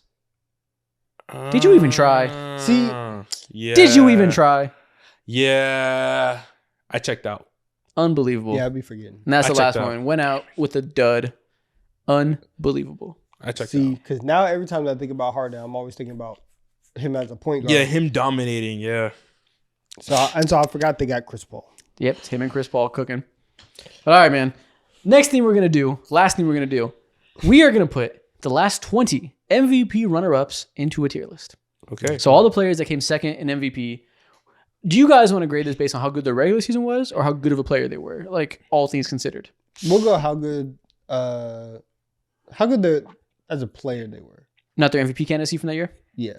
Okay. So, we're going to gauge it just off of how good that prime was in the year they came second in MVP. Let's start with 2011. Dwight Howard. Shout out to him. Listen, I just saw a clip the other day where he was like, man, I should have won over Derrick Rose. And it's like, yeah, but not really. However, People Dwight forget. Howard, People act like LeBron came second in Yeah. 2011. They're like, D Rose stole it from LeBron. LeBron was third. he wasn't. Dwight Howard from like 2008 to 2000, really before he went to the Lakers, demon. Yeah. But with that being said, everybody on here is an all-time great because they came second in MVP. So I feel like Dwight has to be B or C. I'm leaning towards C. I was going to say C. Yeah, immediately. probably C. Which sounds mean up front because, again, he's second MVP. That was one of the best years of Dwight's career. But these are all superstars at their peak. So I think C is perfectly fair. I agree. Because almost everybody on here is amazing at offense, and there's also a bunch of great defenders. So C, it feels fair. We got can move it. him up later. You got 3-time DPOY? Is it, or is he 4-time? No, he's Well, who 2-time. cares? Because we're gauging him for 1 year. Yeah, this is the MVP year. Fine, I allow it. Okay. Calm. 2007, Steve Nash came second that year. Another playoff flameout came after this, but He might Great be player. right alongside Dwight or right below that. and it's right after he won his MVP, so he was still at that peak. He hadn't fallen off yet, really at all. He was still good enough, but Kobe won it that year. Yeah, we're gonna go C. I just think like, especially at this point, once you've won 2 MVPs and you haven't even gotten to the finals, that target starts getting bigger and bigger, and it's like, what are you gonna do? How are you gonna respond? And to not make the finals again, even with that team and how revolutionary they were, I'm gonna go C. For gauging quality of player, though, I think prime Steve Nash is better than prime Dwight Howard. They're He can't be super far ahead though because he's also a one-way player. But his one-way on offense is amazing, and it's probably That's so hard to gauge. I think his offense is a little bit better than Dwight's defense. And he wasn't like a black hole. He wasn't like fucking 25 Luka on defense where he's killing you on some plays. So I feel like he can be B. Coming off a back-to-back MVP, still as good as he was. Let's start him at C, and at the end, if we need to, maybe we can move him up. I feel strongly that it's B, but I'll let you guys have it. You guys, Okay. You agree, Mo? I'm okay with B. I want to look at his 2007 numbers. B it is. But he can be movable. He can be movable. 2019 James Harden. This is he's averaging 40 year where he lost because Giannis was a two-way demon. A tier. This is a good A tier for me. I think so if you were going to look at him and Steve Nash and they're going to be like, one was averaging 40, one stole Kobe's MVP, quote unquote. Yeah. So people are going to view them hugely different. I don't think that they're that different peak for peak. Like I think Steve Nash is highly underrated. Obviously the way he played was very different. Wasn't as gaudy scoring stats.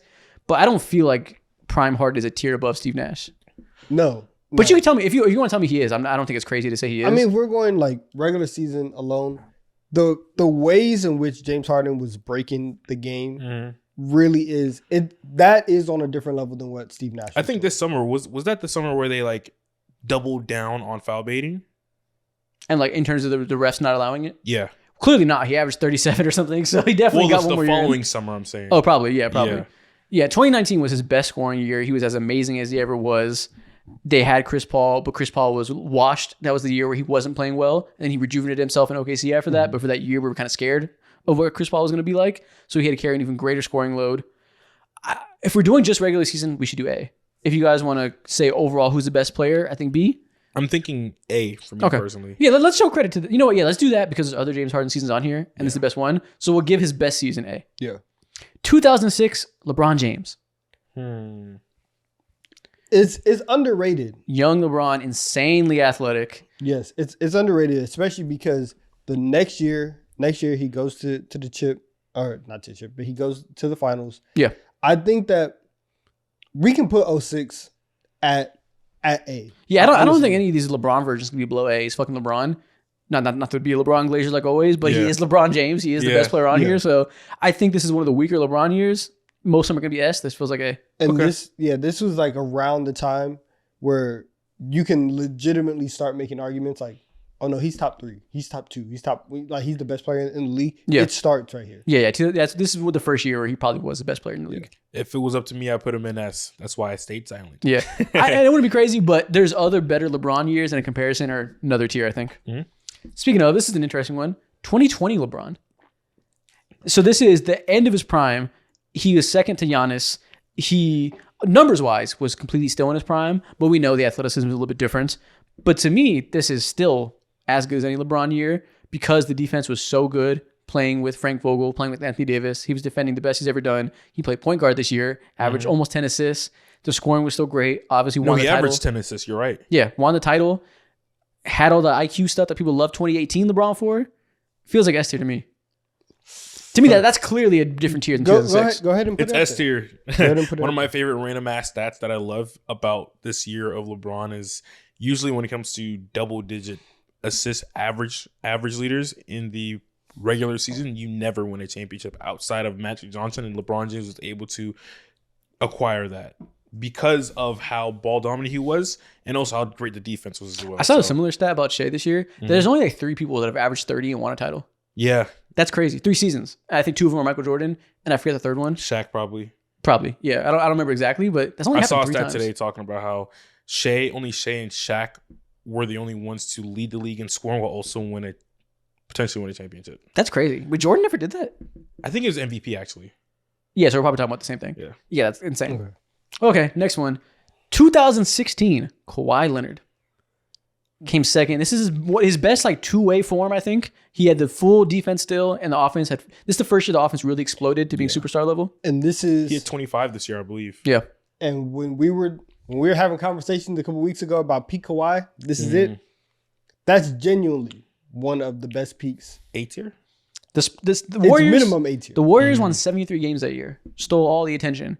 Didn't the Spurs won like 69? They won 67. Yeah. 60, I thought it was more. Yeah, 67. They were incredible. He was the best player. Damn you, Zaza. Is it A tier? or is it S? I'm leaning towards A right now, but it could.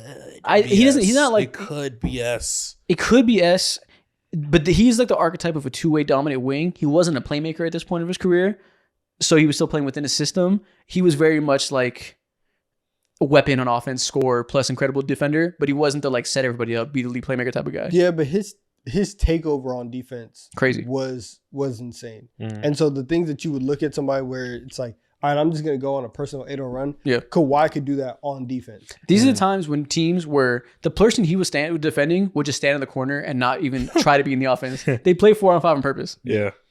You want S tier? Let's do it. Okay, fuck it. One of the best two-way players of all time. Okay. Honestly, I think it's a bit of a stretch S tier, but I'm not mad at it. 2010 Kevin Durant, young KD. He was a pretty below average at best defender at this point. He got better over his career, but I think when he was young, he wasn't a good defender. Amazing scorer already. He was already pushing 30 every year. Incredibly efficient, amazing. Not as good of a passer as he became, but the scoring was already like PKD. Sounds like a B tier, maybe B tier. I'd lean A, I think. I think he's just a better, different tier player than Steve Nash, even when he was young. But he wasn't well-rounded yet, so that's debatable. Yeah. I mean, that's very debatable. He was flawed at this point of his career. I'm going B. Okay. You know what? Let's do that. Let's go B for this one, because next up, 2013 Kevin Durant. A. A little older, a little more well-rounded. Yeah. We'll go A for that. Yeah. Even though, honestly, they're probably not that different, but we can do that. And you know what's crazy? He also won in 2012. God damn it, dude. I mean, he was also second in 2012. Put 2012 in A2. Yeah, but just put them both right there. All the Kevin Durant seasons go right here. Amazing. One of the best young scorers I've ever seen. He was outrageous off the jump. If it wasn't for LeBron, Kevin Durant would have easily been the best player in the world, and it would have been a conversation. He could have pulled a Larry Bird and won 3 straight MVP awards from 2012 through 2014 if LeBron wasn't there. Special. Yeah, like it's kind of he's Kevin Durant, so he's not like underrated, but in some ways he is taken for granted with like just how insane he was at such a young age. Like we are numb to the insanity of Kevin Durant. Facts. And then second place in 2010 as well. That's so many second place finishes. With scoring titles, like because he had won 4 straight scoring titles. And that's ridiculous. And that's not happening in Golden State. That's not happening in Brooklyn. That's happening early on in OKC. And that doesn't happen today. Like you don't see that anymore. That's I remember crazy. so many people, specifically reporters in Oklahoma, would give him so much flack about being Mr. Number 2. They would call him Mr. Number 2 always. And it's like, bro, what do you want him to do? It's LeBron. I know. That's exactly. It's LeBron. What the hell, man? 2008 Chris Paul. Young Chris Paul, different. This man was insanely fast, great defensively, amazing hands, still had juice driving to the rim. Obviously, he was a good shooter, amazing passer. Neck and neck. Honestly, right next to 2007 Steve Nash to me. I was just about to say B tier. It could be an argument for A. I kind of want to go A. But I feel like him and Nash are kind of like pretty identical. Yeah. I don't think it's super fair to put. I don't know why Chris Paul would be higher than Steve Nash. I don't know what the argument is. I mean, Chris is a better defender. Okay, yes, you're right. I do know the argument. Defensive argument. He's a better defender. At this point, you can say he's a better scorer just because off of aggression and the fact that like his team needed it, playmaking, right? We can't put everybody A though. Yeah, we got to put him in B. If you feel that strongly, we can move him later on. You don't think prime Chris Paul is in the same tier as prime LeBron or Kevin Durant? Fuck no. You don't believe that with your own 2 eyes. 08? Yeah, no. Yeah. If we're talking about how good that player was in that specific year, like that's the one. If there's any year in Chris Paul's career where he is like on that level for real, 08 has to be it. I'm sure you could argue other years, but 08 has to be. So what makes Steve Nash not on that same level? He is. That's the problem. Steve Nash should also be A. What about Steve Nash's game? I'm using the defense as the differentiator. Steve Nash. Oh yeah, Chris Paul was second team all defense that year. NBA for all NBA first team. As not only as like your point guard, as the best player on your team. It is very rare. He was 22 years old, by the way. Demon. I still want to go B, but I'm very okay with A if you want to go A. I'll give you A for the defense front. Okay. We gotta be cautious with our A placements from now on. I know. 2015 James Harden, the year he lost to Curry the first year. This is when he was a point guard. The scoring wasn't quite as high, but he was pushing 10 assists. I'm cool with B. Yeah, it feels like B. Yeah. Or is it C, actually? I think 2015, it might be C, actually. it's C for me. So this is the first. Is it the first year? It's either the first or second year. First year to play point guard? No. Actually, no, he was still... Actually, I got that wrong. Because it was Pat Bev. Pat Bev was there. Yeah, you're right. He was still listed as shooting guard, actually, this year. But he was averaging 27.4 points, 10 assists. And they had Dwight there. My bad. This year too. With My bad. I got this all wrong. I was looking at free throws. Oh. It was 10 free throws. I got it all wrong. He was shooting guard still. This is pre-point guard revolution. He's 27.4 points, 7 assists. His mid-range game was insane. I saw some highlights of his mid-range game the other day, back in that year. Yeah. He made the point guard jump in 2017, actually, when he lost to Russ. That's when he averaged 11 assists a game. Yeah. I got those years mixed up. Yeah, this is firmly B. I mean, firmly C to me. I agree. Just because we saw him get so much better. And with that being said, 2017 Harden, this is when he was at 11 assists a game, full-time point guard before they got Chris Paul. Insane offensive dynamo. He was the offense, bro. Is it B or is it A? Unguardable. I mean, we'll go Personally, B. I want to say A, but I'll let you guys rock on that one. 2019 was a better score, but 2017, 11 assists a game is a lot. It might just be by usage, though. He wasn't really better. Just Chris Paul came in 2019, so he got less assists. I'm sorry. You guys are gonna have to decide this because I'm going A. the 2017 like the playoff flameouts are just in my mind. I can't separate it right now. I understand that, but this is regular season. I think if we went 2019 in A, we got to put 2017 right next to it, I think. Yeah. I think he was just as good. Okay. And you can still, if you want to say he's a fraud, he's high usage man, whatever, go for it. But this doesn't feel like the most playoff important list. It's part of it, I guess. We can't look past it, but I'm not mad at it. Okay. 2021 Joel Embiid. Ooh, man. Wait, 2021 Joel Embiid. Yeah, he was second place to the first Jokic season. Oh, yeah. Okay. Probably B tier. I'm fine with B, just to keep it moving. All right. But then again, Joel Embiid was amazing. Like, if we're doing peak for peak, if we're not necessarily holding playoff flameouts against people, Joel was also an amazing defender. In this 2021 season, he averaged 28.5 points. Obviously, was a great defender. He was All-NBA second team defense. Hey, man, why does everybody feel like A? Wait, 2021. Is this the year? Steph got third? Got third? Yeah. Must have No, been. Steph was hurt this year in 2021. Yes, 22 was when he averaged a bunch of points on that shitty team. 21, he was hurt. Yeah. Oh, because 23. I guess. Okay, yeah. The years are weird, but all right. Oh, wait, no, you're right. No, 21 is the year Steph got Right? third. Yeah, he was Really? hurt for 2020. Oh, wait. Yes, because 22 they won the finals. In 22 in 21 he averaged a bunch of points and the team was trash. he had the hair. Stupid. Yeah, the walking hair. Yeah. So he's a great defender. Joel Embiid, great defender. 28.5 points per game, 10.6 rebounds. Amazing defender, amazing scorer. He's a better two-way player than a lot of the guys in A. Man, oh man, he was 7th in DPOY that year too. If we're gonna put him B, what's the reason? I mean, hate. But like, you know, like Hey, but we can't put everybody. we can't. Yeah, you know you what? just said we have to be more cautious than when we've added. You know what I think we do? I think we put Chris Paul in B. And I think we put 21 Joel Embiid in B and 22 Joel Embiid in A. 22, he got to 30 points per game. This is when his mid-range jumper really became unstoppable. The ball handling got even better. 22 through 24, Joel Embiid was a different animal. The bag work was different. Defense fell off just a little bit. For the sake of the bag work, I'm okay with A, I think. Yeah, he was incredible starting 22 onwards. I think that's when the mid-range really took off. If we're going to differentiate and we're going to make it so we have some even splitting, I think that's how you do it. Okay. 2024, Shai Gilgeous-Alexander. People are going to look at this and be like, why the fuck is he out here, man? He won MVP, man. He was second place in 2024. Relax. And I know everybody thinks Luka Doncic was second place, but it was actually Shai. Yeah. Probably it's either B or C. I'll go C. Yeah, probably C, right? He got pretty substantially better this year. C's fair. How was his 3-point shot back then? I think he shot better from 3 last year, actually.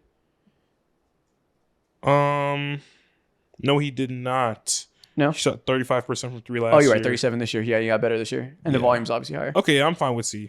Yeah. Obviously, great season, but look who he's up against. It feels fine to compare that to 2015 James Harden. This year, his playmaking got better, and not even necessarily in raw assists, but you can see it. His reading of the game, especially in the playoffs, got a lot better. I'm fine putting Shai lower. 2014, LeBron James finished second to Kevin Durant. Oh, this is right after 2013.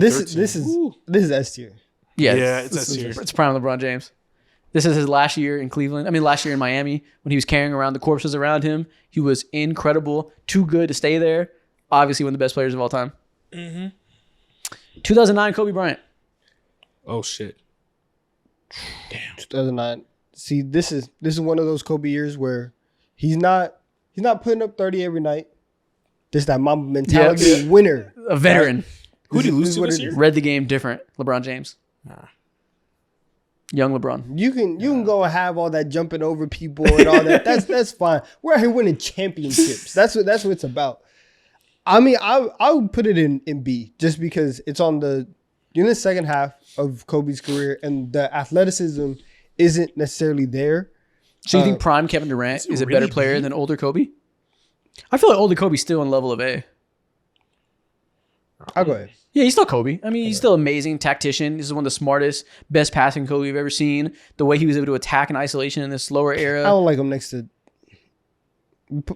put him in this. I don't like him next to Embiid. Oh, my God. Low key, it could go S tier. He came off of back-to-back rings. He was still amazing. Hadn't slowed down at all. This is S tier. It's Kobe fucking Bryant. It's a top 10 player of all time. Okay. Here I am trying not to glaze. I know. Glaze a little glaze. bit. Glaze a little bit. He was on the first defensive team, too. Okay. 2018 LeBron Forgot James. about that. S This tier. is like his best year offensively as a straight up scorer, As a shot maker, for shooter, sure. finishing the touches. Again, it's LeBron James. It's going to be S tier. If we're going to glaze because these players are just on a different level, that's what it is. 2023, Nikola Jokic, when he lost to Joel Embiid. Listen. You know how I feel about 23. I feel this is my MVP. Yeah. So A tier. We can go S. Really? Okay. We can go S for 23. If that's the case, 25 Jokic is damn sure S literally tier. is S, yeah. Well, guess that's the list. The guy's putting up 60-point triple doubles. He's elevating Russell Westbrook at this stage in his career to be great. In 23, I've said it before and I will say it to the day that I die. Joel Embiid gets it because Kendrick Perkins was speaking nonsense on Disney airwaves. Jokic in 23 and in 25 is amazing. Race relations is what you would let say. But okay, here's our tier list. Honestly, it just flows downwards so perfectly. Yeah. Like, we had the most in S, the second most in A, third That's most in B, hilarious. and onward. Do we feel like there's anything we have to move to feel good about this before we end it? Who's the worst player on S tier? The worst player on S tier, Kawhi Leonard. I don't think Kawhi Leonard should be S tier personally. Ooh. I think Kawhi Leonard S tier. Look who he's up against. I'm feeling it. This is the- I was leaning can towards drop it. We Kawhi can or drop Kobe, it. but I'm like, yeah. Okay, yo, he's move not Kawhi down. on I top. think that was a bit drop much. it. Yeah. Anybody we should move down in A tier? Who's the worst player on A tier? If you want to say Joel Embiid, but I feel pretty Nah. because 23 and 24 are when he had his like really batshit seasons, I think. Mhm. So if you want to tell me that this version, like I view Joel Embiid as like regular season wise, like that's a top tier peak. Like he is incredible. If he could have got it done in the playoffs in the same way, we'd be talking about him the same way we talk about Giannis and Jokic, etc. So I want to give that credit, but you could argue to me that 22 wasn't. He took a jump at 23. So if you want to put 22 down to B, I wouldn't be mad at it. But I'm also okay with rewarding him with A tier. I'm okay because the ascension that he was at though, like especially getting into his prime and his peak, it was kind of nice and it was very special. So one of those does deserve to be up there. Okay. Yeah, all the Kevin Durant seasons. Do both James Harden seasons deserve A tier? Yeah, I mean we dropped the James Harden to C, so I think we managed that correctly. We balanced your hate enough? Yeah. Okay. And then Kevin Durant, yeah, I mean, youngest Kevin Durant, B tier, everything else, A tier. Mm-hmm. That feels fair. Steve Nash and Chris Paul are kind of hard. Like, Steve Nash is just as good as James Harden. Like, I really want to go Steve Nash A tier, but I know you guys don't want to do that, so it's a lot I won't dip. force it. I won't railroad the conversation, but I do strongly feel that if I'm trying to win a championship, I'd rather have Steve Nash. Not rather, I would want Steve Nash just as much as I'd want James Harden, I think. I don't know. We're good here. We can leave it here. All right, well, there you go. That's our tier list. Feel solid. This was kind of hard, so I don't feel great about it, but It's hard as hell. I feel decent. This is genuinely one of the hardest tier lists you've done. I won't be mad if you yell at me in the comments and disagree about a placement. There's a lot of subjectivity here that I will respect. Yeah. And there we go. That's the end of that. There we go. is that the last thing we had today? Guess what the points per game, jump shot, best city jersey. That's everything we had. That is the end of this long ass episode. We've been here forever recording. Yeah, man. Hope y'all enjoyed it. If people are still here, what should they comment, Mo? Screw blood clots. We don't fuck with blood clots over here. All right, comment. All my homies hate blood clots. Goddamn. And we'll see y'all next week.